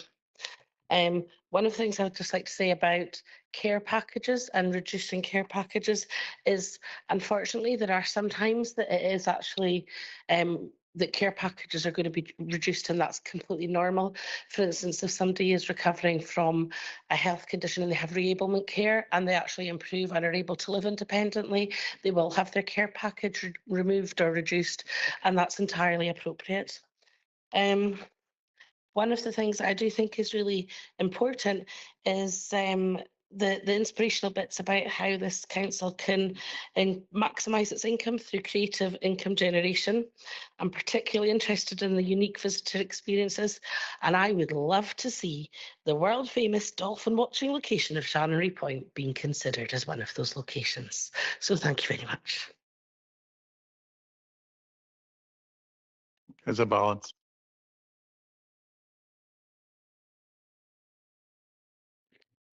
Thank you, convener. And I would echo the comments that my questions are really probably better answered by the leader rather than the officers. And thank you very much, officers, for preparing this report.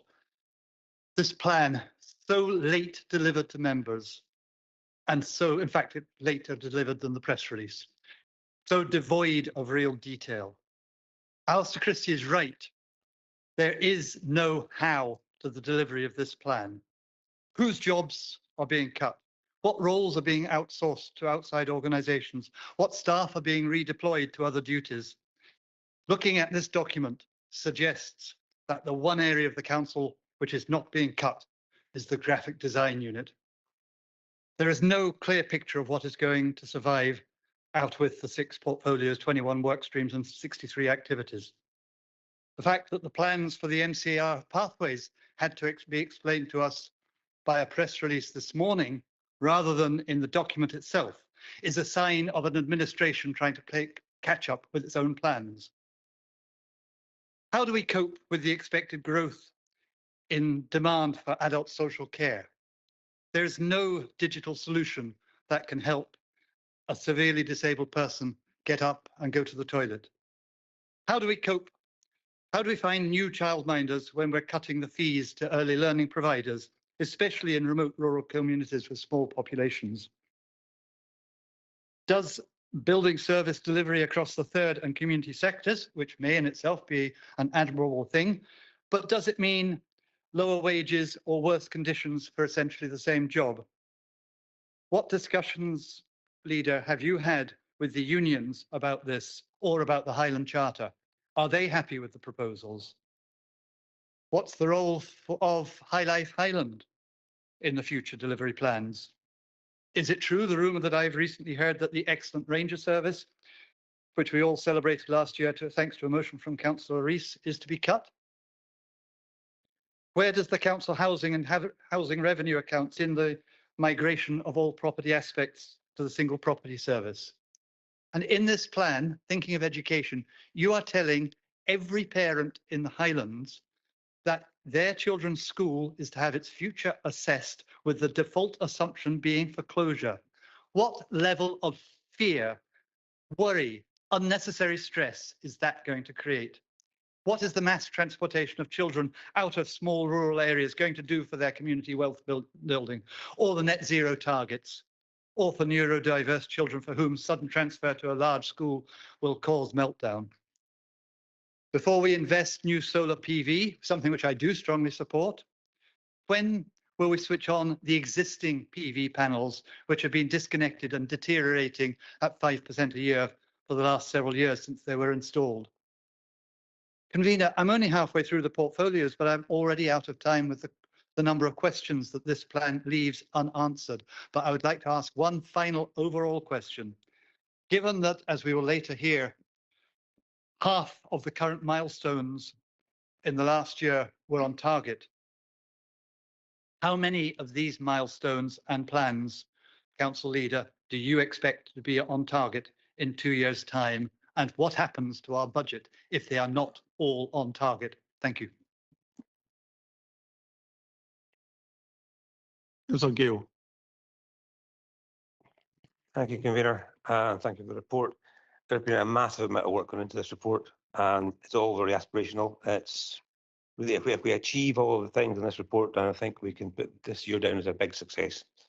But I have severe concerns about it. Because of the time constraints, I just want to talk about 2 particular parts of it. First of all, looking at adult social care. We talk about increasing the percentage of people over 65 being supported to remain in their own homes. Now, if we're going to do that, then we have to have the carers available to do that. At the moment, we're struggling to get carers to go into that profession as a career. And that's because the wages are so low. There is nothing to entice anybody to become a carer, other than a commitment to looking after other people, which is commendable. So if we really want people to actually get into that career, then we've got to make it worthwhile and raise the stakes as far as how we actually treat the people who are doing that job for us. Let's put it into perspective. We're talking about supporting people to stay in their own homes. And I can think of a number of examples, but one particular gentleman, age 90, he has 3 10-minute sessions per day. That's to keep him in his own home. It's totally unpractical. It doesn't work, and it's only with the support of neighbours that keep him where he is. The cost of that is, what's that? An hour's time in total. So an hour's time, best case scenario is £20 a day to keep that person in his own home. If you look at that, how much it would cost to put that person into residential care, even if residential care was available, which it isn't, then we're talking about £1,200 a week. So there's a huge difference here. So do we start to make caring a true career and true vocation by increasing the wages and increasing the terms and conditions for the people who are delivering this care to make it something that people aspire to do? and be able to pay their wages or pay their rent and their household bills on a weekly and monthly basis. And the second thing I want to talk about is if you just put 2 seconds at the right page here. So many slides, and that's early learning and childcare. We're talking about increasing childcare provision in remote and rural areas, and yet we're looking at closing down nurseries and reducing the capacity that we have across remote and rural, or not allowed to say remote, sorry, rural areas, and trying to merge 2 facilities into one just because there's a little bit of capital development required in one part of the building. So if we really are genuinely going to focus on capacity building and looking after our children going forward and allowing parents to get out and about and to earn a living and participate in the economy, then we need to provide the childcare facilities that are needed in that particular area. And this, as we all know, is one of the main drivers of depopulation, is people can't get access to childcare to allow them to go out and work and to increase their own personal family choices. So I think that's just 2 things I want to talk about. There's many things in here, and I support all of the things that are in here and the aspirations that go behind it. And the challenges that this document puts on us as a council are absolutely huge. And I think we really need to be reviewing them on a regular basis so we can understand what progress we're making against all the challenges that are there. Thank you. Councillor Gunn. Yeah, thank you. Yes, it's quite a report, right enough. There's certainly a lot there. I've mentioned before, I'm a bit concerned about the £12 million savings in adult social care. I know it's been covered, but I think it's such an important thing. It should be also looked at. There's a huge number of folk needing care, many currently in hospitals. There's large families waiting for care packages and also waiting to get spaces in care homes. There's nothing in the plan there how that will help that situation, and also how we're going to help the folk needing the care and help, and how will it allow folk to live independently, which is what everybody wants. There's a need for more suitable houses for them. What's the plans for that? We are aware again of a large increase in the over 70, 75s. And that's the very folk who will probably need this support. What's plans for that? Glad to see there's a lot of consultations with the third sector and others. And again, it has been mentioned, to make this work, we also require carers. We really have a problem trying to recruit and retain these people. We'd maybe like some more milestones to be agreed. And as was mentioned in previous reports, plain English, what will it actually mean to the Highland community? Thank you. Councillor Loudon.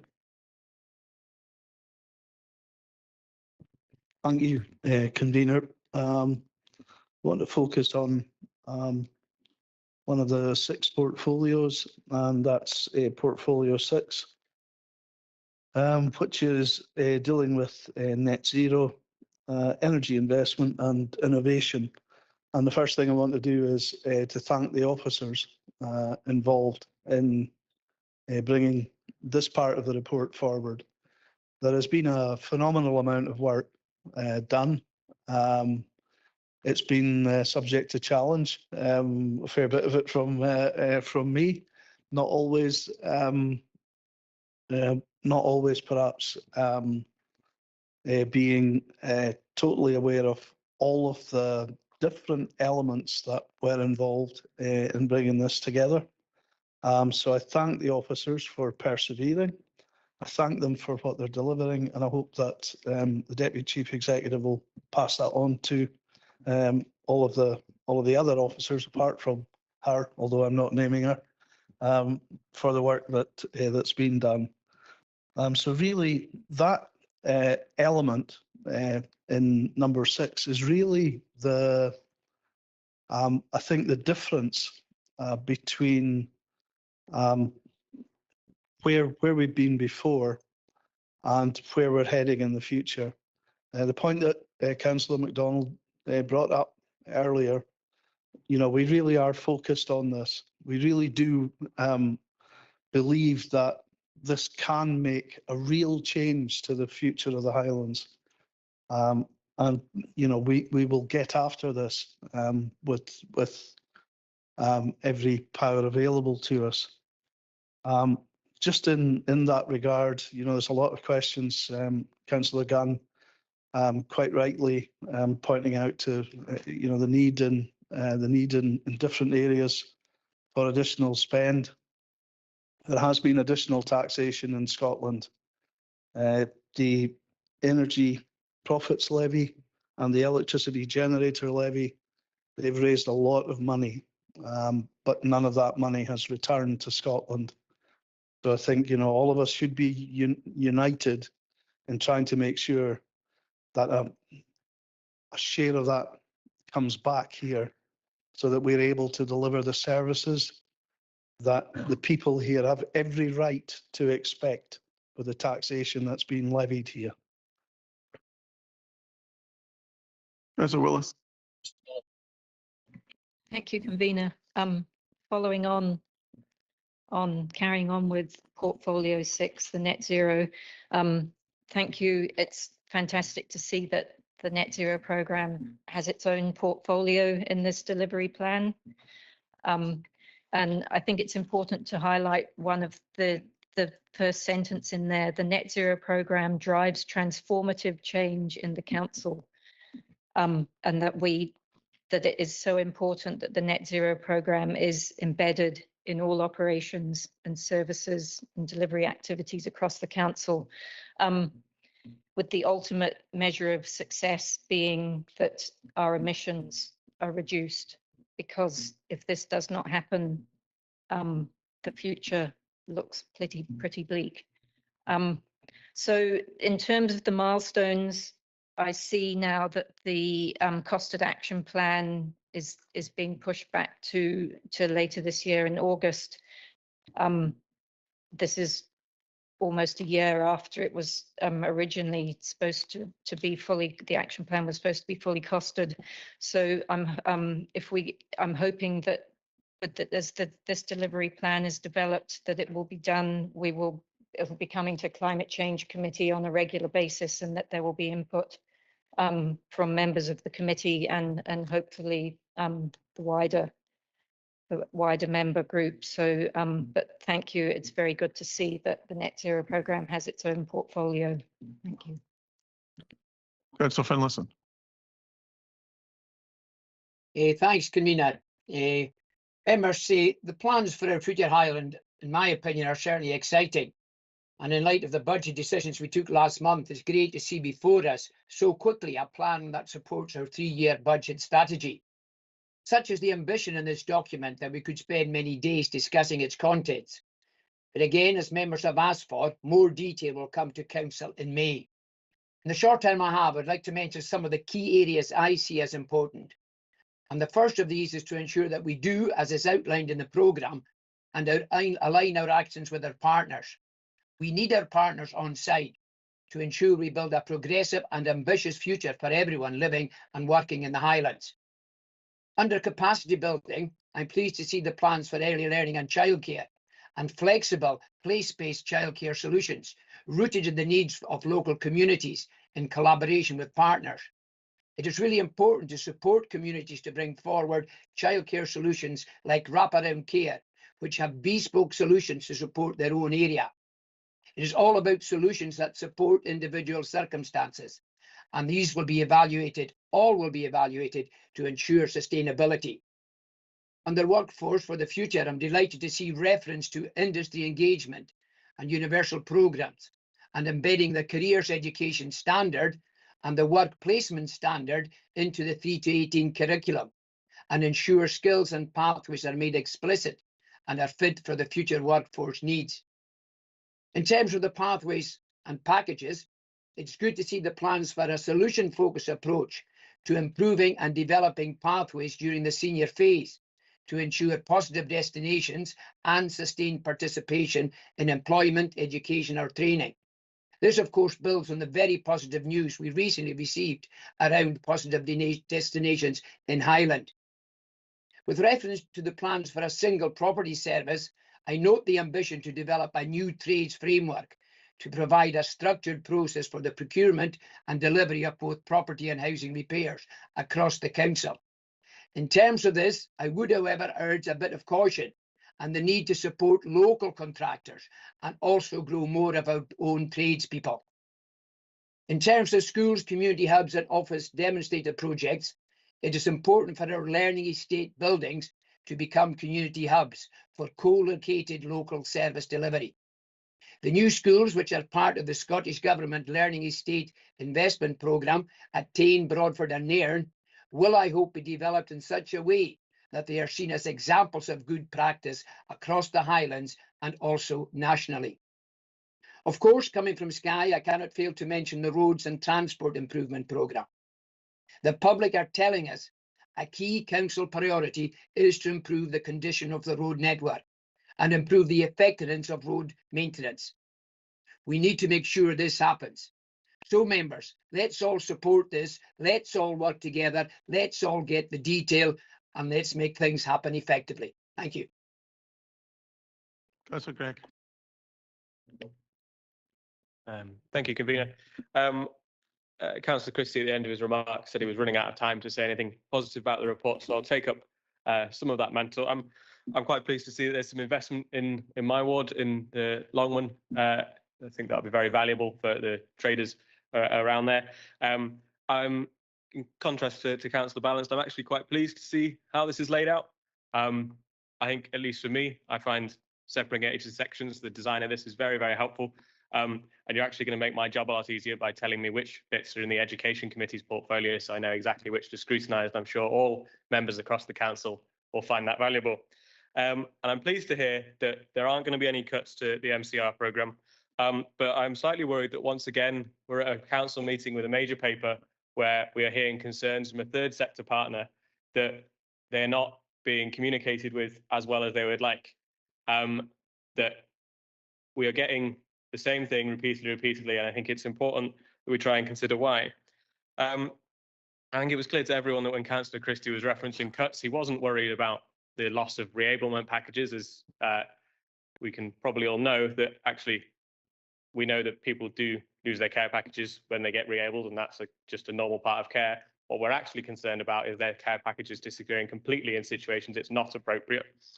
And I was pleased to see in some parts of this report that we do have very detailed milestones. I'll highlight the Terror Tracker as one particular project, but in some areas, I think these milestones are not really worth the paper they've been written on. And there's a worrying lack of detail, or just that, for example, we heard a lot about the motorhome scheme where we're going to ask people to pay to drive around in their camper vans, and we'd get more detail at this project today. Well, if we look at the milestones there, it says that in year 1, we will deliver year 1 of the plan. In year 2, we'll deliver year 2 of the plan. And year 3, it doesn't actually mention, but presumably we'll do year 3 of the plan. Well, yes, obviously, unless we're trying to violate the laws of physics, that's how time works. We were always going to deliver the plan in order 1, 2, and 3.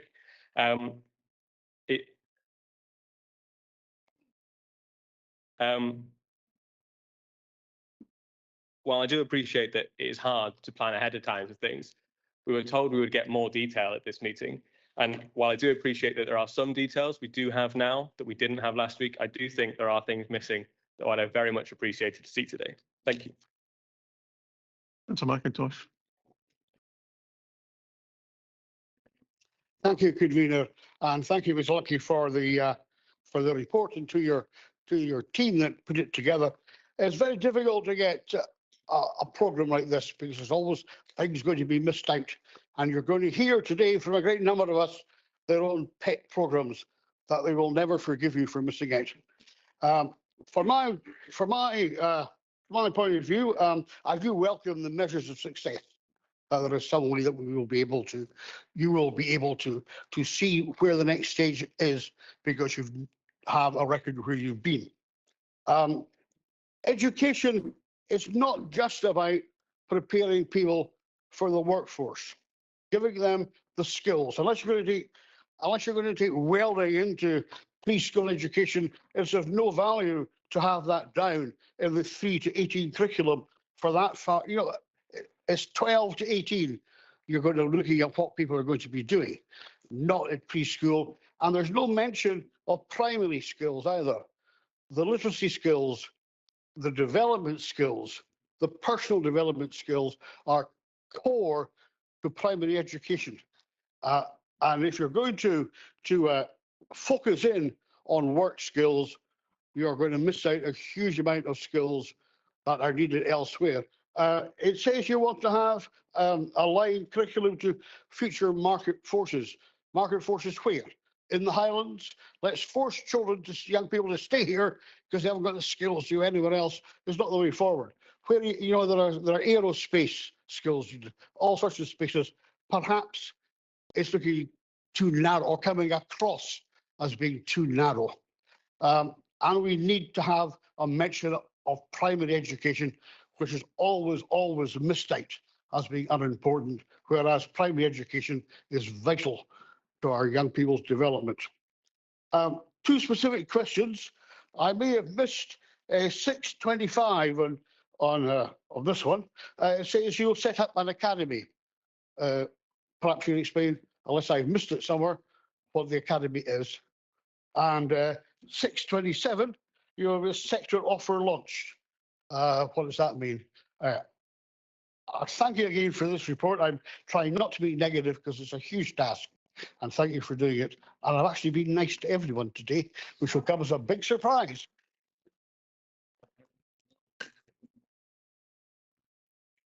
If I could start with the last contribution first, if that's okay, Councillor McIntosh. You mentioned a section 7, and I'm sorry, I didn't quite catch what it was you were asking.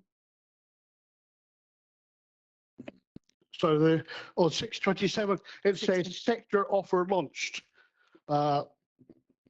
No idea what that means. That's all.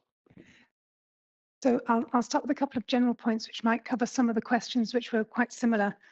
The detail has been acknowledged by some of the contributions. The detail will be coming forward to the relevant strategic committees and boards. So this wasn't the intention of the delivery plan, the draft delivery plan, to be able to get into all of that detail. But there is absolutely an intention to enable the boards and committees that are delegated to that function to have that oversight. So when it comes to workforce for the future, the strategic committee in terms of economy and infrastructure would be the appropriate place to be looking at that, with a crossover to the education committee. So there will be that opportunity to get in about the milestones, the targets, and the meaning of some of these things. So I just want to make that clear. But we will pick up in the final plan that comes to May Council some of the points of clarification that have come up today. Some of the more specific points, I'll not cover all the comments, obviously, but questions. Councillor Willis, you asked about regular reporting to the committee. The net zero will come to every quarterly committee in terms of the climate change committee. And the costed action plan, there's a report to climate change committee just this week, next week, which will set out exactly the reasons for that. In terms of Councillor Gregg and milestones, I agree with you. I think milestones are one of the things that do need work between now and the May Council. There's some that are pretty good and fairly solid. There are others that aren't very clear. So I do think that milestones are one of those areas that we need to have a greater focus. In terms of ELC, Councillor Finlayson, I think, picked up on some of these things, but I think one of the things that we're looking at, and bearing in mind this is a 3-year saving and we need to work with the PVI sector on how we deliver this, we know that we need childcare beyond school hours, including weekends and out of sort of the 9 till 3 or 9 till 4 that our schools do. And so it's part of how we support the growing workforce. It's how we support businesses right across Highland to be able to sustain their workforce, is to provide childcare for them. So the ELC approach cuts across quite a few of the portfolios, and that's a theme, I think, for quite a lot of the portfolios. There is a lot of cross-cutting with them.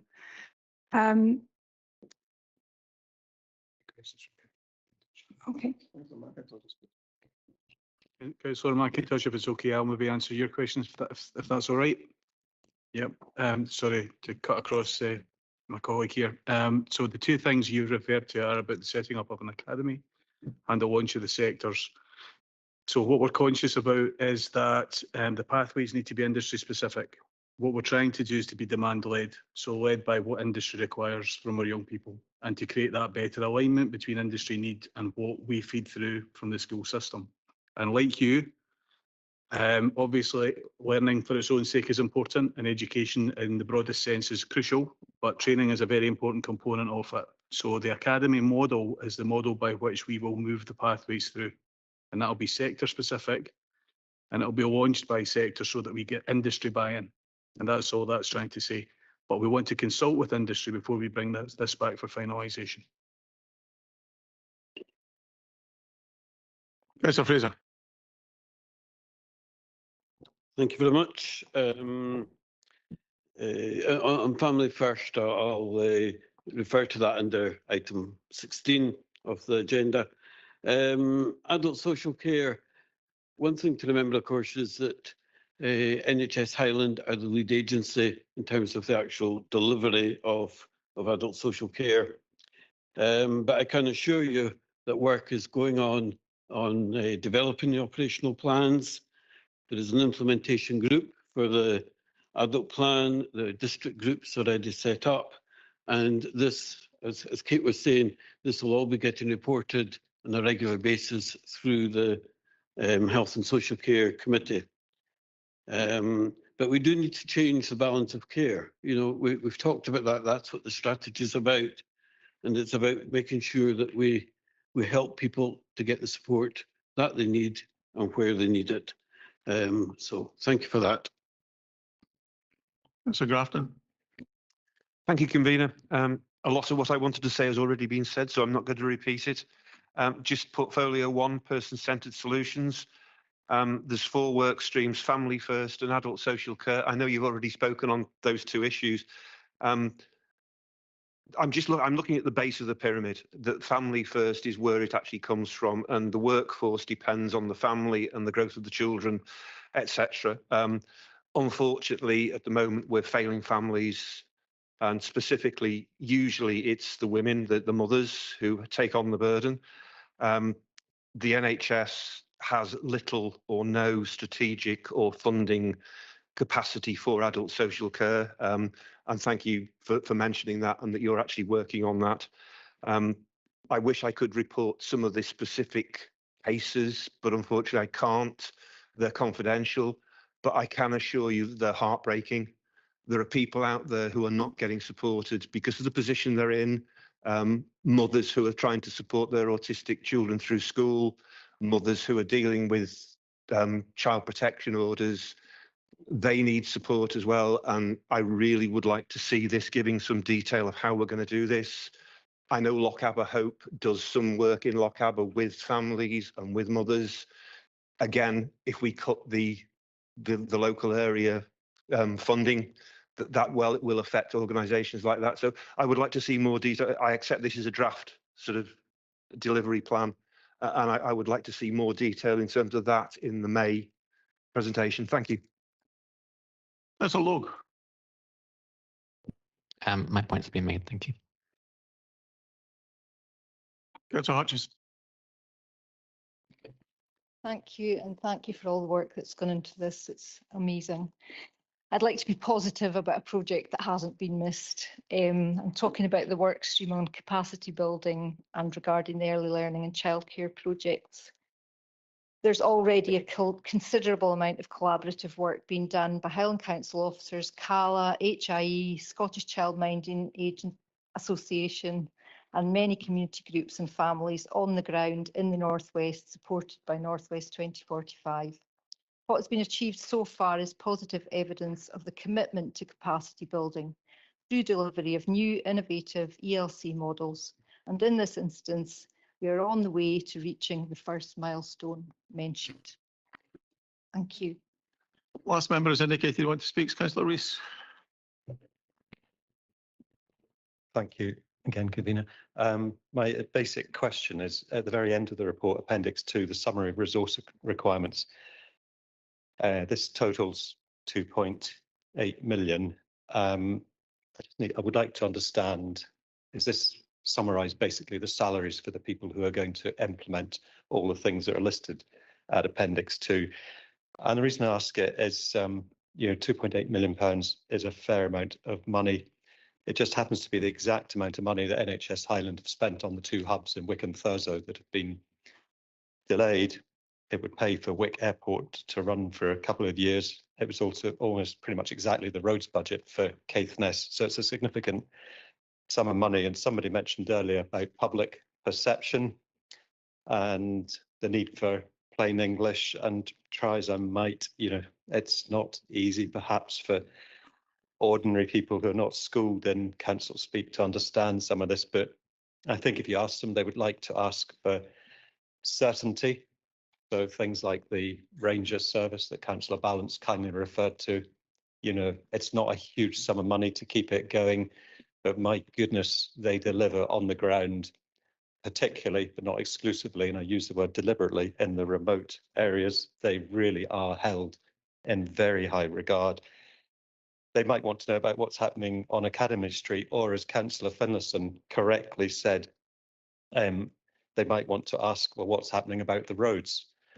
So what is happening about the roads? Last July, we had 21,000 work instructions or defect reports, whatever you want to call them.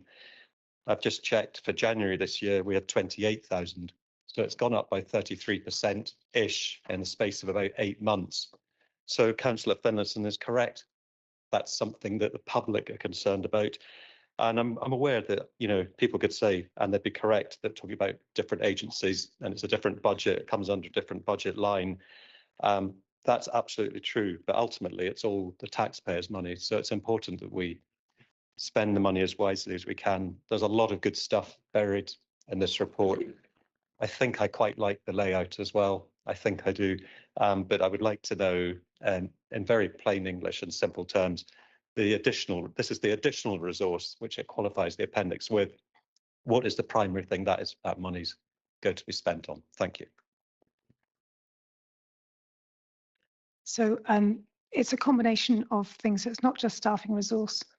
So you'll see, for example, in the systems process innovation in terms of data and digital solutions, there'll be a degree of working with external advisors around about developing what we can do in terms of our digital processes. Some of it, for example, in Energy Efficient Council, energy saving measures will be specific measures going into properties to improve their energy efficiency. That can be retrofitting, it can be putting in different energy systems. So some of it is buying things that we need to use in order to make changes. So it's a whole variety of things that we're spending the money on, but again, detail will come forward to the relevant committees. I did also just quickly wanted to pick up, if that's okay, on the Ranger service that was externally funded, and that external funding has now been removed. So that is the position of that particular situation. Councillor Christie.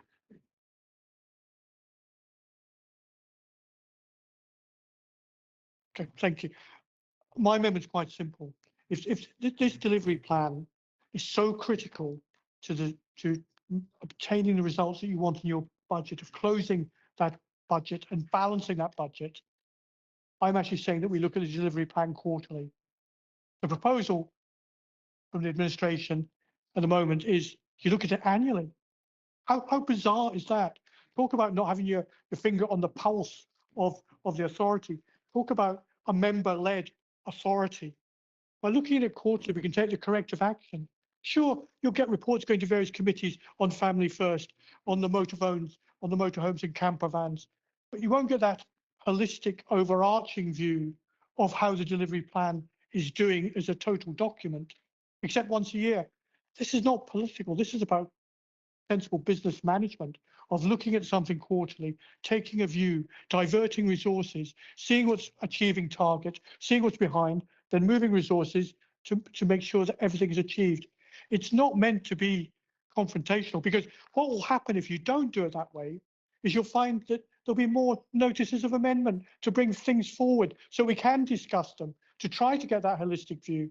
So I think, by looking at the document in totality, rather than just once a year, presumably for an hour, because that's roughly what we spent on this now, is not the best way forward to do justice to what you think is a good document. I think it's got the basis of being a good document. I think, as I've said, and as Chris has echoed, it's the how that is missing from this document as it stands at the moment. And I expect to see that in front of us when we come back in May, because without that how, without the agreement of the partners, we're saying we're sending it off to talk to partners, then we'll see it in May. Without the agreement of all the partners, whether that be statutory agencies or early years providers or just community members for resilience.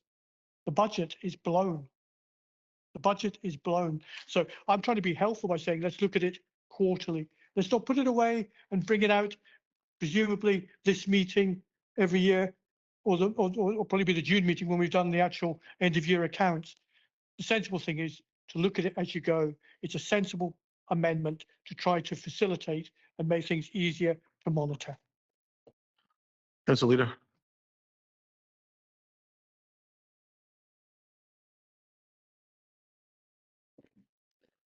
First of all, I'd like to thank the members for their contributions and Leader of the Opposition for his thoughts. The title of this report is Draft Council Delivery Plan, and it's a considerable plan. Many of you have acknowledged that. There is a lot of work to do here, and there is no one more aware of the challenges than I and this administration. Let's put that on the record. Members in this chamber have never had a report like it. Certainly not in my time as a member, and some of you are longer members than I. Every element in this plan has a service committee reporting line. Either we have committees, strategic committees at this council for a reason, or we might as well just do away with them and just bring everything to the council and you can all have a decision over it. Now, that's not being flippant. That is the way this council is actually run. Therefore, you will all be involved in assisting with its delivery and ensuring that it is delivered by working it through at strategic committee level. The delivery plan is not something that we will see delivered within a 13-week period or even in a 6-month period in some cases. So what do we really expect from quarterly reporting? We need the organisational support to be given the time to get to work and not be thinking about the first report they're going to be coming back to us within 3 months' time. Look at the detail of the plan. The detail to me is very clear. There are responsible persons, there are teams, there are strategic areas, there are targets. I fully expect kickback from contractors and suppliers, service providers. If we choose to redesign, transform, change our direction, especially if it is for the benefit of our Highland communities and of benefit for Highland organisations and groups. Are we likely to see newspaper headlines saying we are cutting funding when we aren't actually the funder? Are we likely to see headlines referring to cutting their employees when the employees are not theirs, they're ours? I hope not. But what gets reported in a newspaper by a third party is not within our gift to control. When we speak to contractors about looking to bring a contract to an end, the officers do that. We don't do that as members. They don't come to us, the members first, for every contract they are dealing with and asking us if we agree to what they're doing when they have a baseline document that permits and indeed expects them to do that. This plan is about cross-council activity. I acknowledge each of the points and questions that members have made from adult social care, ELC, countryside rangers. Thank you for the clarification. Oh, it saves me having to say that. But the budget has already been decided. I already wrote that before you said that. The budget is already decided. This is the delivery plan. So I look forward to the final plan coming to us in due course. Thank you, Convener. Yep, yeah, we noticed an amendment. So thank you, Convener. I think firstly, Councillor Christie, can I just check who's seconding your amendment? I don't think I've got a note of one. Thank you.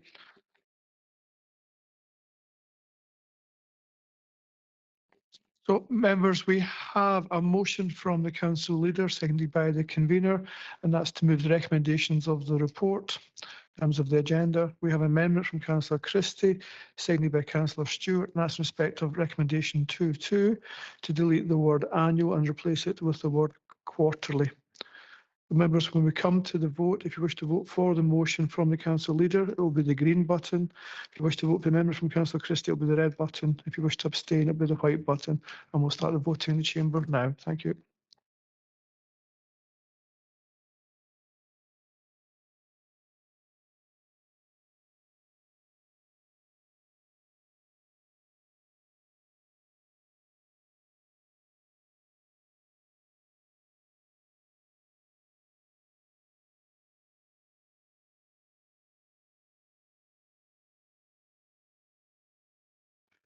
So if everybody in the chamber has voted, I'll close the vote now. Thank you.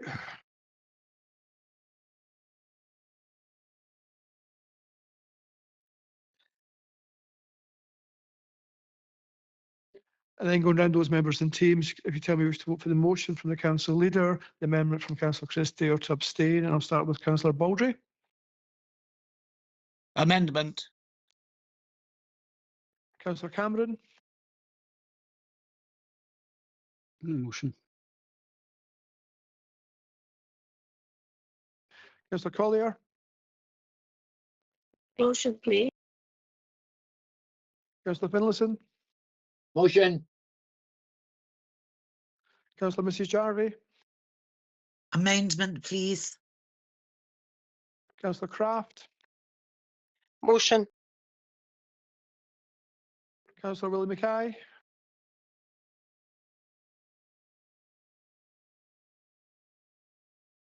Councillor Mackey. Councillor McGilvray. Amendment, Stuart. Councillor Miller. Motion, Stuart. And Councillor Sinclair.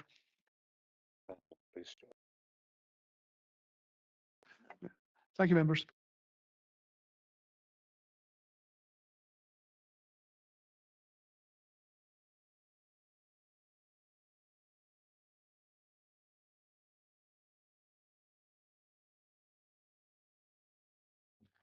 Convener, there were 40 votes for the motion, there were 25 votes for the amendment, and there were no abstentions, so the motion is carried.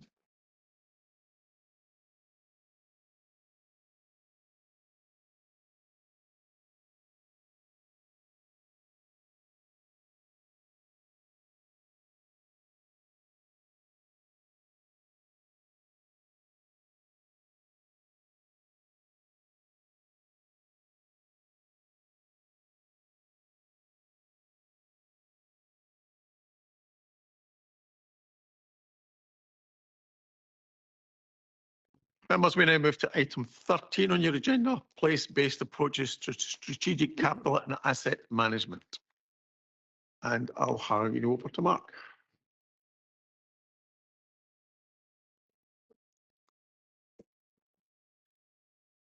Thank you, convener. Good afternoon, members. The report that's in front of you today is a follow-up to a review of property assets maintained by Highland Council and the future approach to strategic capital planning, which was approved by Council back in December 2023. Now, there's a number of sections to today's report, which is a follow-up to that December report. For brevity, I'm just going to superficially touch on a few of those. At section 5 within today's report, we provide clarity about what we mean when we talk about asset management, and that it's much wider than being just about buildings. And we also introduce a proposed corporate and service-specific asset management approach to how we propose to invest and maintain and manage our assets going forward. In section 6, there are a number of issues raised in respect of our infrastructure assets, and there are also investment proposals for your consideration today. And I'm very pleased to welcome my fellow equal colleague Malcolm MacLeod, who will be answering questions in relation to that and be able to unpack that section in more detail. An update on our asset rationalisation process is included in section 7, and in section 8, we give a further update on our approach to strategic capital planning. At section 9, then we update on our asset mapping exercise and how that then will help in the creation of our community hubs and spokes model, including how we propose to assess projects for funding and prioritisation as a part of that particular piece of work. And a draft proposed scoring matrix for projects is included at Appendix 1 to the report. And then finally, in regard to section 10, we provide an update on the single property service model. So I'm happy to take any questions, convener. Councillor Brem.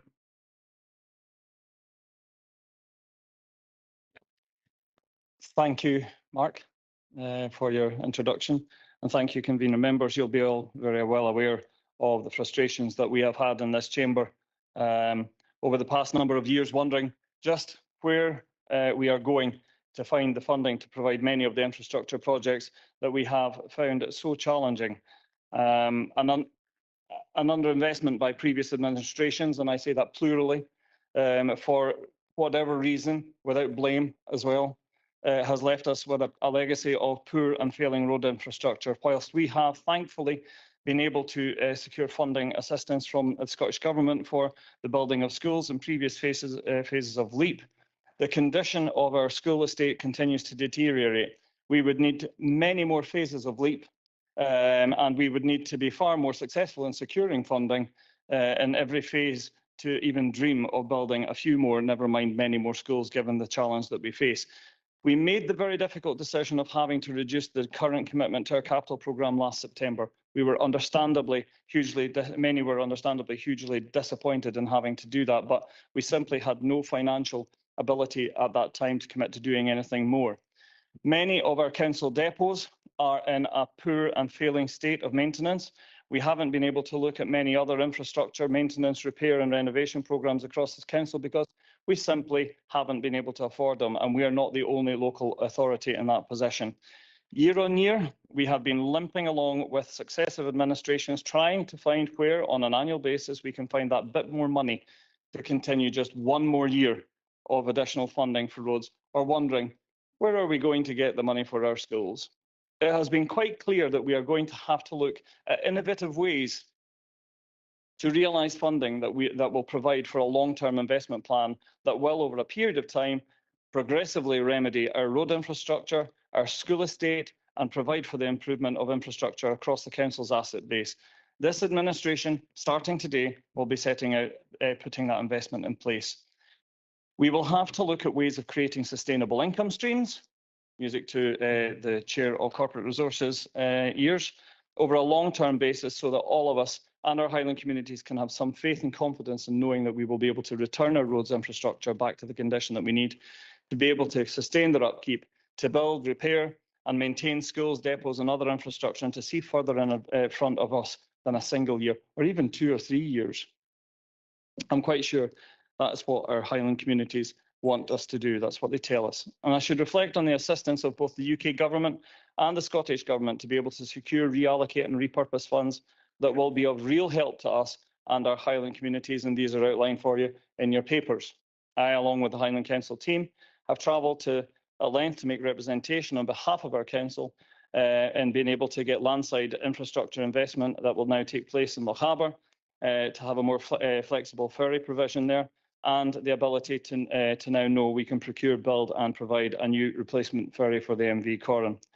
Whilst our communities have been making representation to us, this work has been going on in the background at pace and with concerted effort because we have known what the need was and that we needed to do something about it. Further updates in respect of establishing the Highland Investment Plan for Council and our communities will be provided at future councils, with a particular focus on schools, depots and other infrastructure coming to the council in May.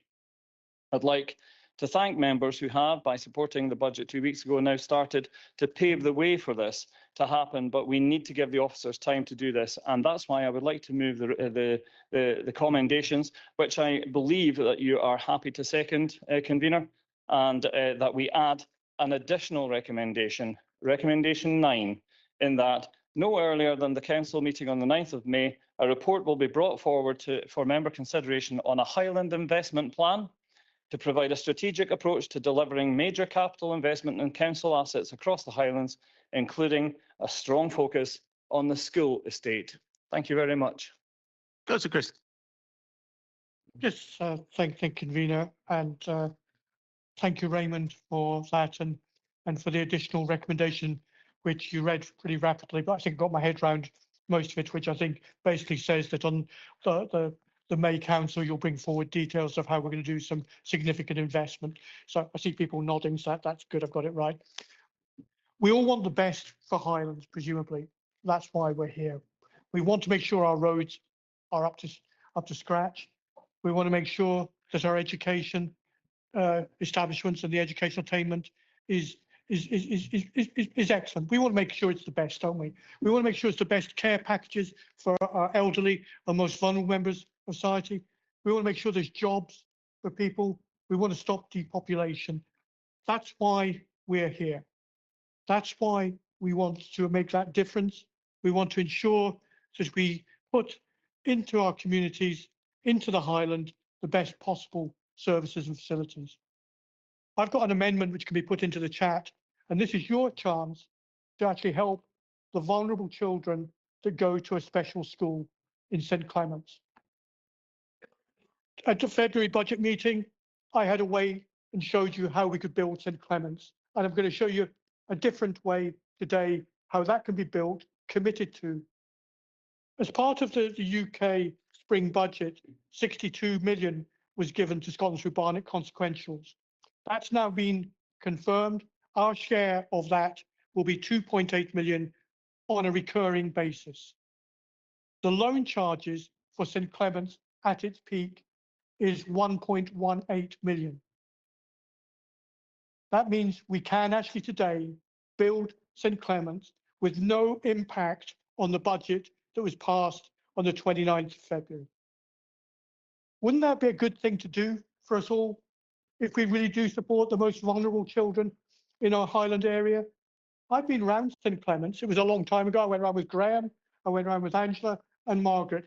I've seen the condition of that school. I've seen the children that are there that will break your hearts when you actually see the conditions and daily challenges that they actually have to encounter before they learn anything. And I'm showing you here today a way that we can address that. Not tomorrow, not jam tomorrow, but here today. And what about the other schools? Well, my amendment says that at the next council meeting, we actually look at utilising this same funding source to pick the next school that goes ahead. I make no bones about choosing St Clements. These are the most fragile, vulnerable children that we've got in Highland. I'm putting them ahead. The other primary schools do need done. We all accept that. But if we wait continually until all the funding is available to do all 4 schools at once, we'll be waiting forever, won't we? We'll be waiting forever. So today we can make the decision to put St Clements there, to start digging the foundations, to start getting on with it, and to start improving the chances and expectations and outcomes for folk. I'm not going to speak on anything else in this paper because I actually think St Clements is the most important thing when we're talking about capital. I make no bones about that. I'm not a councillor for Dingwall. I'm a councillor for Lochardle, Holme, Hilton and Clondalkin. But I think in terms of what we need to provide for our children, St Clements to me is the #1. Thank you. Councillor Willis. Thank you, convener. Just focusing on item 6.5 and beyond on the Corran Ferry. As a member coming from Lochaber, this is fantastic news, and I hope that everyone will be able to support the recommendations 2 and 3. And I also note the comment that informal discussions have been held with Scottish Government on the potential repurposing of the funding, and members may wish to continue to engage, officers to continue to engage on this funding route. I would certainly hope that everyone could put their support behind that. Thank you. Councillor Campbell Sinclair. Thank you, convener.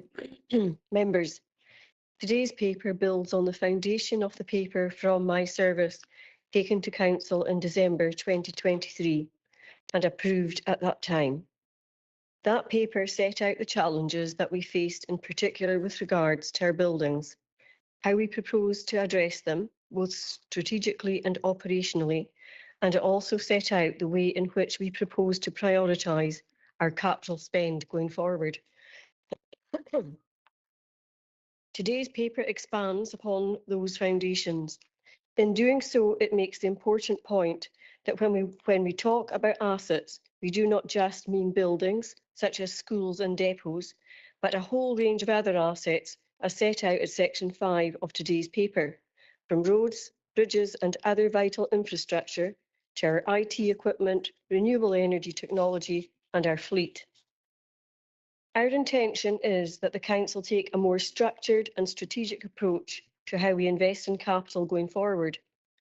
Today's paper introduces the concept of a corporate asset management strategy approach with service-specific asset management strategies, supporting it as required. This will shape to how we manage these assets going forward.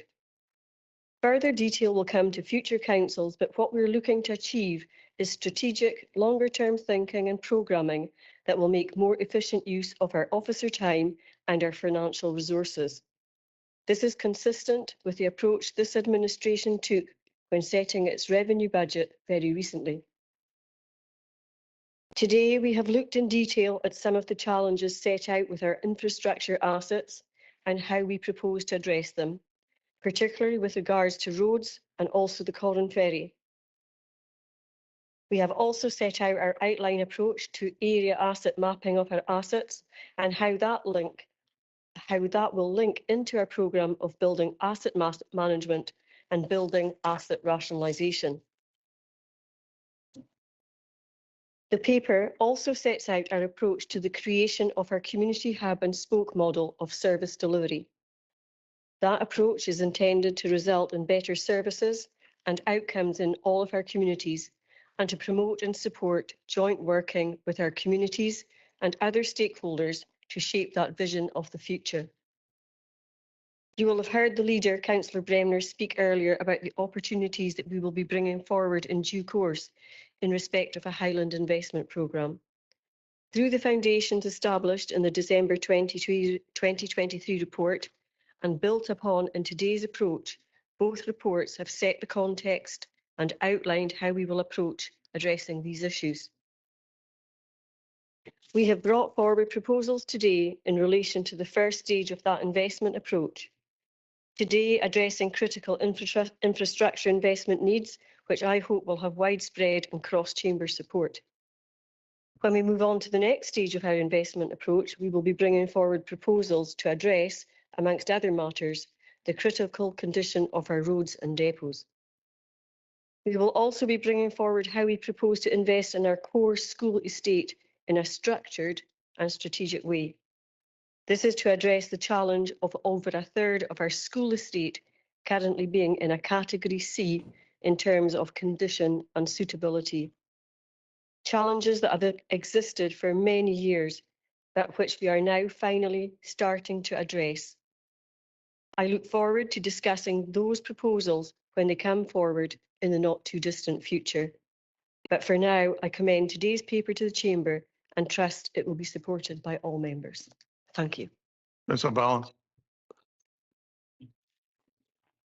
Thank you, convener. And I've just been looking at your proposed recommendation number 9, and I wonder, council leader, if you would accept an amendment to that, so that it says instead of no earlier than the council meeting on 9th of May, the papers are actually delivered to members 10 days before the council meeting on the 9th of May, because papers have been coming in very late, and to receive an important report like this on the meeting on the 9th of May would just not be acceptable.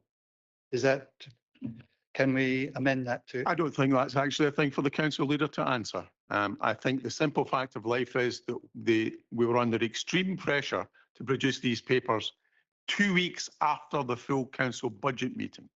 So the papers, sometimes in this council, they come late, but we try wherever possible to get them within the 10-day timescale. And that's not within the gift of the council leader.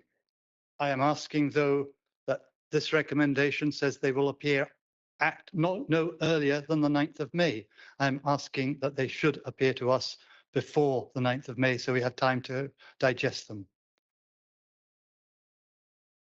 And I would like confirmation that the council leader cannot give you that confirmation. That's the end of the matter. Okay. I hope, however, you can note the point. I'm sure he will note the point, but he cannot give you confirmation of when papers will be published. That is not within his remit. Okay, convener. I realise, I accept that it is within your remit, not the council leaders. I would hope that you also have taken on board the point that late delivery of papers. I've listened to your ad infinitum, councillor. I hear you. Thank you. Okay. So you'll know the long-standing opposition of the Greens on the East Link, the road that is going nowhere, in the wrong direction for the climate, providing housing for folk from Caithness and other depopulating areas of the Highlands when Inverness is already overheating. If we want to enable folks to use public transport, we provide public transport. If we want to encourage people to use the car, we build new roads. The East Link is a 20-year-old solution to a 40-year-old problem. It's backward looking. And I think if we can ask for the reconsideration of other parts of the city region deal, I would hope that we could look for reconsideration of that. As to the rest of the report, I have just one question to ask on this one. Last month, we voted for £1 million extra in loan charges to release the £60 million extra in capital borrowing. Again, as seems typical, we got no details. I naively assumed that some of that at least would go to improving our school estate, and surely that is the most important priority. But I should have guessed that the party whose very logo has depended for decades on Scotland's oil would put roads and improving roads before improving our crumbling schools. I look forward to seeing this paper that is coming forward in May. I hope that it is a believable plan. But tomorrow, my constituents are going to be asking me, when are we going to get a new primary school for Bewley? If we're not going to get a new primary school, when are we going to get a significant investment to make it fit for education? When will the Charleston Academy new build be completed? At the moment, there is no clear date. The only date mentioned in the paper is within 30 years. Should I just tell them we have no dates yet because the SNP are putting roads and roads maintenance before road building before children? I accept that potholes need to be repaired. We all accept that. But really, we also have to accept that our schools are crumbling and there needs to be a focus there. And that has to be the priority. Thank you. Ms MacDonald. I was going to speak about the Corran Ferry, but Kate Willis kindly beat me to it. Mr. Baz, it'd be very nice if you were a bit politer to your member of the committee.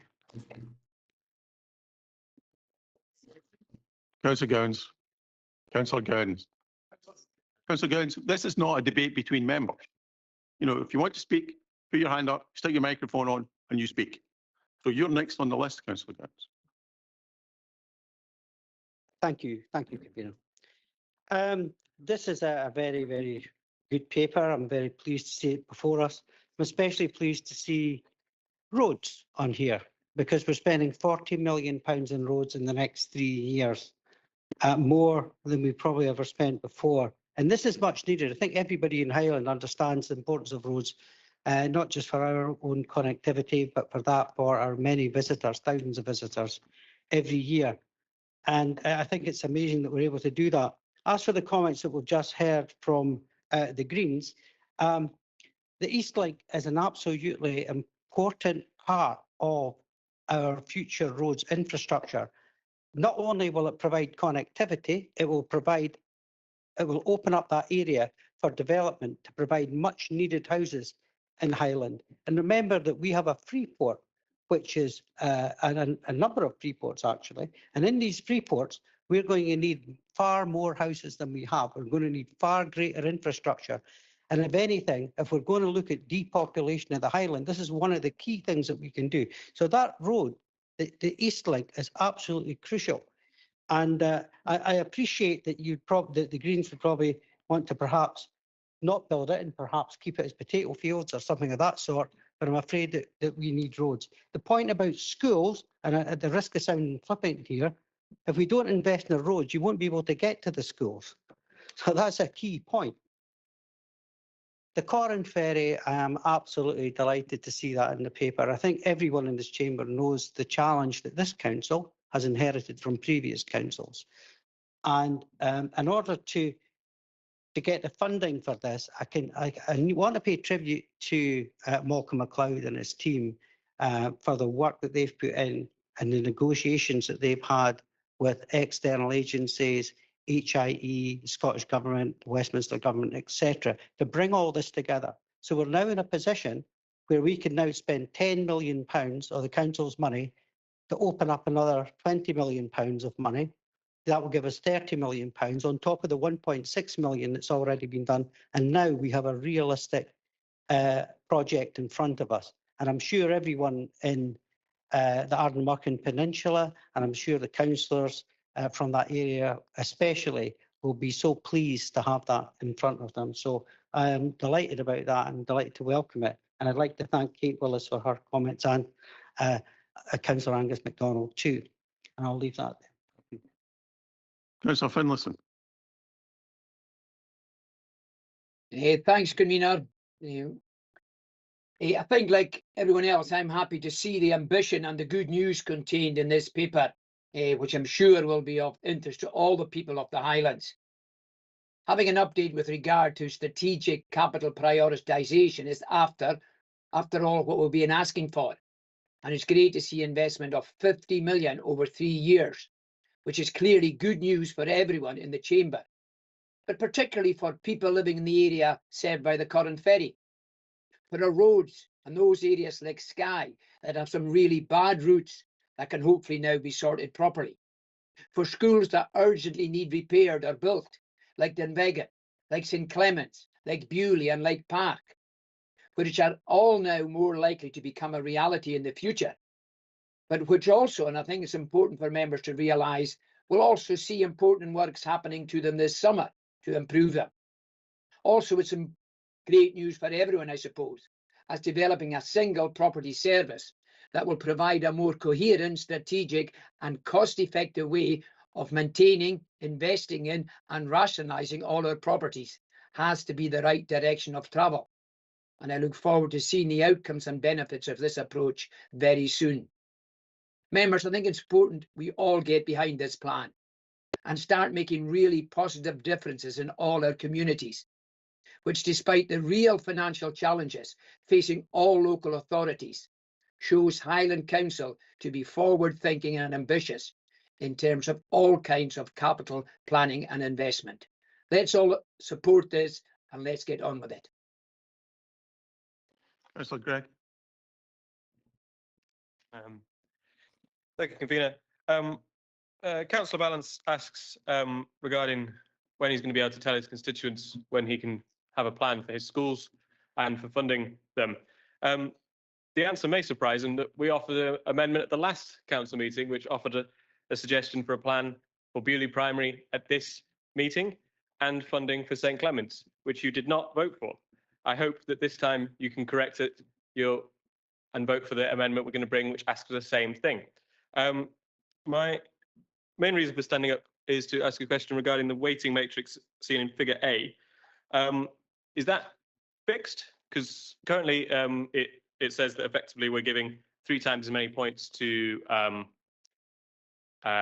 things that improve carbon and sustainability than it does to the base amount of improving the infrastructure, which is someone who wants to tackle climate change. I think that's probably the correct ratio, but I just wanted to check that I'd understood that correctly.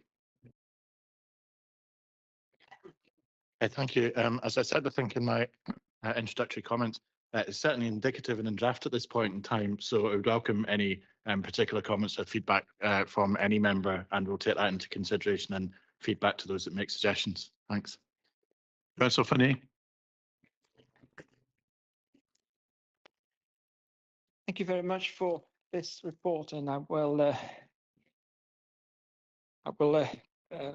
like to thank Malcolm for all the work that has been done, particularly for the current ferry. This time last year, I was addressing the chamber saying the current ferry is not just a peninsula issue, it's not just a Lochaber issue, but it's a Highland, if not a national issue. And 3 weeks later, the cessation of the service as we know it, following the breakdown of the Maid of Glencoe, proved that point. It was a nightmare that we don't want to see again. So this paper is very welcome indeed.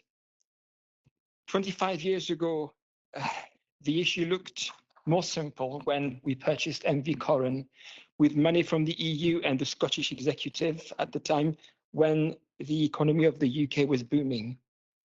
Today, the situation is very different and we need to be more creative to deliver a sustainable solution as the economic landscape has changed, but also the infrastructures as well as the vessels are aging. There's been a wide range of solutions and ideas suggested, not just at Highland Council, but in the communities. And I want to say today that I respect all the options that have been suggested, but there's always one fundamental question: how are we going to fund it? This is no longer 1999, and we have to be creative and subtle and work together. Highland Council, Scottish Government, and the UK Government. So this is part of a strategic discussion about the management of our assets, including roads and schools.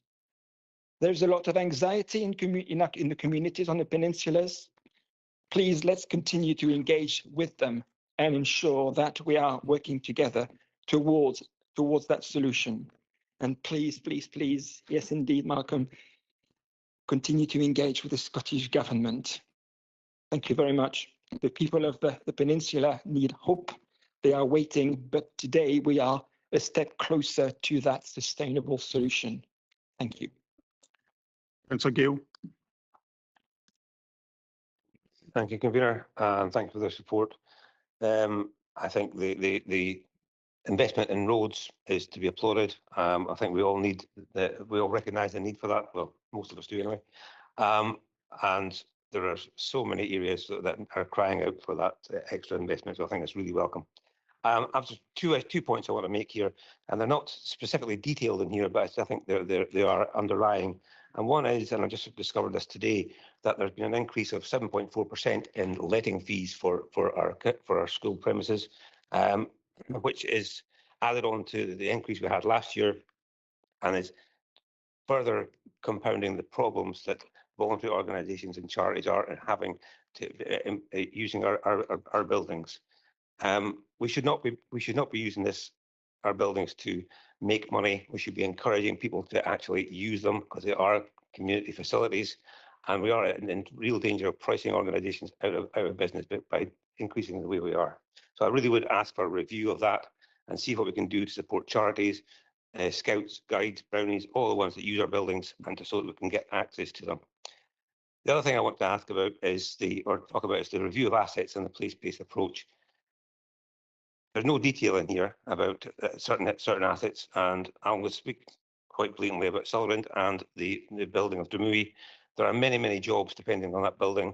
There are many people work out of it, and it is integral to the economy of Sutherland. And I would hope that would be borne in mind when decisions are being taken about when these assets are being reviewed. And I would appeal for Drumui to be retained as it is, and even possibly looked at for further investment. Thank you. Councillor Rosie. Thank you, Chair. Much of what I was going to say has already been said by other members. I very much support it and appreciate the paper. I would like to focus on one specific issue and a question for Councillor Brennan himself. Raymond, you will be aware of Thursday Education Estate. Now, look, I'm not going to be suggesting it goes on the next line of my budget, but I do think we've reached the stage where we've got to at least begin a conversation. You may be aware that I asked a question in the area chair recently, but I do think even if we can put some resource into facilitating that conversation. It's a 4-school estate. We do have opportunities, I think, that exist to at least explore opportunities to improve it. So if you could just give me an idea on how we could at least facilitate it. So I think we owe that to the community. Thank you. Councillor Graham. Thank you, convener. Thanks to the officers for the report. I've just three quick points. Firstly, on paragraph 7.4 of the Highland Investment Report, which is promised for May, I wish Councillor Brennan was just a little bit less shy and retiring and not quite so coy about what's this about. He's asking us to agree this as a recommendation, but he hasn't actually told us anything about how it's going to work. I hope it's not some kind of magic money tree that he's going to shake and find another 50 million comes off, because last September we took a capital programme back to the bare bones. Absolutely, we're told nothing more could be afforded. In the budget last month, another 50 million of capital expenditure became affordable.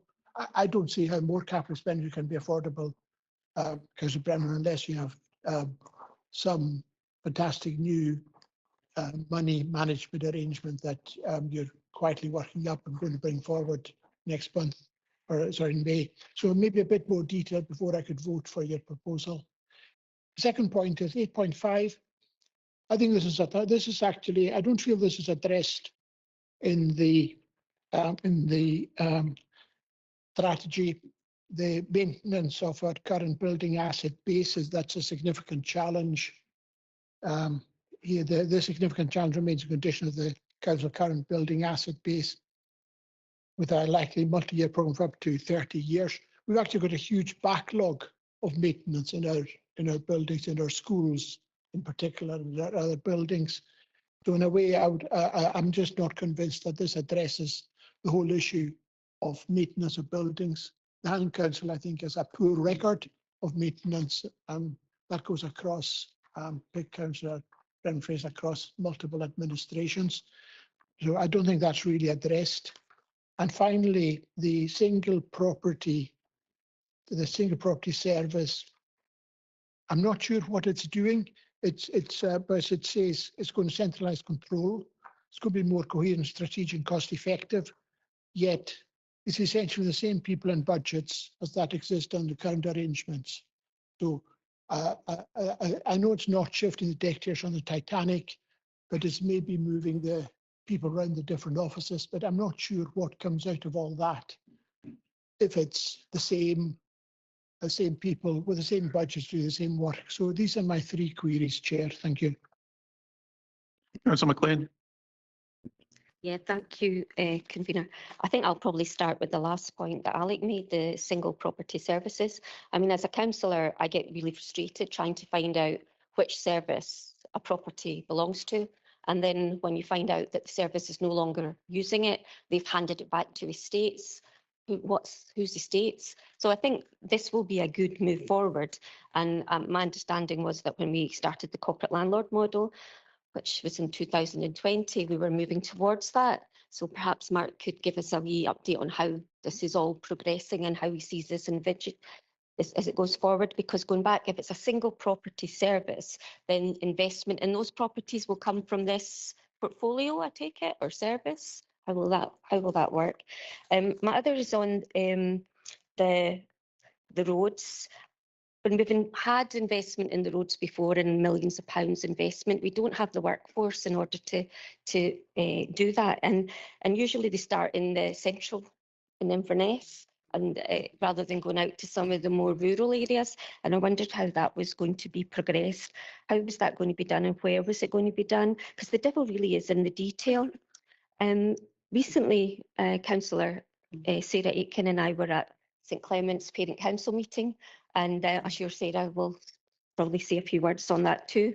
And their frustration was that, as you know, that they have been told that they're not going to get a new school, or it's not even going to be started for another 5 years. And they're looking at how they can try and raise funds to get the basics, even equipment for their play area, and also soft toy equipment that should be provided in the school. But I'm going to be seconding Councillor Christie's motion, because we have to move forward with getting this school built as soon as possible. And I think he's come up with a very good solution. In the questions that were asked of the convener today, Councillor Logue's question number 10 was, do you agree that there should be equity in educational provision across Scotland? And if so, is that being delivered by Highland Council? And his response was yes. And yet the parents all wrote to us previously to say there's no adequate hall, no gym facilities, no medical room, no adequate play area, no science, no music or cookery room. The rights of our children and young people are being ignored. So the answer to that question is no when it comes to St Clement's, and I'll be supporting the amendment from Councillor Christie. Thank you. Councillor Rees. Thank you very much. Thank you, Mark. As Councillor Christie said, there is literally an opportunity, if you're prepared to be even slightly unconventional, to support St Clement's today. And I would like to think, as I support the Corran Ferry and the money to be spent on that, I can support that. I can support St Clement's, and perhaps you can draw a link between the two. I also very much support, and I've spoken about this before, the repairs or rationalisation of the depots. That's been a concern for a number of years, as many of us will know. I'm quite struck by the sudden amount of interest in the Corran Ferry, and it seems just in the last few months that there's been a great deal more interest in doing something about that, which is a good thing, whatever the reason. 2 days ago, I was at a meeting of Thurso High School Parent Council, and I would like to back up what my ward colleague has just said. You may or may not know, but at the end of the last full council meeting, Councillor Gunn announced to everybody that the roof had just blown off the gym in Thurso High School. You may also recall that last year a block containing 8 classrooms was condemned because of the presence of concrete. It's not rack concrete. We've got our own special type. It's hack concrete. Nevertheless, the point is the block has been condemned and now the gym roof has blown off. It's been temporarily repaired, but it's still leaking. Lots of us can give examples of our own schools and our particular concerns about them. But one member of the Parent Council asked a question that I couldn't fully answer, so I'm going to pass the question on, so to speak, today. He asked me, what are the maintenance funding arrangements, not just for Thurso High School, but for all our school and other estate? If we don't know when a building is going to be replaced, how do we decide what maintenance funding programme to put into place? I.e., are we just looking to keep it going for another 5 years, or do we assume it's got to go for 25 years? In which case, if it's the latter, you might well spend money on a new roof, which you wouldn't if you just had to patch it for a couple of years.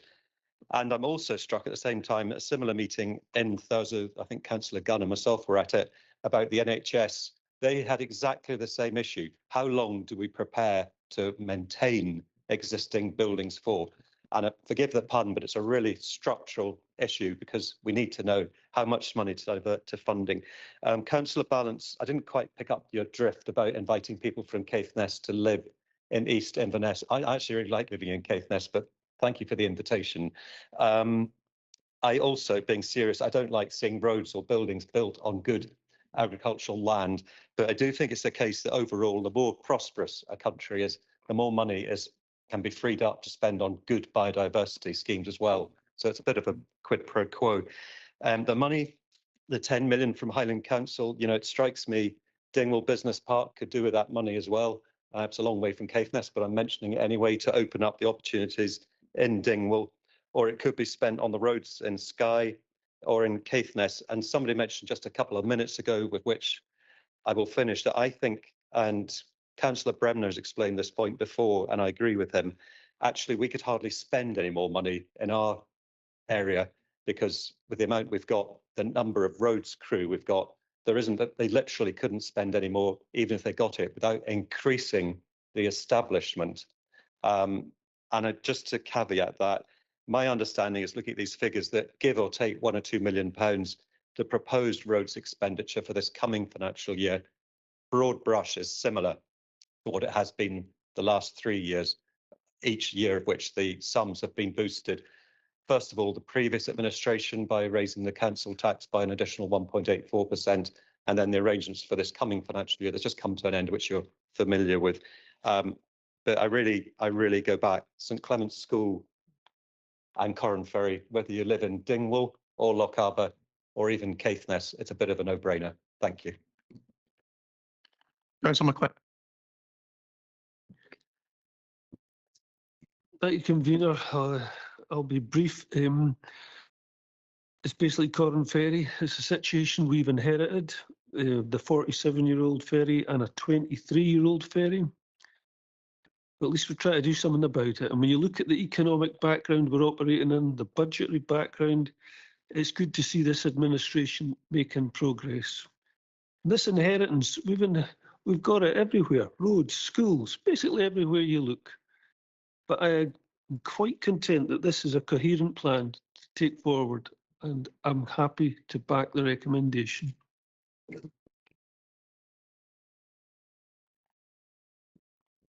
Councillor Morrison. McIntosh, sorry. Thank you, convener. Not to worry, I've been called a lot worse, probably by many people here. Now, despite the emotional and mental torment, I'm going to continue to be nice. Please don't get used to it. I want to refer, first of all, to our leader's amendment. We have two amendments which people have now ignored as if they're near there. But they are. I'm not actually sure if this is an amendment, Peter. It's just an announcement of what's going to happen. I'd be fascinated to see what happened if we voted it down as to whether on May the 9th or 10 days beforehand, the paper would turn up for us to read. It probably would anyway. So it's not really an amendment. It's just letting us know what's happening, which for this administration will be a first. I tried. I thank Mr. Rogers for his comprehensive report for the way forward. And it's good to have an idea of where we're planning to go. I'm sure we will not get all the way there because that's what happens with the best laid schemes. But it is better to try and fail than need to try at all. Can I refer now to the school estate and the strong focus of the school estate to bring us forward? And that takes us to Councillor Christie's amendment, which gives us a way forward.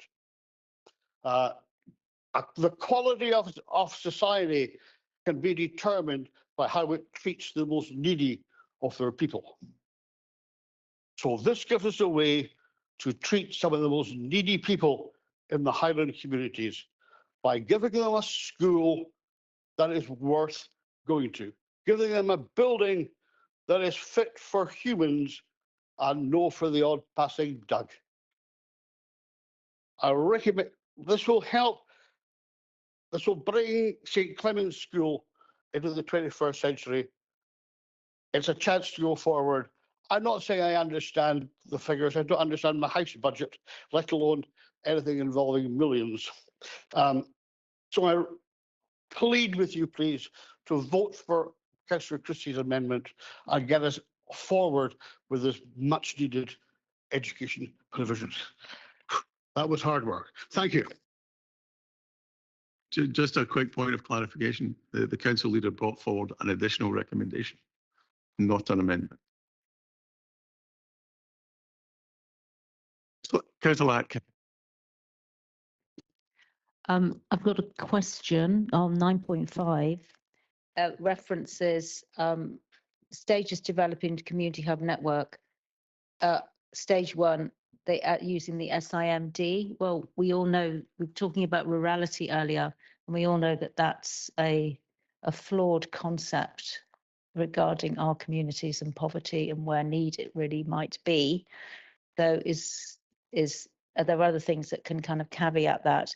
And the second issue is, I think everyone in this chamber does know that I'm proactively very supportive of St. Clement's in deeds as well as words.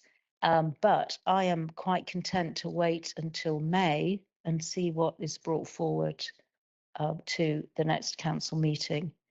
So if I'm not supporting the amendment, it is not because I do not, in my deepest heart, care about all the Black Isle pupils that are at St. Clement's and all the other pupils in Ross-shire who attend. But I don't like being bounced into decisions.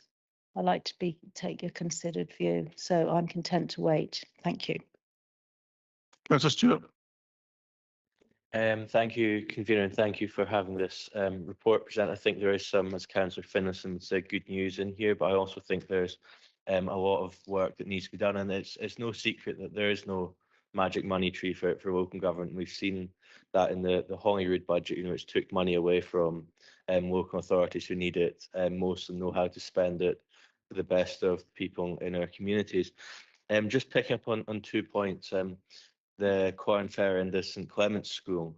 When it comes to the Corn Ferry, I'm sure this is welcomed by many. It's much investment, and it shows what happens when governments at all levels, local, regional, and indeed national, work together to deliver for the priorities of local communities. However, this doesn't negate the need for a short-term solution. It needs to be a new ferry for this community, because relying on the current ferries or relying on CalMac to provide a charter vessel is probably the kindest way to describe it as suboptimal. It's not a position that this council wants to be in, nor indeed the communities that we purport to represent. Now, moving on to the issue of the St Clement's School, and that the leader of the opposition said it, jam today, not tomorrow. And what I will say is I've, like a couple of other members in here, visited the St Clement's School, and to be frank and honest, I was appalled with the conditions that we expect not just some of our most vulnerable children to learn in, but our staff to work. And we have a duty of care to our staff as well as our pupils, and that's something that visiting that school is sadly lacking. It could be only described as Dickensian, if I'm perfectly honest. Now, what I will ask members is, if you are not willing to vote to support the St Clement's School and St Clement's School community today, I would ask that you go and you visit the school in your own time and see what a difference that a new campus would make to these pupils, because they are some of the most vulnerable members of our society. And I do think that all members of this council have a duty to support them and make sure that the best education possible can be provided. And I appreciate that, we can wait until May, but this is just risking the deliverability of this project due to inflation rates, as well as just kicking the can down the line needlessly. So I'll leave it there, convener. Thank you for the report, and I hope that members take cognizance of the situation with the St Clement's School, and I would urge any member who's not to go and visit. Councillor Ross. I've been listening to, thank you, Chair, by the way. I've been listening to all the debates that's going on in here and what people's been saying, and there's emotion in it all as well, and I can understand that. It's just a few weeks until May, and it almost feels as though we're at a watershed moment with the council here, and I would like to think that we could wait that few weeks and find out what's going to happen in May. Because we really do need to look at all the infrastructure, schools, roads, housing, the whole jing bang, as they say. So I would like to go with accepting what we have here today, and let's see what May brings. Thank you. Councillor Reid. Thank you, convener.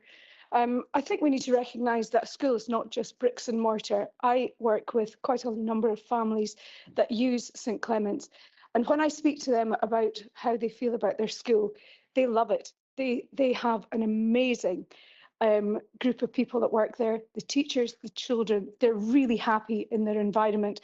The bricks and mortar are not good enough. It does need to be sorted, but we need to do this in a proper, well thought through way, and a few more weeks to get it right is definitely worth considering. I'm happy to wait too. Councillor Patterson. Thank you, convener. I didn't think I would say this, but I am sorry of waiting. I'm really sorry. I can't wait any longer. It's just that you go to the people and they say broken promises, and it's me to blame for the broken promises. And we have to get a school. Now, if one councillor can offer that money, why can't we? Why can't we say we've got this money for St Clement's? That's it, we're doing St Clement's. Do you know how many years it's been promised? And there's children, my daughter worked there and they were promised a new school. And she's now living in France and she's 34 years old. So that'll show you how long it is. So I can't wait any longer. I'm sorry, I can't. I've lost faith. I want to get an answer now. I want to be able to walk down the street and say, yes, we're getting a new St Clement's. There's a solid promise. And unless I get that, I can't say to them, yes, I can't reassure them. So I will be voting with Councillor Christie. Yep. Councillor Christie. Thank you. And thank you, Margaret. There are times when you have to do the right thing regardless of anything else. And, you know, I think you've made that decision. I researched my amendment. Look, it's not, that's ill thought out. It's not, I want to see it. It's not about being bound to Councillor Atkin. You know, words and deeds are one thing, actions another. We can take the action today to show that. I sat down with the finance officer. I sat down with Stuart Fraser. I checked the wording, got a funding source that's not included in your budget. So therefore, you're not losing anything. You're not losing anything at all. So let's have less of the crocodile tears of waiting till May to see what's in it. Let's actually do the right thing for the children of St Clements here, now, today at 4:20. Let's not waste any more time on this at all. We can do it. The money is there. Let's not wait till May.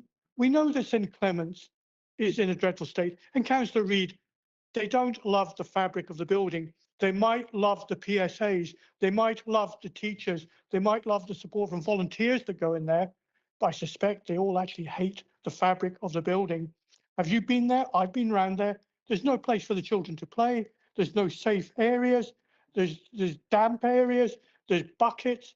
It's just not conducive to vulnerable members of our community. Put your party allegiances aside. Are you the independent group or are you the SNP in disguise? Come on, tell me, which one are you? I respected independent councillors for doing the right thing for their area, for their people, for their society. Let's make sure that actually happens, that tradition continues. Don't just follow the party dogma of waiting till May because that's what your leadership has told you. Do the right thing for the children here and now. They'll be watching this. So let's put a smile on their faces and actually say and commit. St Clements, we've got a new school. There's your funding stream. Set up your stakeholder group. Get everyone in the community involved. Choose your designs and just get on with it. Thank you. Councillor Leader.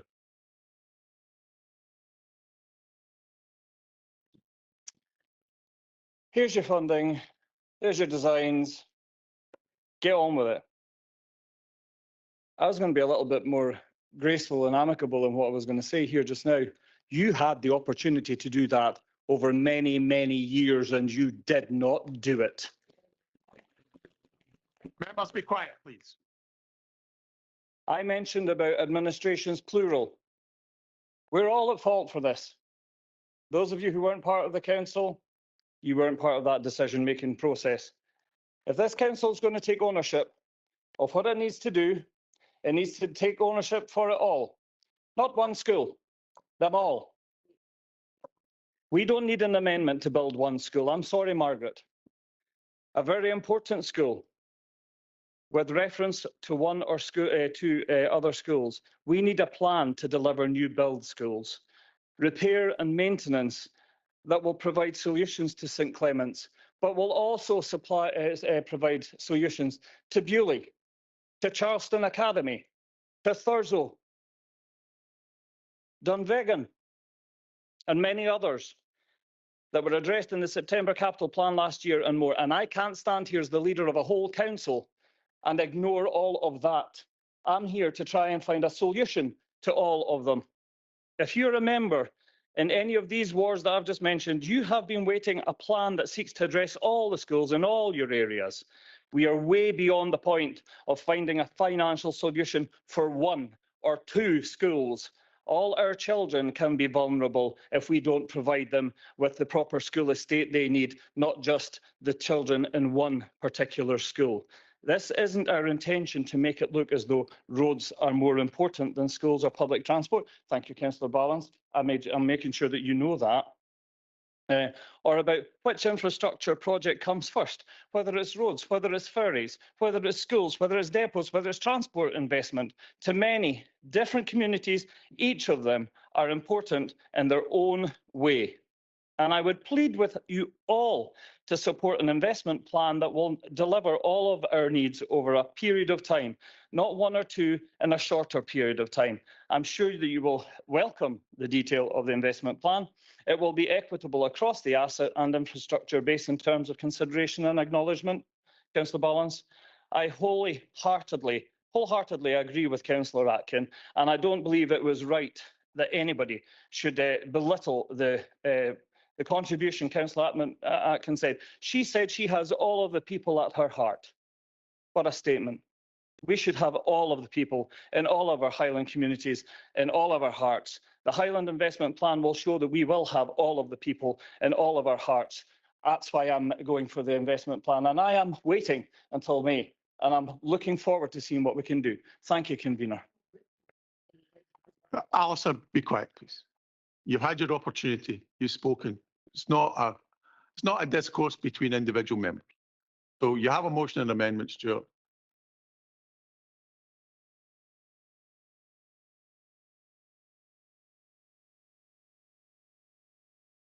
Thank you, convener. Members, we have a motion from the council leader, seconded by the convener, and that's to move the recommendations in the report together with an additional recommendation number 9, and that is set out within the chat. I'm happy to read that out for members if you wish. Otherwise, okay. So that's the motion. We have an amendment from Councillor Christie, seconded by Councillor McLean. And again, that amendment is within the chat. It includes the addition of a new recommendation and renumbering of the other recommendations. The members are happy with the description of the motion and the amendment. If you wish to vote for the motion from the council leader, we ask you to press the green button. If you wish to vote for the amendment from Councillor Christie, it'll be the red button. If you wish to abstain, it'll be the white button. And we'll start the voting now in the chamber. Thank you.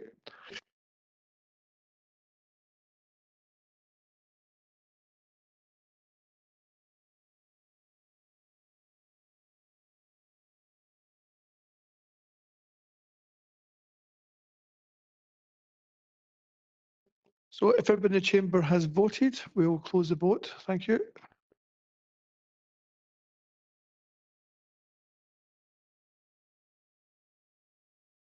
And then going around those members in teams, if you tell me if you wish to vote for the motion from the council leader, the amendment from Councillor Christie, or to abstain. And I'll start with Councillor Baldry. Amendment. Councillor Cameron. The motion, please. Councillor Collier. Motion, please. Councillor Finlayson. Motion. Councillor Mrs Jarvie. Amendment, please. Thank you. Councillor Kraft. Motion. Councillor Willie Mackay. Motion. Councillor Mackey. This job. I will. Councillor McGilvray. Amendment, please. Councillor Miller. Motion, please. Councillor Sinclair. Oh, they haven't got me in. Thank you, members.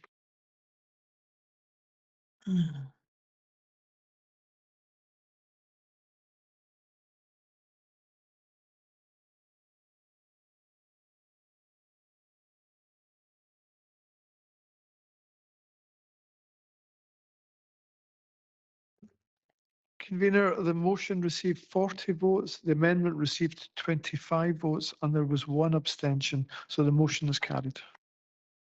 Thank you, members. That's been a lengthy debate. Would you like a comfort break for 10 minutes and come back? Let's say 22, please.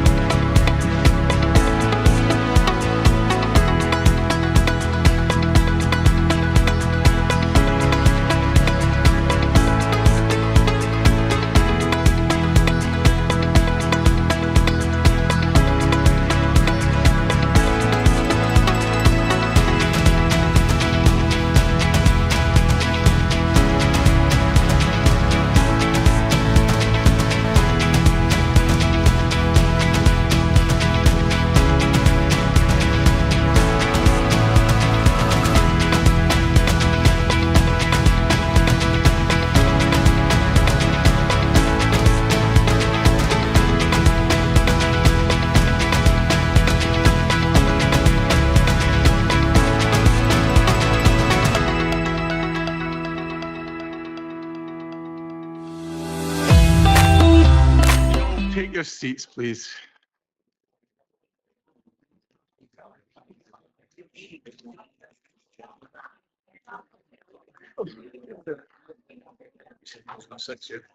I don't want to cheer you up, but there's only a day and a half still to go.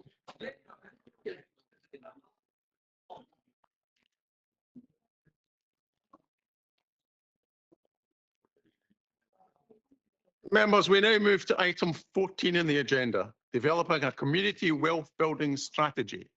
And we will hear the oracle from Malcolm MacLeod, I believe. Thank you very much, members. No oracle, but a very short introduction. As you're well aware, we are a lead authority that is required to prepare a community wealth building strategy, along with all of our public sector partners. So you see from the paper, this is a draft. It is there for engagement, and you will also be aware that there is a member seminar next week after the audit committee on the 21st, I believe, for members to perhaps throw any of the issues around more than perhaps they may wish to today. When we started this process, we were, what is community wealth building? And the key things are, it's about a people-centred approach to local economic development, about keeping as much wealth in the local economy and placing control and benefits into the hands of local people. So when we were pulling together the list of initiatives within the paper, we were trying to focus very much on areas where, the council as a body has significant input. And again, some of the comments or some of the papers we've already dealt with today, the delivery plan, the HOIP, and indeed the last paper on assets and asset management are all related to the implementation of a good community wealth building strategy. And I just want to highlight a number of areas where we're already making really good progress. So it's not just something that we're hoping to do in the future, but we want to build on things we're already doing. We're doing a lot of work around local benefits from procurement, i.e. making sure we are getting, not just in terms of employment through apprenticeships, etc., or the use of local supply chain, but also making sure community benefit is delivered in a more organised way, so that it's not just the odd project that gets support.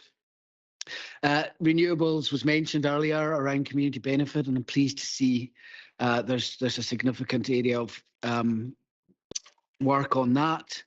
And there are a number of other issues that you've heard today that all contribute to this debate. There will be a consultation on this. It really is a first draft. Happy to take any comments and questions, but it will go out for a full consultation. And we're well ahead of some of our other public sector partners in preparing this, but we do hope that at the end of it, they will all integrate together. Councillor Gowans. Thank you, convener. Hopefully this is one that we can actually all agree on. It's a really positive paper. In essence, it looks at keeping the Highland pound in Highland, really, by utilising the resources that we already have in Highland. So, for example, when we're looking at how we deliver our services using local companies, keeping things, as I say, as local as possible. And for that, there's been conversations with partner organisations, the third sector, businesses, and there'll be a members' workshop as well next Thursday at 2 o'clock. So what we're looking for is a lot of input into this before the final paper comes to the council in September. So it really is about inclusion, integration, etc. So we hope that every organisation as well that we contact will look at this meaningfully, because this is about building resilience in our communities. It's about supporting local enterprise, and it's about perhaps addressing some of the issues that we have with depopulation by keeping things local and being able to enable people not only to survive, but to thrive within Highland. So this is the very sort of first stage of this draft. And I'll leave it there because I think everybody should be able to support this. And I would urge you, please, to come along to the workshops and to give us your input too. Thank you. Councillor Finlayson. Thanks, convener. At the council meeting in June 2023, it was agreed that work would commence to develop a community wealth building strategy. And as members know, community wealth building provides an alternative approach to economic development and is often described as a people-centred approach to economic development. The creation of this draft community wealth building strategy, which will be used as the basis for wider consultation to inform the development further and to shape the action plan to support the strategy, is, I believe, a massive step forward. And I look forward to seeing the results of the 12-week period of public consultation that starts in April. I also look forward to the ongoing development of work around fair employment, which aims to create fair and meaningful employment opportunities by recruiting from priority groups, paying the living wage, and building progression routes for workers. The support of the Highland Employability Partnership, My Future, My Success, and the Council's Modern Apprenticeship Programme / Graduate Programme will all, I hope, see further support and development of our ambitions. Much of this, of course, refers to the work of our schools, and the staff we already employ will be central to what's happening going forward. As Councillor Gowans has indicated, while the Council will not now be using the services of the outside agency MCR Pathways, the coordinators we employ will now be involved in creating a more bespoke programme to improve pathway and transition planning between schools, partners and adult employability services to secure a positive destination for all our young people. I think it's exciting times ahead, and hopefully all members will be able to attend next week's workshop. And with that, I'd like to move the recommendations in the paper, and I look for a seconder. Members, can we agree with the recommendations? Thank you.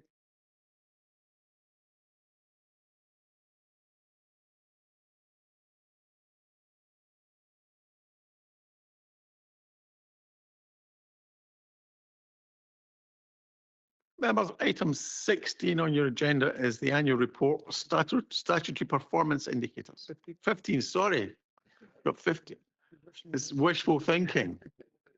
So now we come to my favourite subject, which is Highland Council digital strategy and ambition. John, please don't leave me floundering.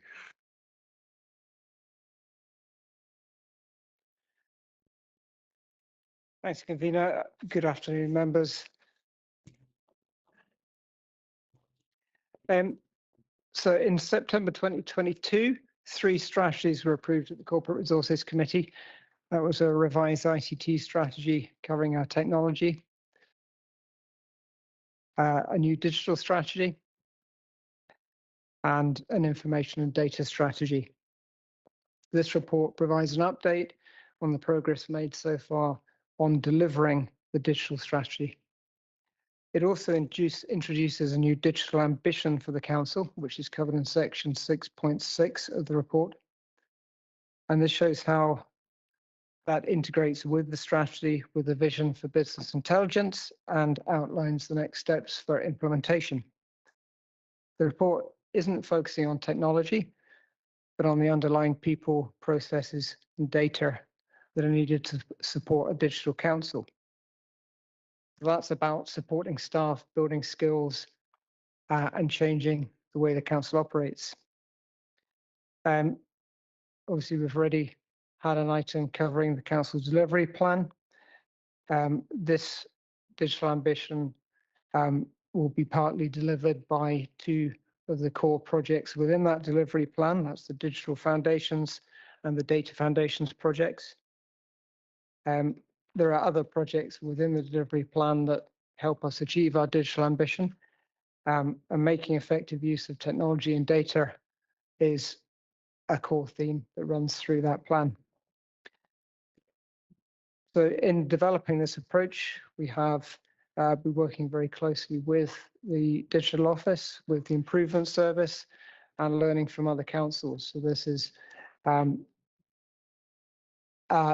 this isn't an approach that we've invented. This is using best practice that we've learned from others.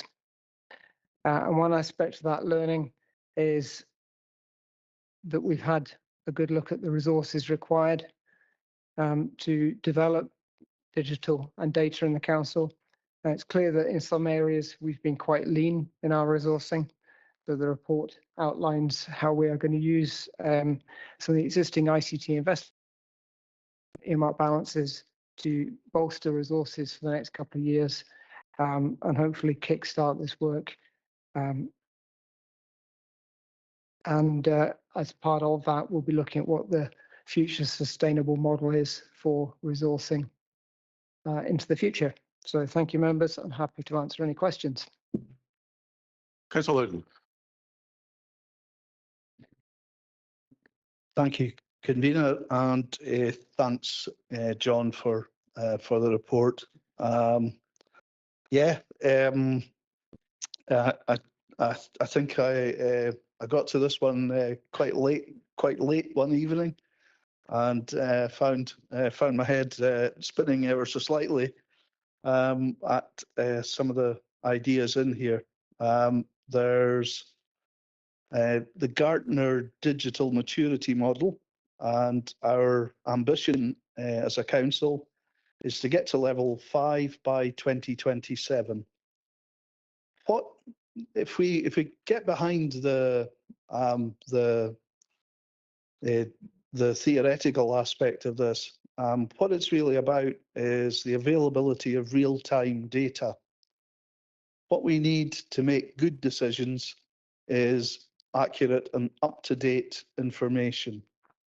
So the ambition that the council is setting out here is that we'll get to a point in 2027 where there is the availability of real-time data, and there's a focus on the customer, a focus on the end user.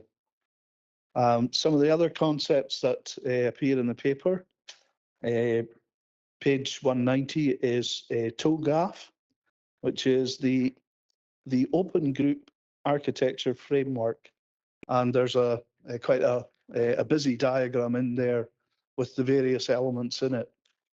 And on the following page, there's a reference to DMAIC, which is define, measure, analyze, improve, and control. And this is a key element in Lean Six Sigma, and that's something that members will maybe have encountered before during meetings of redesign. So it's the redesign board Six Sigma model that element could be associated with. So really all it falls for me to do following the introduction is to move the recommendations set out in the report and to look for a seconder. And I hope members will support the ambition in the programme and vote in favour of it. Councillor Hendry. Thank you, convener. I'm pleased that the digital strategy now appears regularly on our agenda. The three words that are key to this paper are strategy, ambition, and benefit. In order that the council achieve streamlined processes, gain the maximum benefit from income generation, and most of all, give the people of the Highlands an accessible, straightforward user experience, we must keep the digital strategy on the agenda. People are at the centre of what we do. I would like for us to be at the stage where automated processes are commonplace, a benefit to our customers, but also to the council. Giving customers the option of being able to opt out or continue with the renewal using automated direct debit or card payment gives the customer the freedom of not having to reapply each year and the council not having the additional administrative tasks of sending reminders and chasing for payment. Natural drop-offs will be reduced and resource time will be better spent. However, streamlining processes take time, resource, and needs to be future-proof. So steady and carefully, we must proceed. The data foundations are essential and will take time and specialist input to work effectively and be secure for customers and the council. We need to have greater understanding of AI and be in control of it. The My Council programme is progressing on target with strategic steps to fulfil an advanced end-to-end customer journey, not just digitally, but via other channels to ensure accessibility for all. This programme will work because the My Council board are putting the citizen at the centre of customer engagement at Highland Council. There is a lot of work being undertaken to progress with the Council's digital ambition, which will be monitored regularly at the redesign board. I am confident that the strategy is realistic and achievable within the next couple of years and support the recommendations given in the paper. Thank you. Councillor Oldham.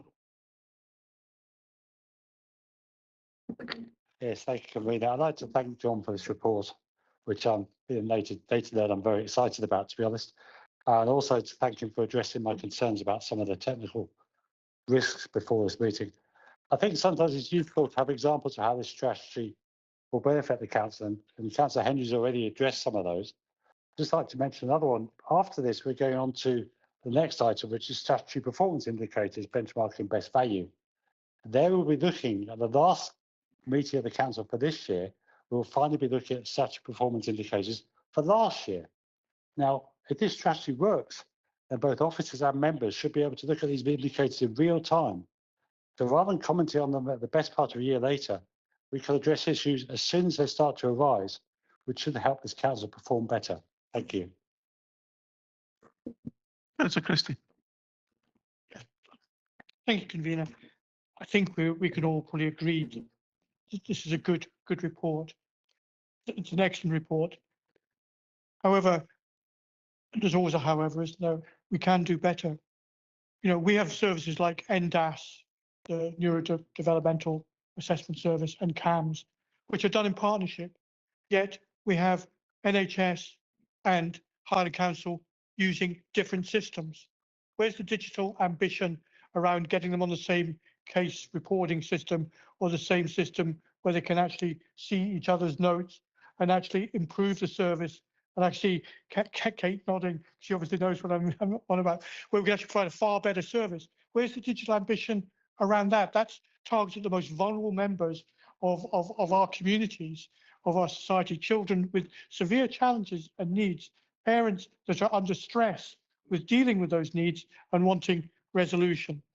We also have to remember that many people, and I see them on a daily basis at Citizens Advice, homeless people do not have tablets, do not have smartphones, do not have the ability to digitally engage and actually come in to use conventional telephones at various agencies like CAB and like Highland Homeless Trust and even like Samaritans.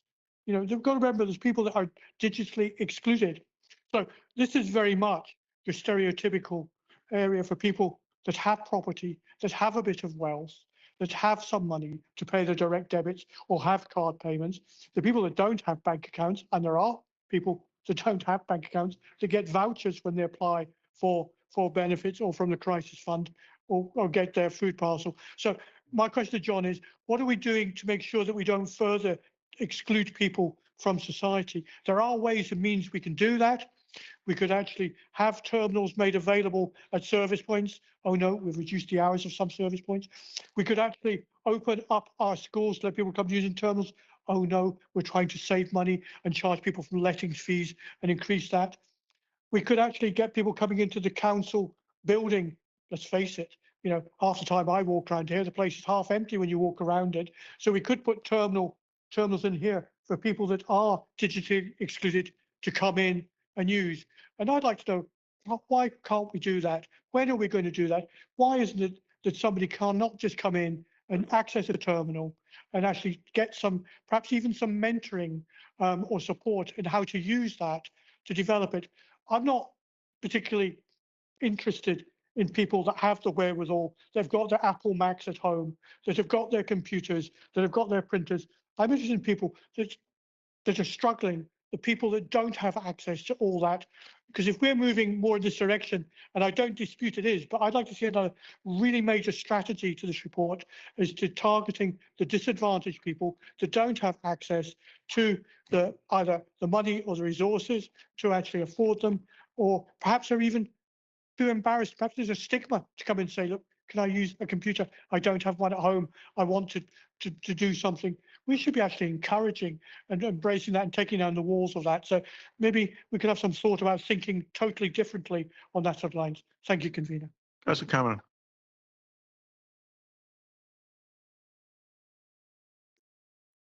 Michael. Thank you, convener. I'm possibly one of the small group of people who has actually studied TOGAF. So I'm not TOGAF certified, but I do realise that there are some pillars to it, and it is not just about technology. The pillar that I'm most concerned about within the council is data, and Councillor Oldham did touch on that. We need to get better at using our data to help support the outcomes that we want to see. We need to get used to sharing data. We need to get a culture change where we're actually driving the use of data.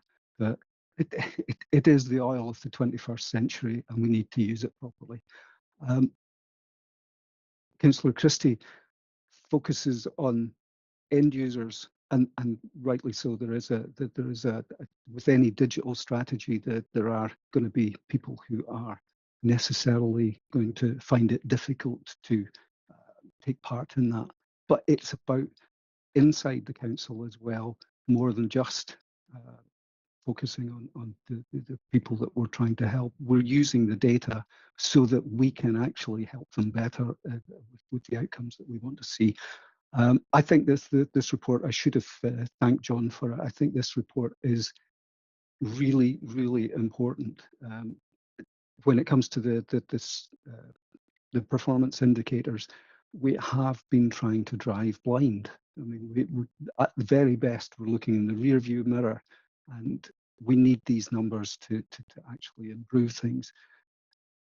If we can get into that state where we're measuring things on an almost constant basis, then we have the chance to actually take steps to change direction, to change the course and make different outcomes. So yeah, I think it's very, very positive, and I would definitely like to see members getting involved to improve the profile of this, to champion this initiative.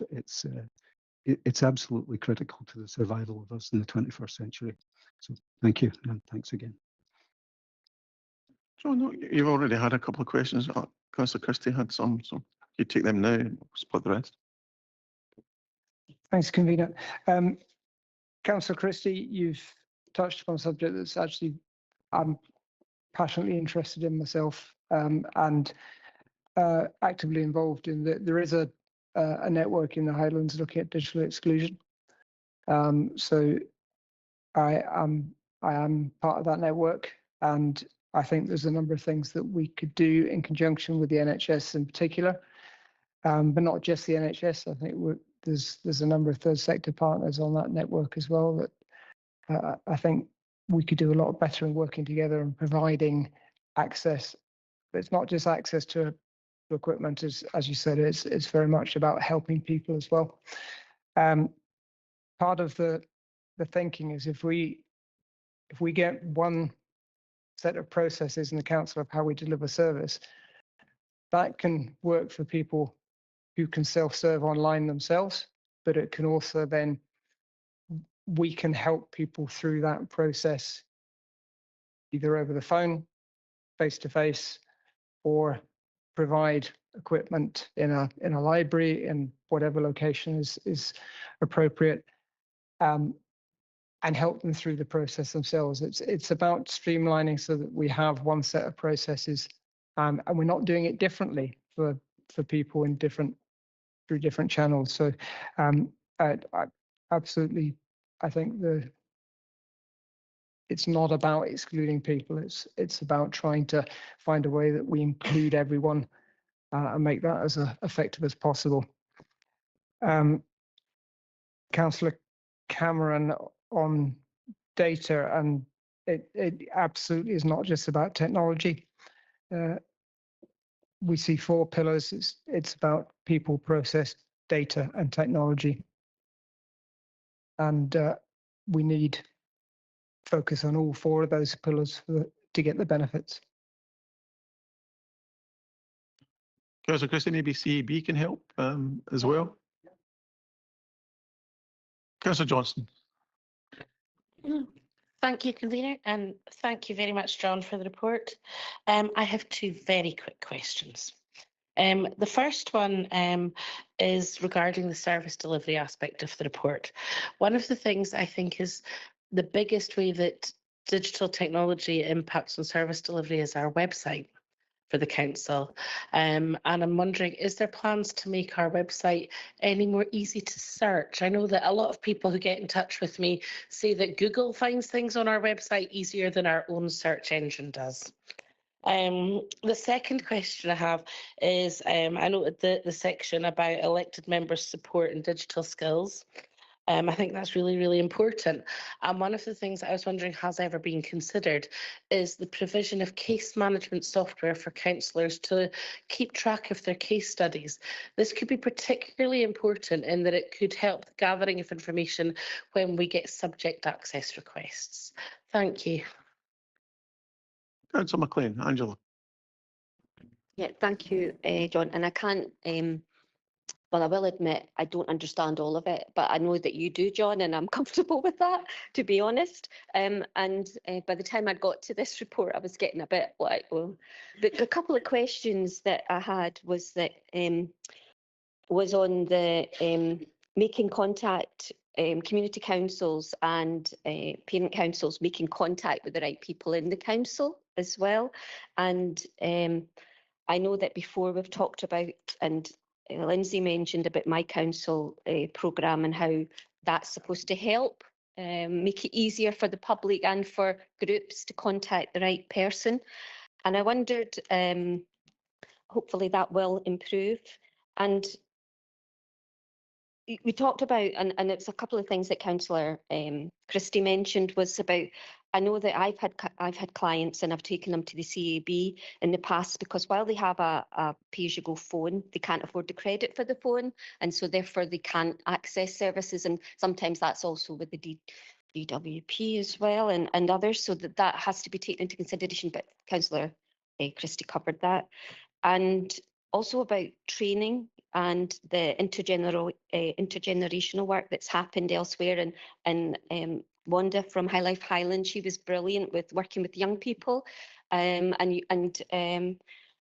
taking them into like lunch clubs and other places where older people were and showing them how to use the laptop or the iPad or whatever. And will there be some kind of benefit or something more for community as well? Because I was thinking about the item 14 in the community wealth building and also about community benefit and how through this process, how can the council then help communities? Because I've had community councils and parent councils coming to me about trying to get new laptops in order to engage with their parent council body or with their community council community, and also look at online teams, but the council's not able to help with that.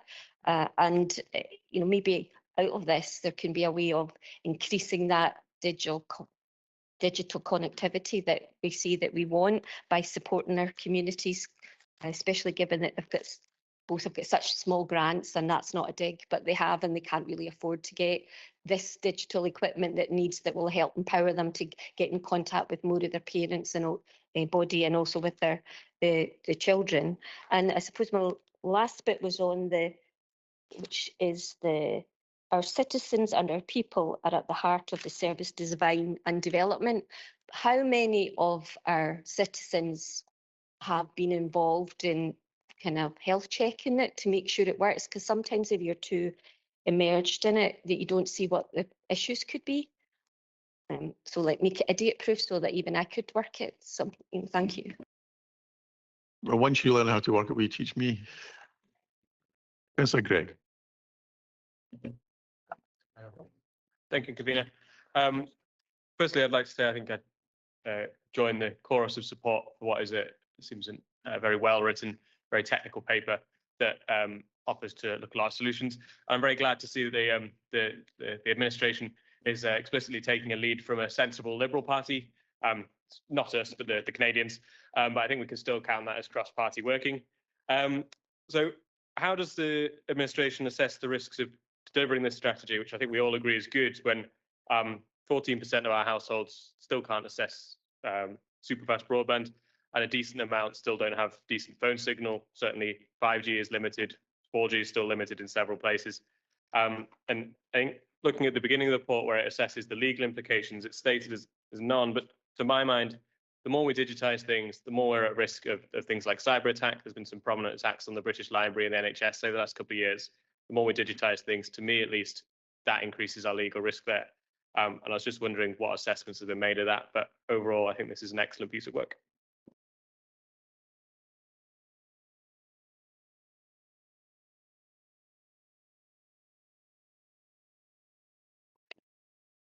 Okay, thanks. Councillor Johnson.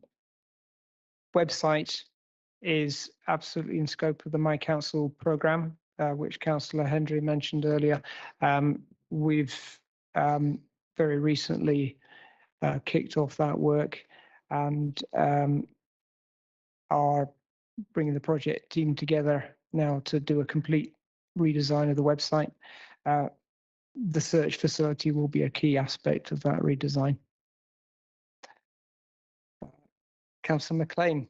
Oh, sorry. Yes, case management. We are doing on very much related to the My Council programme, a review of the CRM system and to look at how we make best use of that. And that fundamentally is a case management system for dealing with customer contact. So I think that would be the scope to be looking at how we can extend that out to members.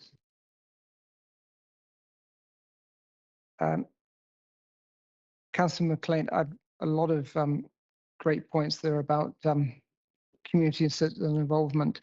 If we go back to look at again, the My Council programme is a great example of how we're taking forward some of these things. So there's a customer contact strategy that has been produced through that programme, which has certainly been to the redesign board. And I think we're at very much to the point with that we're starting that process of engagement. It's engagement with staff, with members, with communities, to look at what that actually means for them. So that's looking at all of the ways that people contact us, whether it's by phone, website, face-to-face. And I think going back to certainly the website, if we aren't involving users of that website in the design and the testing of it, then we're doing something wrong. That's one of the core principles that we're covering in the report here. That actually, for any online solution, the intention is very much to involve the users of that, whether they are citizens, businesses, tourists, our own staff, members. That would be the intention.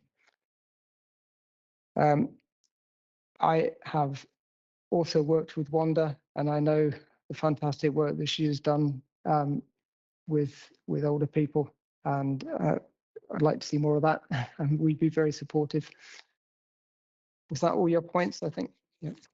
And cyber attack is unfortunately, one of the growing risks to us as an organisation. It isn't something I want to talk about too much in an open forum, other than to say we have it. It's a core theme in the ICT strategy. We are actually undergoing an independent, regular cyber health check at the moment. That's something we do regularly. We have to meet certain guidelines. That's one aspect of it. The other aspect of it is that we have a team of really quite knowledgeable people here who work with our suppliers, and it's a key aspect of our ICT service. What I would say is that it's not an area we can ever be complacent about, but it absolutely is a fundamental theme that we take on board.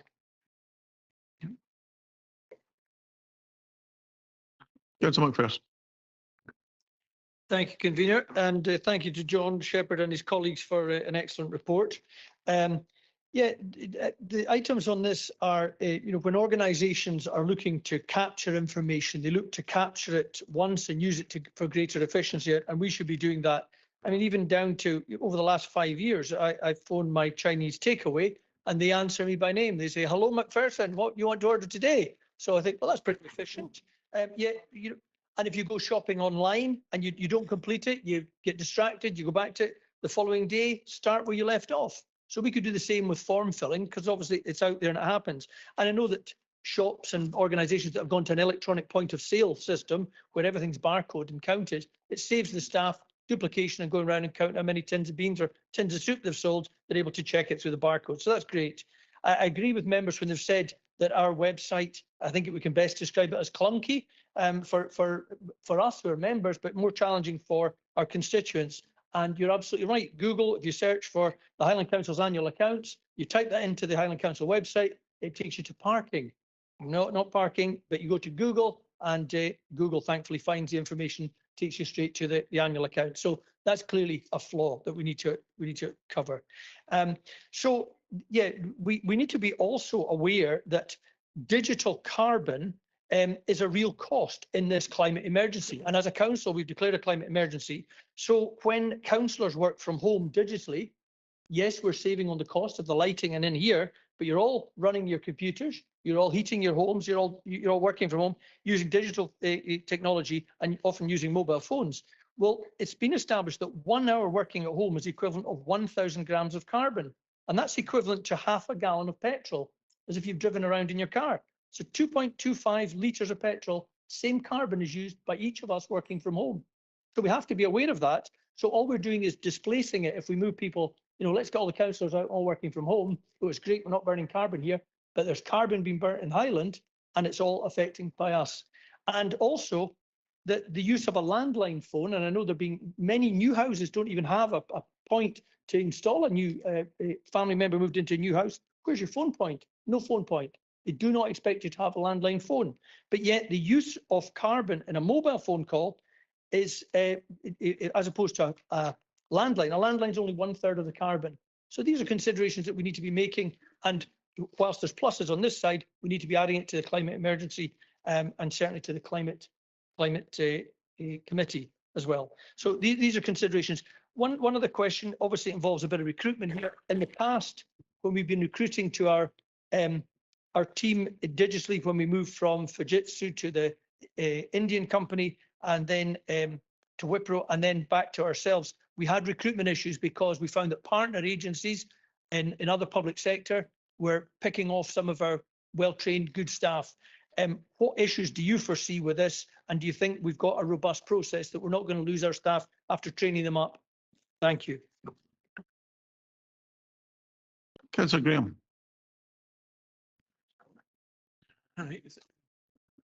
Thank you very much. Thanks, John, for the report.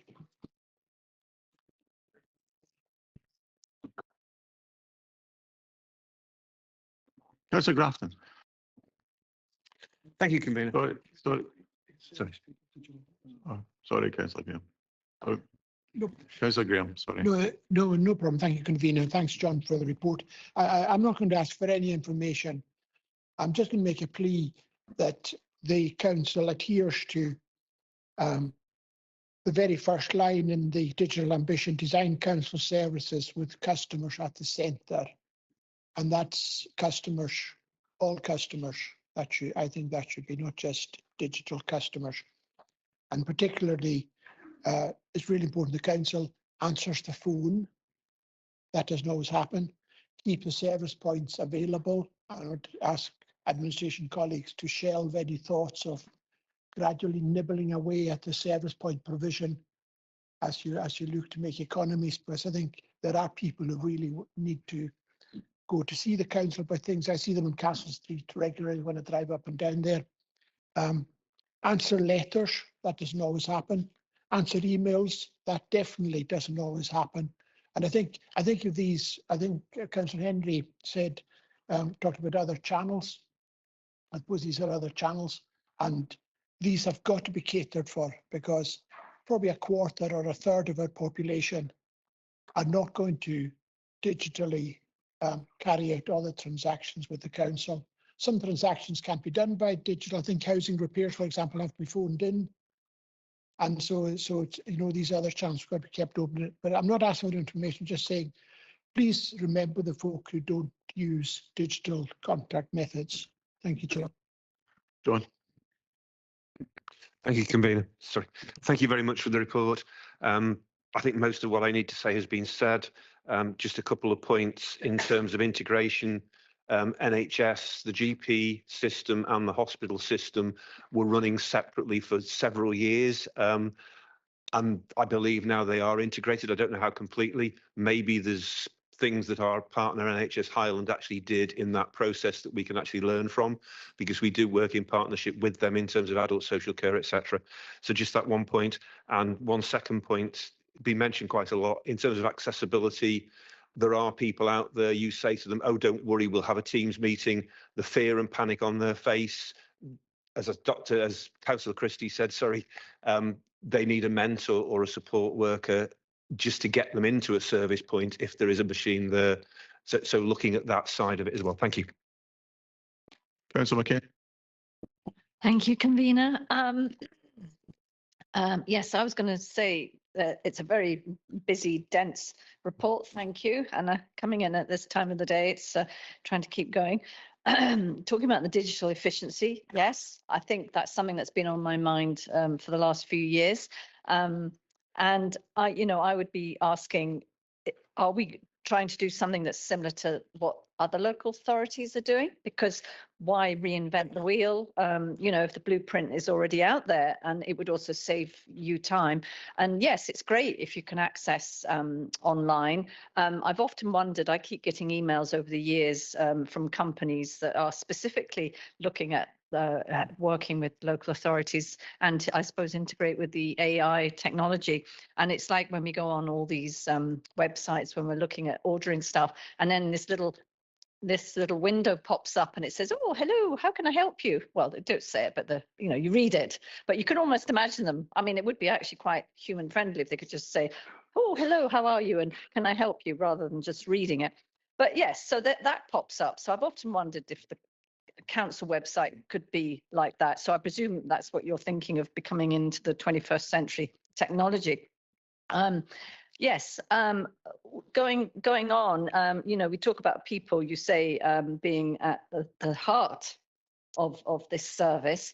So obviously talking about the people, and it's already been mentioned, I am very conscious, and I've mentioned this before here, and it's already been said about the landlines. There is going to be, I understand, for the next 20 years, a proportion of our society who are not digitally abled. And that is quite a significant period of time, if you think about it, because people are, surviving longer, living, in their 90s, but they may not necessarily be digitally savvy. So there is that portion of society that is growing, that is probably not going to be so well equipped, which then makes me think, well, and I think Councillor McLean was touching on that, is how could we work with TSI groups? Because you've got in Highland Ability Net, and you've also got Red Chair Highland. And again, they are there wanting to try and help and encourage. And it's wondering if we're sort of drawing up with all that. And then mentioning about landlines again, yes, I've mentioned that before, because again, obviously that's changing by the end of next year, and it's down to hopefully people like BT who will have the responsibility to help folk. But there are going to be those proportion who aren't keen on going line, because again, they're worried about scams and things like that. So speaking to a human is really what a lot of people have said to me they want to do. And working, I would ask, if you're dealing with people, working with people groups in this project, you know, people like Highland Senior Citizen Network Group, being able to engage with them because they are meant to be a voice for the older people across Highland. So it's really trying to tie in and draw in all that, but obviously bear in mind people do like to see a human and they're not so savvy on the computer. And I think someone mentioned it and it's come across my thoughts before. If there were places around the Highlands where people, if they don't have a computer, could they go in somewhere and get access? Because people have to rely on going online for filling in forms or applications and things like that. Perhaps that's something that the council could be leading the way with, because you know, people often ask me, can I help them with statutory declarations, whatever, but they're trying to get a new passport and they can't go online.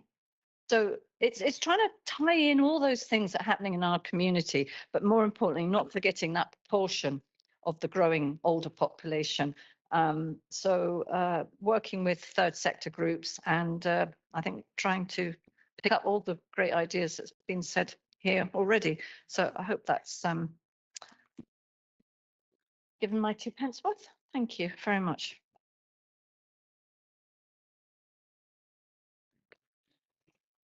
Thanks, Convener. Just a couple of quick points to pick up. Integration with the NHS. I was meeting with my equivalent in NHS Highland yesterday. There's more we can do in that space and learn from each other, but it's something that we're absolutely doing.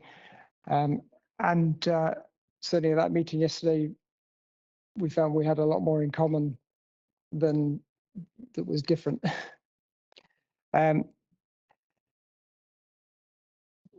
Certainly, Councillor Mackenzie, I mean, so some of the same points I made to Councillor Christie earlier. Absolutely, digital inclusion is vital, but digital doesn't mean that other methods of communication go away. That they're still very much part of the customer contact strategy. Just the point about the chat facility on the website, that is absolutely something that we're considering. Councillor McIntosh, Andrew. Thank you, convener. And thank you for your report, Mr. Shepherd. Like yourself and myself, people who are forward-thinking and dynamic and open to new ideas, there's no problem with this. I know it doesn't apply to you all, but try and keep up. That's not necessarily a feeling that everyone out there has. There is a good deal of distrust of computer systems. Will the system keep their personal data secure? There have been a number of reports over the last couple of months where that has leaked away. Will there be, I mean, it is just a system, a man-made or woman-made system, and it's going to flop sometimes. What is, people fear of a huge catastrophe like we've seen with the post office. And I can't imagine 500 people going from this place into court. Some of me have been before. Can you guarantee there will be sufficient human oversight of this system that will pick up mistakes and errors in plenty of time, rather than depend entirely upon the cyber mechanics of the system? Councillor Stewart. Thank you, convener. I think there's been a lot of very good points made in this discussion. I think when we're looking at this, we should always view it as additionality rather than a replacement. It's something else to add to the customer experience, as it's called, rather than we're going to rip everything out and just start again with something new. And using the word customer, you know, is something that's bandied about quite a bit in the report by other members. But I don't think the customer is a very good word for this. These are taxpayers. I think it goes the sort of corporate mentality. You know, if someone's a customer, it indicates they've got some degree of choice, whereas, you know, a taxpayer, a citizen, or a resident, you know, I think it's more fitting for what it is that we are trying to deliver. But I do think that, you know, obviously it's one of these things, it's moving forward. This is clearly the direction of travel for this kind of work, how to engage with people. And I think that's a really positive opportunity for the council.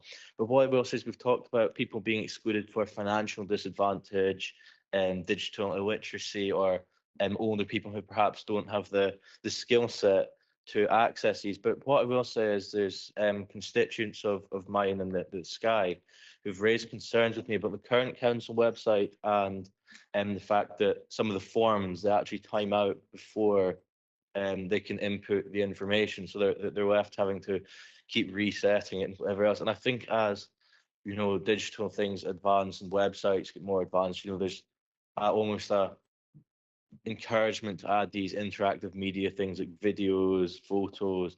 And, you know, if you're on really slow broadband, which is a lot of people across Highland have, the length of time it takes to load these things in, you can make the service unusable for a lot of people. So I think we've got to, I don't want to say plan for the worst case, but have that sort of peripheral sight of what's going on in their communities, because as much as a really flashy and good website is almost expected now, I think a lot of our you know, taxpayers, our residents, they don't have the means to access this. So I think we've got to be mindful of that. But I think one of the pros that's going to come out of this sort of digitalization of things and in this report is a sort of process engineering, sort of streamlining how things operate. I think that provides a really good opportunity for the council to be more efficient and deliver that better frontline service I know that we all want to see for our communities. But thank you, it's a very good report. Councillor Kate McLean. Thank you. Nice report, and I'm quite excited about data. You might think that being a child of the 50s, I'm not, but lots of us are. Long time ago, I worked with the Napier University developing a database to deal with employability.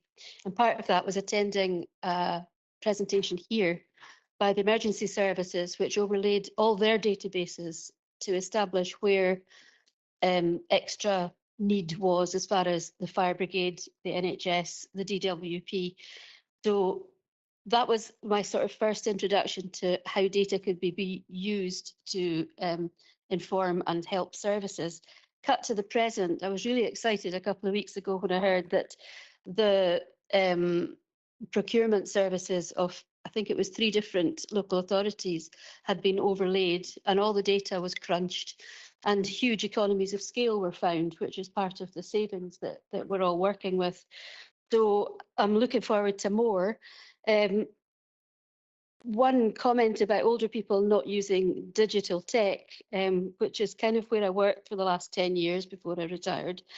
First of all, there was a lady at the Mackenzie Centre where I worked who was partially sighted and 90, and she'd been given an Alexa watch. So not only to tell the time, because that was the obvious thing she was going to do, but she also asked it to play, for example, the Bible reading for the day, which made her really happy. She hadn't been able to do that for a couple of decades. So it's not just about typing and screens. I'm sure the Red Door would agree with me that when you're talking about tablets and you're showing older people that you don't need to type, you just need to point, that it's a way into using tech that bypasses all the plugs and wires and phone cables. And my very last point is that I've had a couple of people at community councils recently moaning that the Highland Council forms on the website are PDFs, which means you have to print them out and fill them in and send them back. Surely in this day and age, we can make them digital forms, and we could maybe teach people how to attach signatures if that's the bugbear. Thanks, folks. And last but by no means least, Councillor Jarvie. Good afternoon. A lot of the points have been covered. Didn't think this would stress me. It's not usually my cup of tea, but just to raise points that have been raised to me is the whole verging on digital discrimination. When there's we have a lot of pockets of really bad signals of virtually nothing. People having to hang their phone over the hedge or stand down at the bottom of the garden or beside the road. and that there's not good reason for why they don't have a signal, even though there's an emergency mast. I have no knowledge of techno things. This is what I've been told and what I've seen. There's an emergency mast, and even houses near to that still cannot access internet really well, really slow speed. Like they couldn't literally work and do a job on a laptop. Yet they've been discriminated because a couple of doors down, somebody who does need to work is paying over £90 to be hooked up to Elon Musk on Starlink, is it? And they've been told, oh, because there isn't enough houses, because they're paying, won't run to them. It is a bit of digital discrimination. One person can't afford, somebody's paying really excessive money. Yeah, and I'm that 90 months paying. That is really excessive. So there's disparity there. And also people concerned about the personal info, giving, creating passwords and what type of personal information and things being, cyber stolen, which is a big concern. And the learning. Now, the whole digital, if you've never had a signal, it doesn't matter what age you are. And I think we need to stop just putting older people into the bracket that aren't connected. It's people of all ages. If you don't have a signal, you're not connected. That's it. So you don't have the experiences of that. You use other methods. But for you, once you are connected, the learning's online. It doesn't come with a book. There's nothing more infuriating than being flung in on your own to automatic robot voices when it's a lifestyle you're still trying to tune into. So there maybe needs to be like classes which would be more social, and maybe people would be get more savvy about it if there was the social face-to-face aspect, just basically doing like basic computer classes, in local areas. And also things like our local library is used a lot because of that. There isn't the digital exclusion, and they're moving the library. So there we go, digital exclusion. You're moving it from where people can access it, which is unfair. And also the whole digital thing is, I didn't know this to the other day either, is you can't have an EV charger if you don't have the Wi-Fi. So people are excluded that way as well if they want an electric car. That they literally can't have the thing to plug into their house because they're digitally excluded with the signal. Just thought I'd throw that in. Thank you. John. Thanks, convener. Could we get a link to that? The digital exclusion network, actually. No. John. Councillor McIntosh, for online systems to work in the way we want them to in this ambition, we have to build trust. Without trust in those systems, then we won't be able to deliver the full range of services that we need to be able to do so. That's got to be a fundamental part of anything we develop, looking at security, but also it's not the back end security, it's actually making people realize that they can trust us, and that's a key design element without a doubt. Councillor Stewart, customer, citizen, taxpayer, we have gone through the same thinking about what is the best term to use. There are businesses as well. It's the whole range of people and organizations we deal with. So yes, absolutely get that point. And process engineering, I think, that process is one of the 4 pillars I mentioned. So that's a key part of this. It's not just about technology, it's about looking at process. Councillor McLean, you mentioned PDFs. Yes, there's a lot we could do there to improve things. PDF forms are a quick and easy way of getting something online. It is by far, it's not the best way to meet people's needs. So that is absolutely recognised. And several councillors, including Councillor Jarvie at the end there, have made the point about poor connectivity, which is absolutely something that is a risk to us.